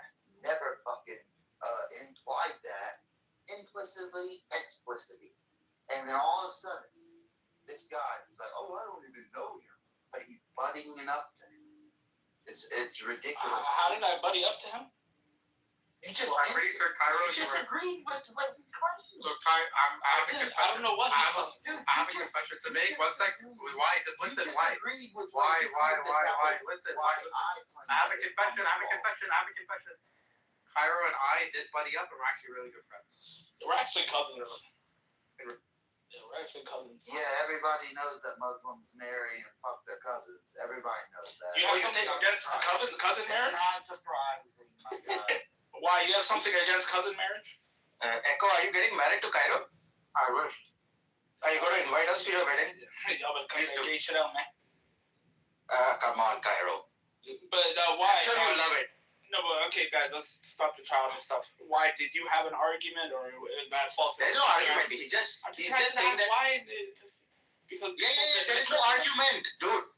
Are you not tracking? There's no argument. It's just that people who believe this shit are dickheads. That's all it means. That's all. Why he's trying to say. Is that what you were trying to say? Why?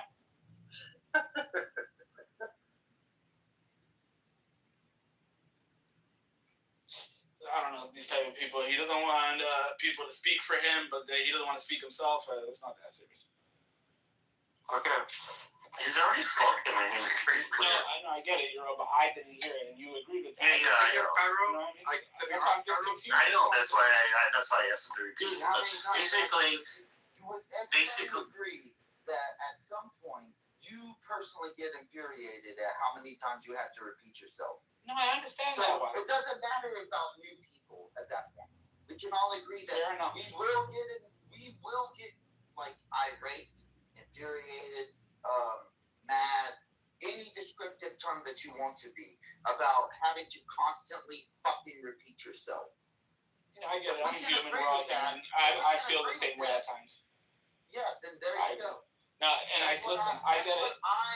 Because I don't know what you went through before I got here. Maybe that's why you're angry and annoyed. That's why you don't want to repeat. I get it. We're all human. I definitely felt the same way at times. I just was asking because I was ignorant of the conversation before. But if you don't want to have it, it's not supposed to be good. Right? I mean, no disrespect towards you. What do you mean no disrespect? You literally disrespected him by calling him the worst of all people. Just so you know. I don't know what type of fool you are. You said I disrespected him and called him something? Come on. Yes, because you agreed with that verse. That's why. But even if he agrees with the verse, it doesn't mean that. Like, did I insult him at any time? No. Why what are you talking about? Why is necessarily? I don't even know what he is. He didn't answer my question to what religion he is. What does that matter? I don't think that matters at all. So who threw him down? Of course it doesn't matter. Okay, Nero. The whole thing is, I was trying to say that, people actually don't believe that shit, man. Well, 2 billion people bring it down. No, not 2 million. Please, you cannot speak for 2 billion. You can speak for yourself. Break it down. Like, I'm breaking it. Break it down in principles, something like that. Yeah. So this guy's claiming. If you break it down, there's nothing wrong means what? Basically, it's saying that which is right is right, that which is false is a base. Yeah. So there is no. Put it in You cannot excuse what the only part I was trying to say. Like, there are 2 billion Muslims in the world. I don't think most of them actually lead their day-to-day lives thinking that the other person, the one who is a disbeliever. I'm telling you because I have experienced this, right? I've experienced historically how Muslim rulers. You put it in principle. The the only idiots like you who will publicly admit it, you know. Because also you will not publicly admit it because you know. At least you bring it down. Like, Yeah. You will also not Like a man publicly with your admit. feelings. You will not publicly admit it because you're too scared to say it, you know, with your real name. You're just doing it in a. Yeah. Try telling your neighbors. Try telling your neighbors. Try telling your co-workers. he believes in the book. Why should he say bring it down? Like dissect the principle. Anyway. A certain group of people with a certain identity. This guy's funny, bro. Yeah, I know. No, Nia, let's talk to It's shocking because like the identity of the people have been are bigger. In a certain point, epidemic. No, I mean, This shit is still going. So I tell you what Vi was saying. Vi was saying that in modern times, if people hold on to non-pluralism, like you know, if people say like those people are worst because they are Muslims or they are Jews or they are Russians or they are Maasai tribe or anybody who will make these statements in modern times, like you know, about a group of people, will be looked at, you know.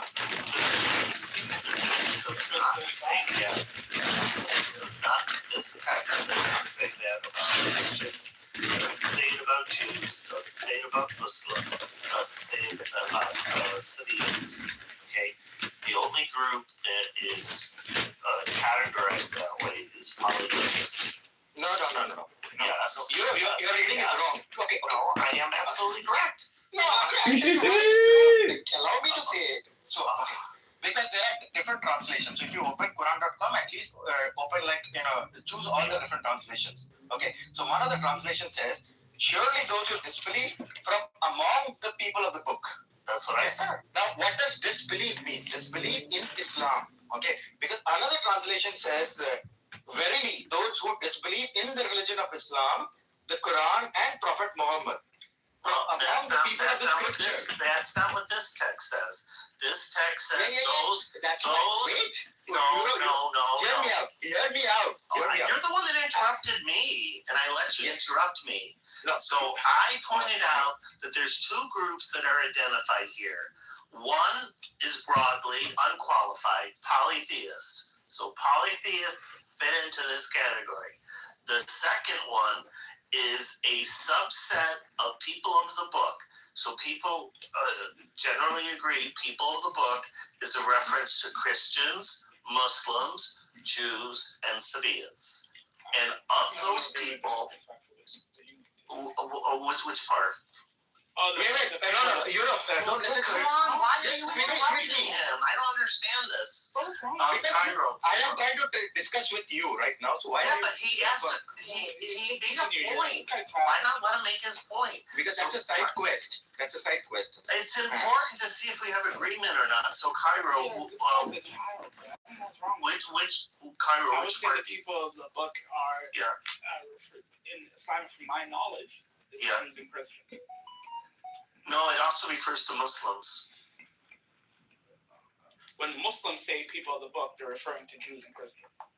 Well, it also includes Muslims. So, if I may, real quick. The please, wait. I want to discuss this with you. Okay? Without getting into side quest. So the text itself. Now I asked you to specifically take Quran.com, pick up, choose all the different translations. Okay, because don't just rely on one translation. Okay. Yeah, fine. And then you will get the context. Okay. So what does the word disbelief mean? Okay. Does it mean disbelief in Muhammad, Islam, and Allah? Or does it mean just disbelief in God, like, you know, a single God? What does the word disbelief do? Muhammad's the special. Whatever it means, it's referring to the people who do that, whatever disbelief is, from the people of the book. Yes, so from the people of the book, the ones who disbelieve in Islam, that's what it means. That's your interpretation. I didn't get into what it means to disbelieve. All I said is it's referring to people of the book, so we know who that group is, and then the subset, those who disbelieve. And there are other verses in the Quran that seem to agree with this, because if you go to 822 or 855, 822 says, can I just finish? Wow. It says the worst living creatures in Allah's sights are the deaf and dumb who do not use reason. 855 says the worst living creatures are those who disbelieve and will not believe. So we're talking Yes, right so- that so- says twice in the Wait, why? So Europe, now, so why are you going into the word disbelief? What does that mean, do you think? Because first, you have to establish what it says, which is disbelieve amongst the people of the book. Yes. And you want to jump Can I immediately tell you what it to is? Christians or I Jews. agree. I can Yes, tell you so what people of the book. disbelief is. 1 second. The word kufr is disbelief, like Moshe said. Kufr is Yeah, to know the kufur, truth yeah. and to hide it. Kufr comes from kafara, to know the truth and to Yeah, hide I know. Kafaru, it says. it. Yeah, kafaru. The Exactly. actual Arabic word is kafaru. The Yeah. word To kafaru cover, means to hide the truth, to know the truth and to cover it like a blanket. Cover, yes. It's the same cognate as cover. Yes, I know. Okay, that's though these are the So- people so- who are worse than yeah. Yeah. So the thing is that anyway, the point still remains, right? Of why that at least his claim that take the L and in know modern the times, word. if you take a group of people, in modern times, if you take a group of people like polytheists and call them the worst of beings, then people will look at you very strangely. According to who? In modern times, according to who? 1 minute. According to amongst the people of the book, which includes Muslims, Christians, whoever knows the truth, no matter what you call yourself, and covers the truth up like a blanket. These are the worst of people. Nargis is No, Nargis no, is that's not speaking what it out. says. No, and it says and the idolater and the polytheists. Okay, it doesn't say the people who are actually disbelieving. Don't have a book. Yes, so that's what I'm saying. That if you call Hindus, if you call Hindus as the Nargis, are you agreeing that Hindus are the worst of people? Yes, the ones that know the Are you agreeing? Because Cairo certainly is. Yes, the ones that know Yes, the Cairo truth. is. The ones that know the truth and hide it and cover it up. They are No. This is not what the word. No, Cairo. The text doesn't say that. So The text doesn't say that. I agree. Nargis is also a big. Nargis is also a big. It's not the person of the politics. Nargis, stop doing your stupid thing. Stop doing your stupid thing. Politism is false. Nargis, stop doing your stupid thing. It cannot be. No, you're just. Neil, why don't you let her finish and speak after her? Stop interrupting her. Based on what he's preaching, which is pure monotheism, polytheism is a false position. It doesn't mean Nilotpal, my friend, or someone who holds to this, amongst the polytheists. It's a false position. He's calling it out. No, you're just being an apologetic right now. Nargis, That's the fuck up. you're doing your thing. You're doing your silly thing. Nargis, we need an intervention for Nargis. Nargis, you're doing it again. You need to watch a rom-com and go cry in a Fuck corner. up. If you're a pure monotheist, definitely polytheism is a false position. For a monotheist. Yeah, are you the worst of beings? Are Hindus the worst of people? The ideology is the worst. Please ask me, please. No. It's This not is the the text is person, saying. right? No, the text is clearly talking about the persons, not the ideology. Yeah, the person. What makes the person? So Nargis, yes. So Nargis, you believe in. Anyway, so what I am saying, so Nargis, the point of Nargis I was trying to make earlier is that actually Muslims don't believe this or they don't do this. Okay, in practical life, they don't actually believe that polytheists are the worst of people or disbelievers are the worst of people. okay, so me, I understand that you're objecting to this idea of the worst of creatures. In the context of this text, right? They're the worst of the creatures because these are the creatures that are condemned to hellfire forever. So if I were to ask most Muslims, are polytheists going to go to hell? I think most would say yes. I think a lot of them would say they yes. Okay. Yeah. Only Cairo might, but the most. I think again. I know a lot of Muslims who just say that it's up to Allah to decide. It's not for them to decide. Yeah, we're talking about a lot of them say that. Okay, look, I totally agree that I think most Muslims understand then it's up to God's grace, and Yeah. God could save some polytheists, maybe. Can I just say something? We're Yeah. talking about people that are condemned to hell. We're not talking about like me as a Muslim. I can't go around telling people you are the worst, because that is not my authority. Exactly. You actually are.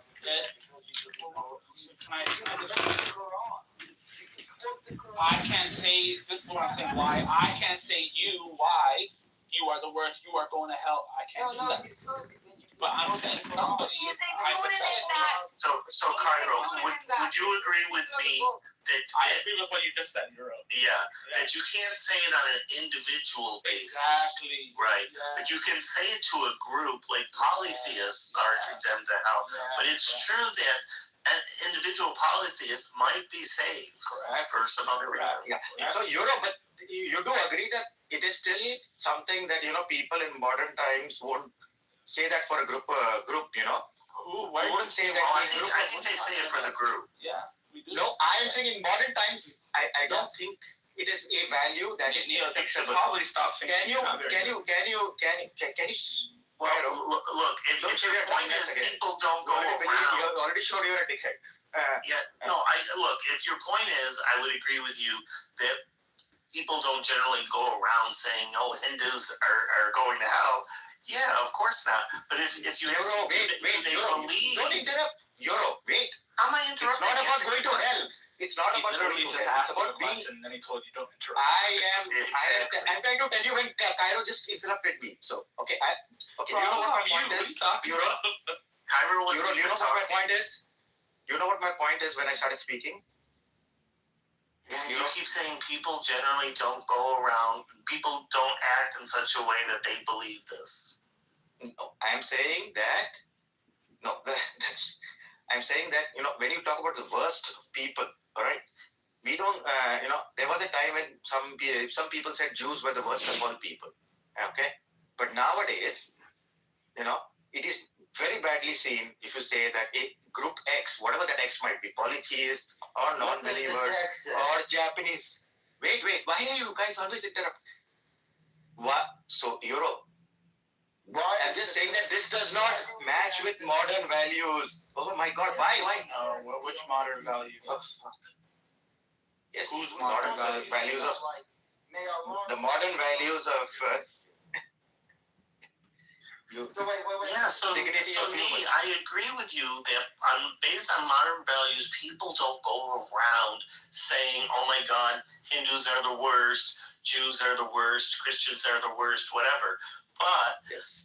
But Christianity does say Christians do believe that salvation is exclusive to those who believe in Christ, and Muslims believe that salvation is unique to those who believe in Islam. I'll just leave it at that. I can tell you, based on religion, based on the paradigm, that which is not itself is false. That which opposes it is false. Therefore, people. Yeah, but we are talking about the worst of humans. Who are outside. We don't care about falsity. See, we don't care about falsity. The worst of humans here is a reference to those who are condemned to hell. They're goys. They are the right. Yes, that's what. So that's not unique to Islam. Can I speak to Nargis now? I'm trying to speak to Nargis now. I'm saying this is what Nargis. Why are you adding emotion to it? According to that, I'm not adding emotion. Why are you getting all hyped? I'm not agreeing. You are the one who's getting hyped about it. I'm saying if I believe the value of X is this, and if I believe one is true and the other is false, then that which is false is not of me. That's all it's saying. So it's saying more than that. It's saying more than that. It is saying that. This is based on all. Okay, so it's saying more than that. Okay, Nargis, can you let me speak now? It is saying more than that. It is saying that you are the worst, Nargis. That these group of people are the worst of all creatures. Yeah, they are. Okay. They are the worst. Of course. They are the best. Nargis, they are the worst. What's the problem with that? Christians do the same thing. You The are only the worst. They are the worst. Yeah, of the people of the book, the only one that doesn't do that are the Jews. Because you believe in falsehood, therefore people believe in falsehood. Yeah, but that completely doesn't match with our modern values. It's not. That completely doesn't match. Look at the values we assign on Clubhouse. These are modern values. Every day people are otherized and hated. And so Yeah, exactly. That is what we don't do otherizing. Yes, we that's do why otherizing people on who. a daily. No, that is wrong, man. Because you know it. And when I choose vanilla over chocolate, I'm otherizing chocolate. No, So look, I mean, I already acknowledged right from the beginning. Yes, people don't go around screaming at people like, "Oh, you're Hindu or you're Hindi or whatever," and then get upset. No, of course not. Dude, but that doesn't mean that they don't believe that that person is excluded from salvation. So Euro. No, Euro. That I will disagree with you there. So okay, which part? Yes. So the part is that when I see many Muslims even in this platform interacting with non-Muslims, okay, disbelievers, polytheists, they actually don't interact in a way that they think that these are the worst of humans. That's what I just said. So you agree? Wait. It's not that they are acting. They are genuine. They genuinely. I get that impression that they genuinely feel that these people are not the worst. Okay, the interaction has some genuineness in that. That's what I'm trying to tell you. And historically, this has been seen also. Okay. So you're hung up on the word worst. Okay, so they're not treating people badly like they're the worst. But if you ask these people, that's not what I said. Again, Europe. It's not that they're not just treating them. They genuinely seem not to feel that way. That they genuinely don't have that. So they feel this way that these people aren't the worst. It's still different from asking them, are these people condemned to hell or not? Not the individuals, but polytheists. Can I say something? So I'm gonna drop the link. I'm gonna show you the tafsir. Q-tafsir. They are the worst of creatures is the parentheses, which is just saying that like he's addressing this, meaning they are the worst creation that Allah has fashioned and created. Yeah, I agree. No, what I'm pointing out is like the hell concept is not the issue. It seems like you're trying to be like, oh well, this is a hell issue, and because anybody who doesn't believe they go to hell. No, it's talking about that Allah has fashioned all people throughout history from the beginning of time. What's your point? What's your point? Dude, before Allah created anything, he created, and then afterwards, 50,000 years later, he created him, and he says, hey, write down everything, and the pen writes down everything that's going to happen in history, right? And then all of a sudden, he in his eternal world, his eternal words, before even he tells the pen to write that down, he is saying, yo, you don't believe in what I sent down beforehand, you're the worst of fucking creatures. It's not about hell. No, what's wrong with that? Dude, no, it's not about hell. What are you finding wrong in this argument? What are you finding wrong in this? Okay, fine. I mean, I'm saying that. Do you agree that Hitler's the worst of things that you're doing like that? Okay, was not one of your arguments about the verse being about hell? Was that one of your? No. I agree with what you just said. Okay. I could have sworn. Yeah, because before. So when they look at what's the problem? Can I say something? Dude, can you just? People, please just wait. I don't know what I It seemed like one of your arguments was about like people disbelieving going to hell, right? And that they're the worst of creatures because they disbelieve and they're in hell. But what I'm pointing out to you is that the scholars of Islam are saying that it's not about hell. It's about the eternal fashion of Allah, and that He fashioned these people to be disbelievers, and that in His eyes, and that in the Muslim community, their eyes should look at them as not being Muslim. They are the worst of creatures. Yes, it's saying there's truth, there's falsehood, there's better, there's worse, etc., etc. Okay. If you're what's the problem? What's the problem? It's identifying two different groups of people. It's calling one true, it's calling the other false. What's the problem? I don't understand why you're What is the actual problem? Like, what is it that's troubling you? Like, what's Yeah. So why you have to say why? Why are you troubled? Why are you troubled about this? Yeah, that's what's your argument? Like I was saying, right? It clashes with modern values. That is my trouble. It is a trouble that Cairo considers Nargis at the same level as Hitler. Yeah, it's a distinction, right? No, he can just view this. To an individual. No, you, Nargis, you are a disbeliever. No, you are completely a disbeliever. You are like just as bad as Hitler, Nargis, according to Cairo. Was one of your positions that the How way much that is he you supposed to read consider it? He's reading his text, he's reading it like that, right? Look at you got the bus.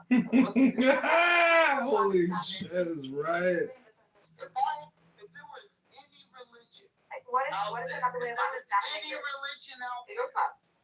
Dude, I just want y'all to understand. So be generous to it and if there was any, Nargis, please just wait a moment. If there was any religion out there, You a dumb fuck, bro. You're a dumb fuck, bro. Sikhism actually uses Allah. It uses. Sikhism is not polytheistic. Why don't you wait a Stop bringing Sikhism. You brought it twice. Sikhism is quite a beautiful religion. You just stop bringing Sikhism in. No, the point is actually relevant because Guru Nanak, right?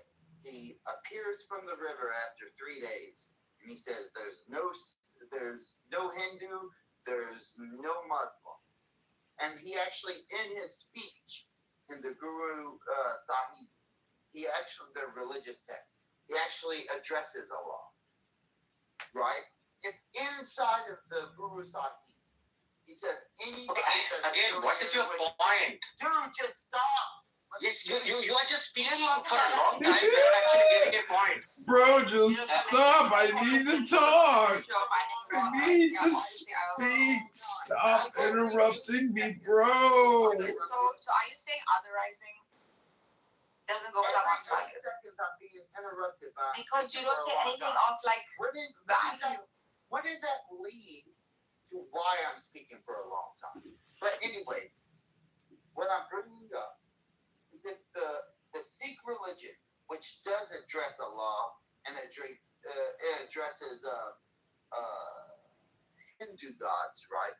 If he said inside of Sikhism in their holy text, it says that anybody who doesn't believe in this, but yet I address your gods, you're the worst of creatures.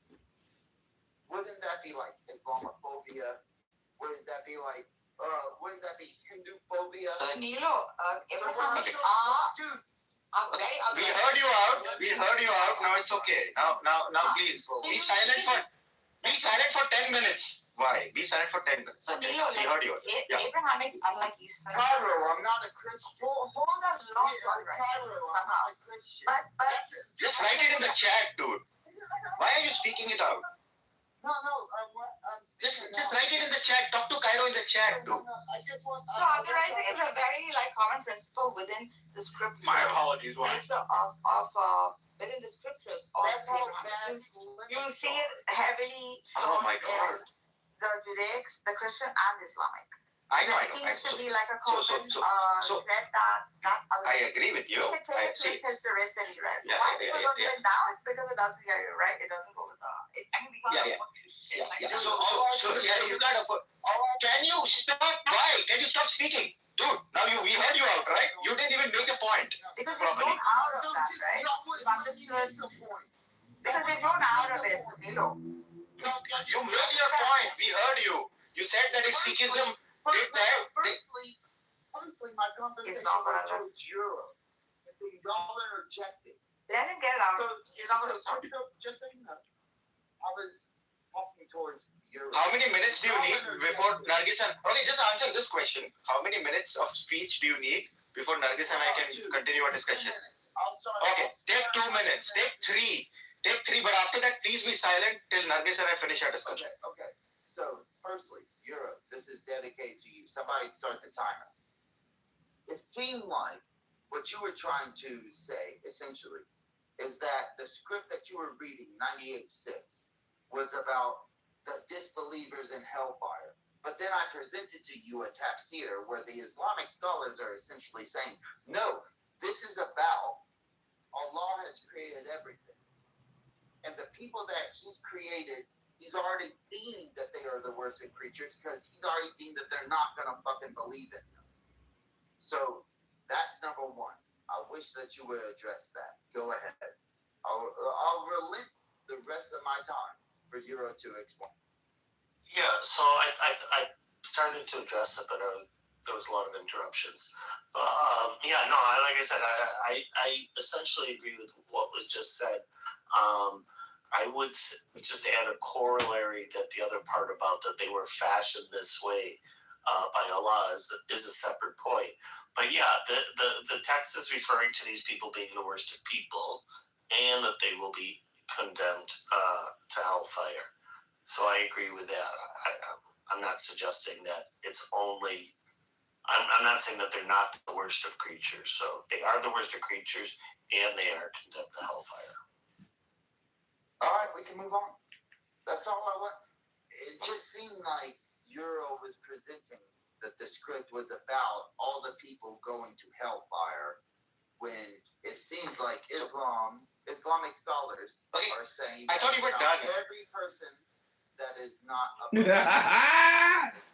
Tricked you. that I had with Euro. Well, what it says is. I wanted to bring up. Well, yeah.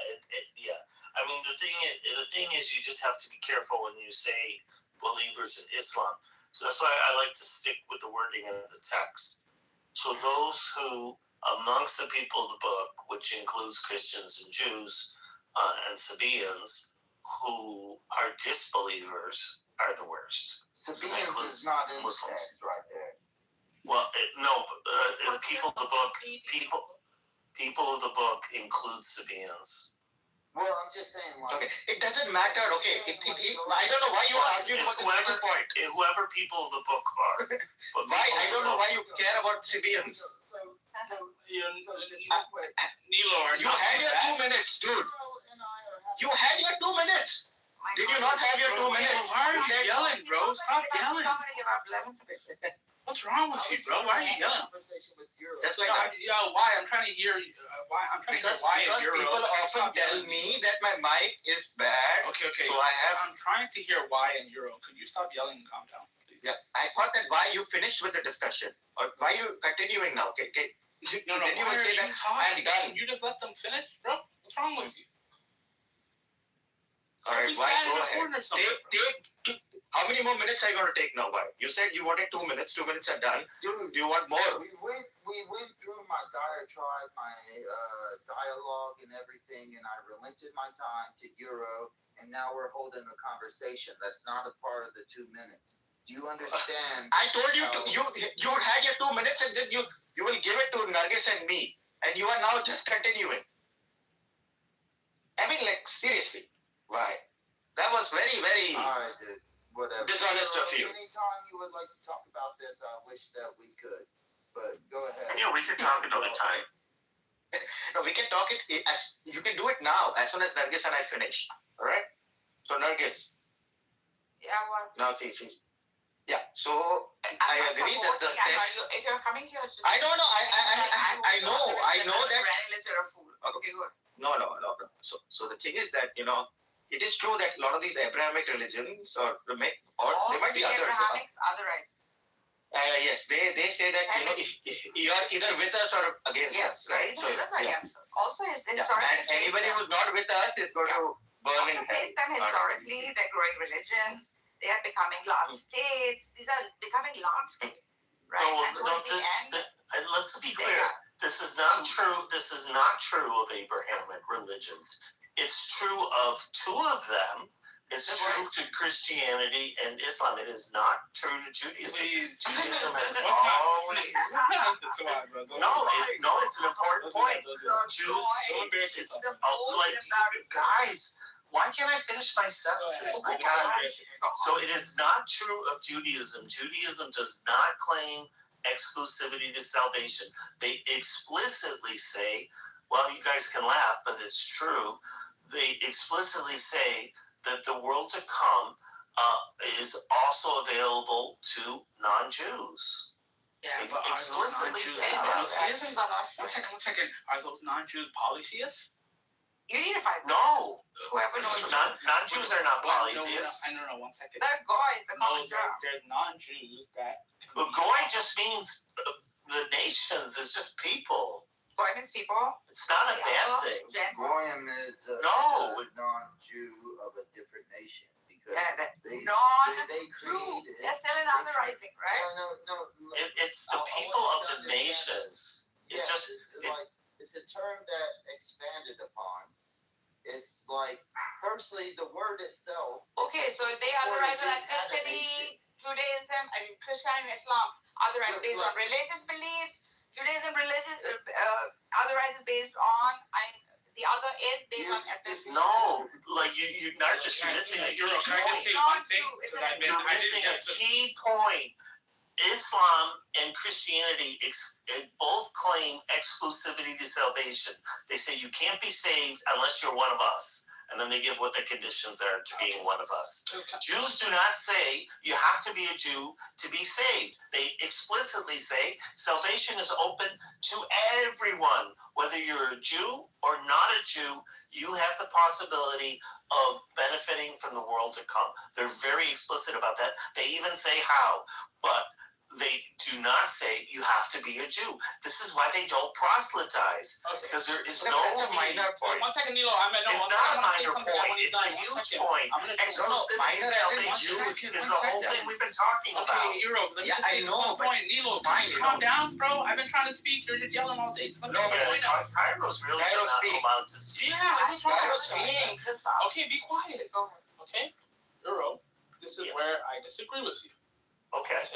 They don't say that, yes, you have to be a Jew, don't become Jewish, but what do they say? They say non-Jews must still be monotheists. They must practice the Noahides. So if you are somebody that, you could be non-Jewish, don't become a Jew, but what do they say? If you are doing idolatry, you should be killed. Any form of idolatry, you should be wiped off the earth. You will go to hell. This is what they believe. Yeah, I understand your point. So you made one huge mistake. It's when you said you disagree with me. You're literally saying what I said. So you're not disagreeing with me. But you agree that 1 second. Salvation isn't for everyone, though. It's not. I said it's open. It's open. It's open to everyone. No, it's not. And I specifically said, no, like people are apparently are not listening to everything I say because I specifically said I know. I specifically said that there are conditions. Okay, fair enough. So I didn't say just like every religion has conditions to salvation. No. There's a big difference. And I'll say it again. Christians and Muslims have exclusivity. You have to be one of them. You have to be a Christian to be saved, according to the Christians. It's a condition. And the condition is you have to be. I don't understand why people don't understand English. Everybody has conditions, but the difference is very simple. Christians and Muslims say you have to be one of us. The Jews do not say you have to be one of us. They do say you have to be a monotheist, but you don't have to be one of us. That is a distinction, and it's an important distinction. Okay, so the Jews believe that you don't have to do the 613 commandments. No, it's not a question of doing the 613 commandments. But I don't know why you're making this complicated. Jews say you don't have to be a Jews. All my point is before you disagree. Maybe all I'm saying. Because you brought in the 613, which is irrelevant. Don't worry about what's irrelevant. Okay, fine. Okay.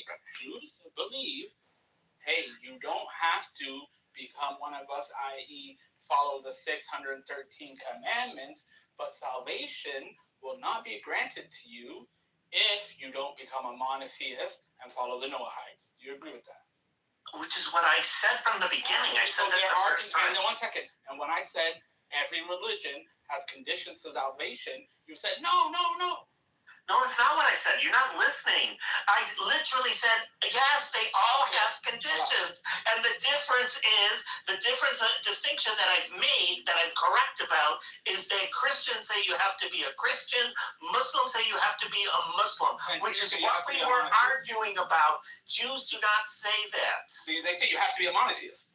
Right, they don't say you have to be a Jew. So they look on that. You have to be a monotheist. Anyway, can Nargis and I continue? So now that has been covered. Do you dare believe in Jesus to them? Dying. Okay, so Euro. So that's different. I don't understand. Can Nargis and I continue? Euro, you had your side quest. It's not a side quest. You made the false claim that all Abrahamic religions have this exclusivity, and I pointed out that Jews do not. It is a thing that applies to Christians and Muslims, not to Jews. They do too. What? Okay, why I said it's a side quest is because... My God, you keep interrupting Nargis. Can you say it again? Polytheists, they do too. They exclude polytheism, therefore polytheism, right? I didn't say that they don't exclude people. What I said is they don't have the exclusivity themselves. Why do people keep bringing up irrelevant stuff? You want to start talking about the rain in Japan? What is going on?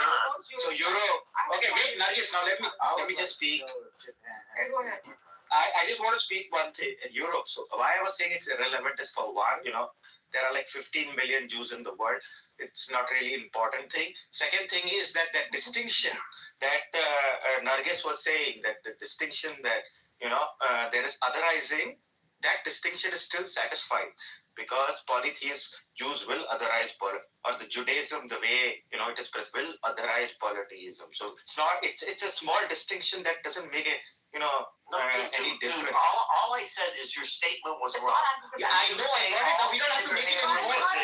All Abraham. We got it. Well, all right, then just move on. No, I just wanted to. I was telling you why it's irrelevant. What you want to do is you were wrong about a point, and now I wasn't wrong. I wasn't wrong. I wasn't wrong. Okay, tell me what was I wrong about? You have so much ego that you can't just say, "Look, I was wrong." Tell me what was I wrong about? Tell me what was I wrong about? What was I wrong about? You were wrong when you said that all Abrahamic religions had the same property of exclusivity to their own religion. It doesn't apply to Jews. I didn't say that. That Nargis said that. Okay, all I said was all I said was that you didn't say it, that we can move on, right? Okay, good. Yeah. I don't know why you have to jump like this. So anyway, so Nargis, the issue is that you're jumping on us, man. Nargis and I were trying to have a conversation. So Nargis, the issue is that, the way the structure or the origins of the religion might have something to do with it. There are some religions which are pluralistic. They will say that, everybody is going to the heaven in their own way, or everybody has their own path, So the point is that it is possible that, this is more cultural, historical, cultural significance rather than actually taking it as a truth and false the way you are saying it. I don't think it is that clear cut as true and false. No, I was not saying it as truth and false. I was positing it as because it holds to one principle, the other is necessarily false, and if the other is in opposition to its principle, right? So it's of course it is historic. You can't ever not run the historicity, right? These are becoming bigger structures. Unity has to be maintained. Wars are coming in. Larger lands are being. That's what I was. So historicity. Yeah, even historicity. Even historicity changed. That's what I was telling. Why? That when Islam came to India, they had to deal with a huge number of polytheists. Okay, they cannot just say that we have to convert them or kill them, because traditional Islamic value says that you have to either convert the polytheists or kill them. But you can't do that. You can't kill. Dude, they tried. What do you? Okay, wait, no, they did not. They did not. No, let me just finish. Why are you guys like? Okay, so what they actually ended up doing was they included Hindus among the people of the book, the definition of people of the book. So the people of the book definition got changed. Yes. In India, they did get changed. They just had to pay the jizya. Okay. Now he's telling you he knows everything about India now. He's read everything. So they look at. Can I just have a conversation with you? I didn't look at. So ideologically, right? Why can I have? Okay, if you have something to say, just put it in the chat. Why? Okay, when we're reading that verse, for example, right? First of all, we haven't read it. See how he intrudes when we do. So you, I don't know if you put in the reference, because verses like that usually have historical reference to context. He's addressing a group of people. It could be prior to a war, right? It could just be ideological too, right? I put the tafsir, so by the way, because I do remember, like, polytheists hardly existed on that peninsula. They were non-existent. So to say, to put them in one group, right, and say they're hell dwellers, in order to create the ummah, the unity, the numbers, would just be a natural, like, course of action, right? Now, I think if they were a large number, he would have had to deal with them like more. You see what I'm saying? There's also like a diplomatic distance to that. But the one who's reading it now, if they read it without all of these references, right, and it's deep understanding, and think of it as just an ideological difference, therefore the person is whatever, an animal is false. This is where, like, it's messed up. Like, you know, I just want to bring up. Wait, why? Can you not let Nargis? So you know, but the point is that, you know, I just want to. You are not letting me to. You're not letting us finish our conversation. You know, very selfish, very selfish, man. Very selfish. Stop acting like a victim, man. Let wise speak. Why sounding rubbish? Why is Islamophobic, bro? I know, but sometimes you want to hear it. Now, 1 second, Needle is lying about Islam right now. We're letting. No, I'm not lying about Islam. Yeah, I want to see what you you literally just like lied. an established. That polytheists need to be converted or killed. You lied. Where are you getting that from? Where are you getting that from? Where the hell are you getting that from? That is coming from the hadith. Okay, it's not coming from the Quran, right? Okay, then mention that, right? Yeah. It's coming. There is a tradition. Yes. Yeah. So what's the tradition? Yeah, where's the What is tradition? it? What You is it? convert, Who said you it? pay the jizya, or we fight. Absolutely, that's Quran. Yes. That's Islam's position. Yes. That is. Absolutely. Yes, exactly. That is, So that is the position in Judaism. Yes. No, I'm saying in Islam, this is the position. Okay. Yes, it is. What are you Yes, talking it is. about? I'm talking about that's the position in Judaism. Yes. How is that the position in Judaism? Because in the Jewish in the Torah, it says when you lay siege on a city, you offer them peace, and the scholars and like the Rabbi Maimonides says, what is the peace? They have to what? Accept the Noahide laws, or you fight them. Yes. And they must pay a tax. Noahide laws is not Judaism, dude. And the idea of Noahide, I never said it's Judaism. Like, no, you hear it is my not. argument? It I is never not. said it was It is Judaism. not. I never said it was. Are you hearing my argument? That's why I'm. Oh, you okay. pay attention. Okay, well then it's not. I Then said fine, it's it's not Judaism. Yeah. I want you to. Yeah, I understand your point, Cairo. Dude, real quick. Who the fuck made why mod? Dude, I've been a mod for a moment, so just relax. Oh my So, god. you know what? From now on, can we all just agree to talk one at a time, guys? Come on. Yeah, I would agree. So why you can go first, and then who wants to go after him? Okay, I'll mute after that. So Okay, after why I'll speak. Go ahead, why? So one thing that is different there is that Judaism was based off of they were just trying to build a kingdom at the time, a certain land mass that they would say, this is us, this is our people, as opposed to what is being brought up with Islam, which is the whole word, right? From the two sons in the the sun and the two west and the two east, right? That's like a global conversation, as opposed to Judaism saying, hey, the land of milk and honey, and this is what it is, you know? So your argument isn't like valid at that conversation level, because Jews inside of the Bible were specifically fighting for a landmass that was what they deemed their land. Whether I agree with that or not. Yes, exclusively there. Thank you very much. Can I say something? Exclusively the One second, Neil. We just Everyone in chat, you asked me. What's wrong? You asked me. I know, Cairo, you want to speak, but you asked me for a. No, I'm not asking. Okay, don't worry. You asked me for a. Don't worry, put it in the You chat. asked me for convert or die. Put it in the chat. Put it in the chat. I wanted to correct. Yeah, but If just you read the convert or die. police and sheriffs to No, I got violent no. deadly force against any individual committing acts of serious No, violence. I'm a child, bro. Every day at 6 a.m. and 10 We're gonna p.m. talk all one at a trains will time. be Why? swept with Then you homeless want to moms ask and me? then wait for Why? a What drug time is processing it? All the facility. problem is happening because of why is it? It's not even why. It's just Neil. No, it's why. It's why. We were speaking and then by interjection, we have to It's speak. okay. We all agree after I that. don't think that's the case at all.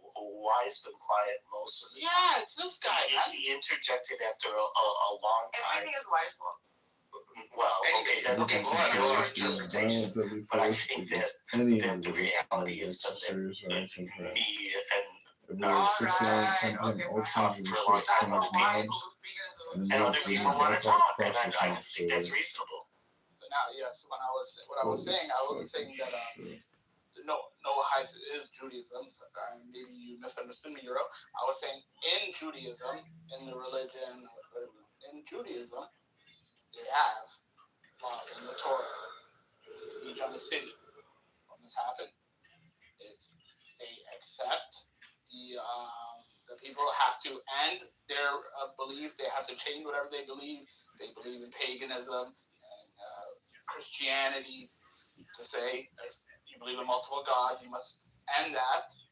Follow the Noahide laws, pay the tax, and then you will be left alone. If not, you don't do that, then you fight, you kill everybody, you take the women and the kids as sex slaves, and we can continue on.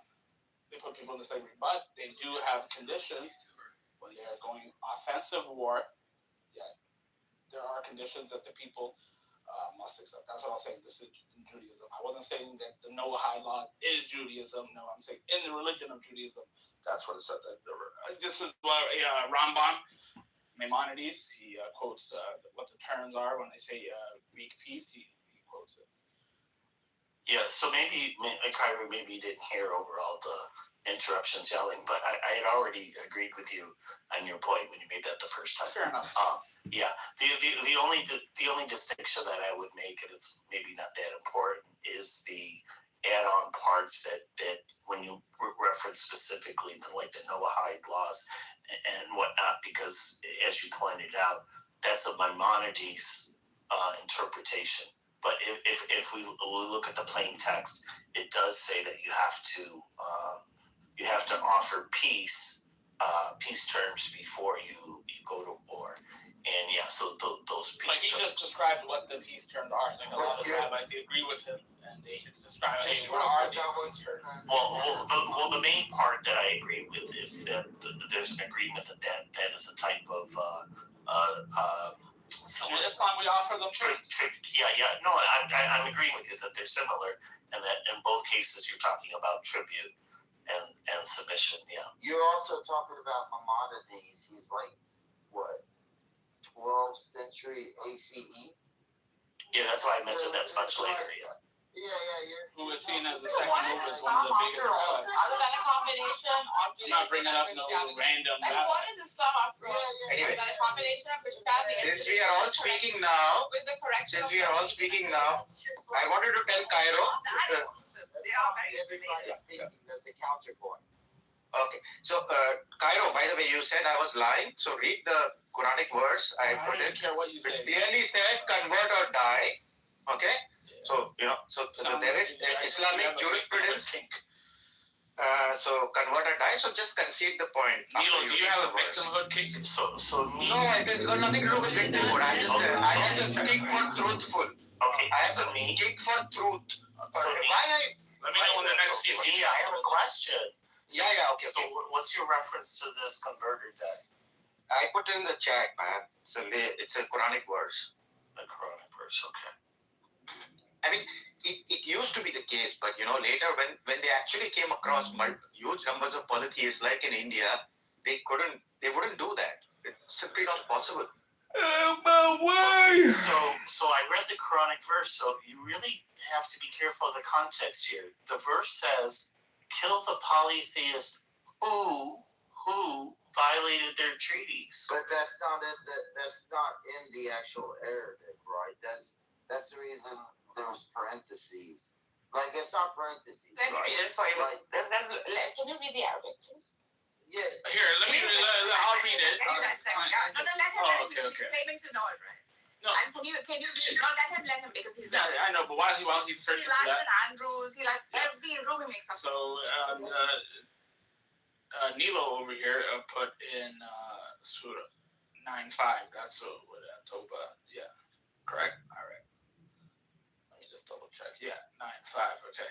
So let me start reading from 4. As for the polytheists who have honored every term of their treaty with you and have not supported an enemy against you, honor your treaty with them until the end of its term.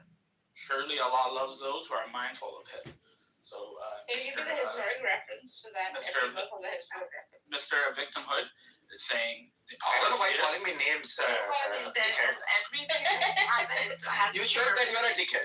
Anyway, What is it? I agree that the guy. One second, Nardas. The guy who started this conversation by calling me a dickhead is now sad and mad that I'm calling him a victim. Okay, no problem. No, of course you are. But you don't hear me crying, bro. You're just crying. I guess it's crying. yeah. Okay, so now let me say. No, I'm kidding. You can call me Mr. Victim. No Okay, problem. thank you. So now the victimhood. Yes, the people that honor the treaty. Yes, you don't fight them. Yes, why? Because we have a treaty with them. And yes, we hold to that. So it's not just go around and kill anybody. Do this or you die. Yes. So in other words, that's not true. Wait. So Can I lie. put my defense now, Euro? So Can I put my defense? in other words, Euro was correct. Okay. No. Okay, so wait. No, Let me make my defense again. Can I make my defense? Can I make my defense? Yeah, you mean Kill the polytheists who have violated their treaty. Yes. Wherever you find them, capture them, besiege them, and lie in wait for them on every way. But if they repent, perform prayers, and pay homage, Can I now? and set them free. Can I? Indeed, Allah is all forgiving and most merciful. Okay, so can I now reply to Akairo or like why are you speaking again? Why can you? I don't know how you has the nerve. I mean, first of all, I made the point to Cairo. Okay, fine, say it. So, firstly, it doesn't say that in the Arabic about the ones who violated the treaties. Actually, if you read the 10 verses, right, the first 10 verses, what does it say? It says that your treaties, your oaths are to Allah, and that He has negated these verses. Not verses. He has negated these treaties. 1 second. So- Do you know the verse right before 5? Dude, That's what it's in context about. Dude, that's what I'm bringing up, right? Okay. Context. Alright. So when somebody just brings up a verse, and then also, Neil actually fell into this trap. Victim. That's what you're talking about. Okay. No, he fell into the trap. He gave the link. Inside of the link, it actually uses words that are not inside of the Quran. The Quran doesn't mention that they violated the treaties. These are scholars that are saying, hey, this is the reason for it. Yeah, because everything has a historic context. One second, Everything has a historic context. Let me finish. Yeah, what's the verse before it? What I'm bringing you up is that if you read between Surah 9:1 and Surah 9:10, you'll see that Allah even says that all treaties between the believers and the disbelievers are null and void. It doesn't matter because your oath is towards Allah. Just read. And what does Allah tell us? Just read Surah 9. Yes, no problem. I read it. So now, why? 1 second. I'm about to speak. Yes. What does Allah tell us when you said, hey, all the treaties doesn't matter, it's to Allah? Yes, and what does Allah tell us? Obeying the treaties. That's why in the verse right before 5, can I speak without being, I let you speak. Right? I'm pretty sure I let you speak. I might be wrong, but I thought I did. But he didn't say that. 1 second. I thought I let you speak. I don't know. Maybe I'm confused. So, in the verse right before that, it tells us how to deal with the people who have honored their treaties. How should we deal with them? Anyway, 1 second, Neil. I thought you were done. At some point, Nilo and I have to address this verse. Or verses Okay, under these. I'll just say this one last thing, and you guys could. No, you finished. Are you still speaking to him? Or why? How should the Muslims deal with these people that have honored their treaties? What does it say in verse 4? The 9:4 is speaking about like the people that you have the treaties with and blah blah blah, right? Yeah, how should we deal with them? Yeah, you treat them with what? If you go further through Surah 9, they're given a time frame. Hey, do they also? If you encounter them, right? If you encounter them and you judge because of a couple of days that you have them in your environment, then therefore you judge that they're peaceful enough, you'll let them go. But that's not addressing what I brought up. No, you're saying. What do you? Oh my God. Yes. The reason why I am now speaking is because I made the original point about convert or die. Then you guys said about something about treaties. The part of the treaties is irrelevant. Okay. It's not irrelevant. The thing is that it is irrelevant. I'll tell you why. Don't just break into this. Okay, it is irrelevant. According to you. Irrelevant. I'll tell you. Yes, I'm telling you why. If you listen, dickhead. Everybody strap on, put your seatbelts on. Actually, let's address this. This is a problem because we have terrorist groups. First of all, like Wai said, you don't just take one translation and just say that there is a treaty or something. See, the thing is that it is possible that you may not actually have a treaty, or you cannot come to a treaty. With the polytheists, it is very possible that not all wars or conflicts end in treaties. What are we talking about? All right. So then, when there is no treaty, then you have to convert or kill them. The more important point is the more important point is Where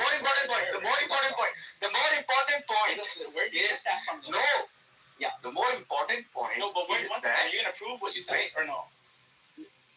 You could say no. I'm just saying. No, this is logical. It's not possible. It's not always possible to come to a treaty. Have different logic. Okay. No. Now why are you interrupting? No. Yeah, exactly. So I don't know why you're like. No, can I just finish?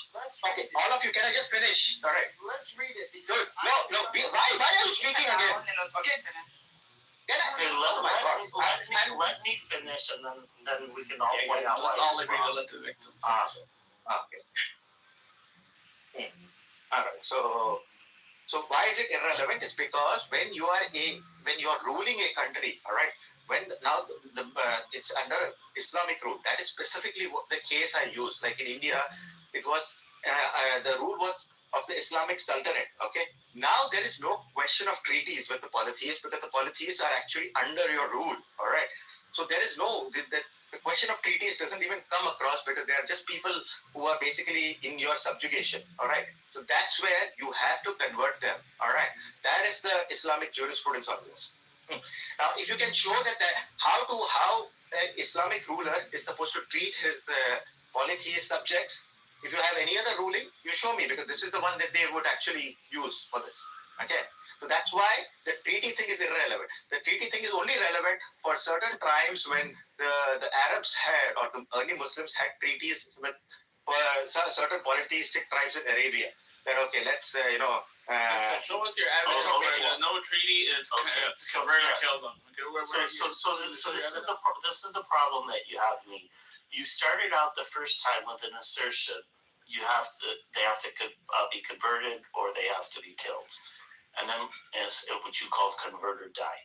And so people said, what's the proof for this? So then you come back and say the proof is 9.5. Then we read 9.5, and it turns out that applies only to people who didn't follow a treaty. Then you respond and say, okay, that's irrelevant because it applies to other people, but you haven't provided anything that supports that. So Cairo is quite correct. Is like, if you're going to make a claim like that, what is your source? Yes, so I'm telling you, right? So first of all, why is that? Okay, wait. He asked me the question. You see, he asked me the question. Look at this. He does it every time. So why? I know your point is. We'll address it after, but Nee has a problem here because he's making an assertion without any. First of all, like I said, Euro, you have a very strange way of interpreting Quranic verses. You just take the first link you find. Do it like you just make shit up. Like, what are you talking about? Cairo. I mean, you're the one who believes that Euro is the worst, so I don't know why you were even speaking about it. He didn't say Euro was the worst. Yeah, he said it. He completely agreed with that. Okay, are you somebody who is a believer? Yo, you are crazy, Neo, bro. Anyway, You're actually crazy. Yeah, you consider Nargis, why, all of us the worst. So. And now when somebody puts you on the you spot, said MashaAllah to that word. Anyway. You're not only a liar. Can we continue? Let's give him a chance to support his statement. So what's your support? Yeah, so the support is, I put another link, okay? Read the Wiki Islam link on forced conversion, okay? So there is a policy of forced conversion in Islam. All right, this is what the term convert or die actually mean. And convert or die is just a you can say mocking way of saying it, you know. And you put and why? Yes, I put the link in the chat. So the thing is that, like why actually said that particular verse 9.5, it does not actually mention about violating treaties. Some people translate it as violating treaties.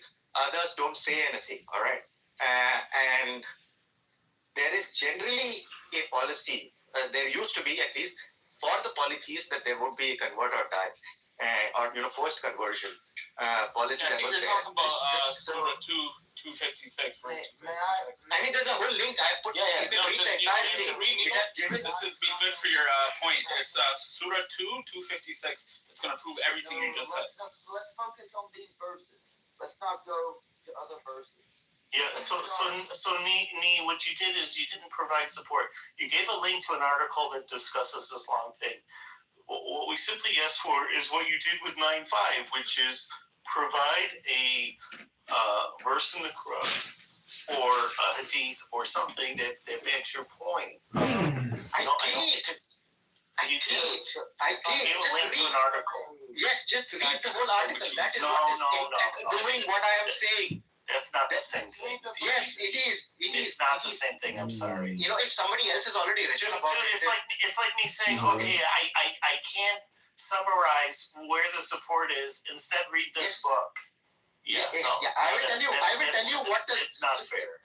The whole article actually starts with this verse. Okay, it explains what. Okay, I'll tell you what. I'll read you the book. Okay, let me just give us a verse in the Quran or a hadith that says that you have to convert people or they get killed. It's as simple as that. This is that verse, dude. This is that verse that is used. Which verse? The 9.5. Yeah, except 9.5 applies to those who didn't follow a treaty. Okay, so can you see that in the Arabic? Can you show me that where in the Arabic does it say follows a treaty? It's a 9.4. Okay. No, what does 9.4 say in the Arabic? Tell me. Or what is the literal? It specifically accepts those who followed the treaty. Yeah, but that does not talk about polytheism. Okay, it does not. 9.4 doesn't talk about polytheists. Yes, 9.4 doesn't talk about polytheists. Dude, 9.7 of the Quran. How can there? I assume you guys have never really heard just how absolutely worded out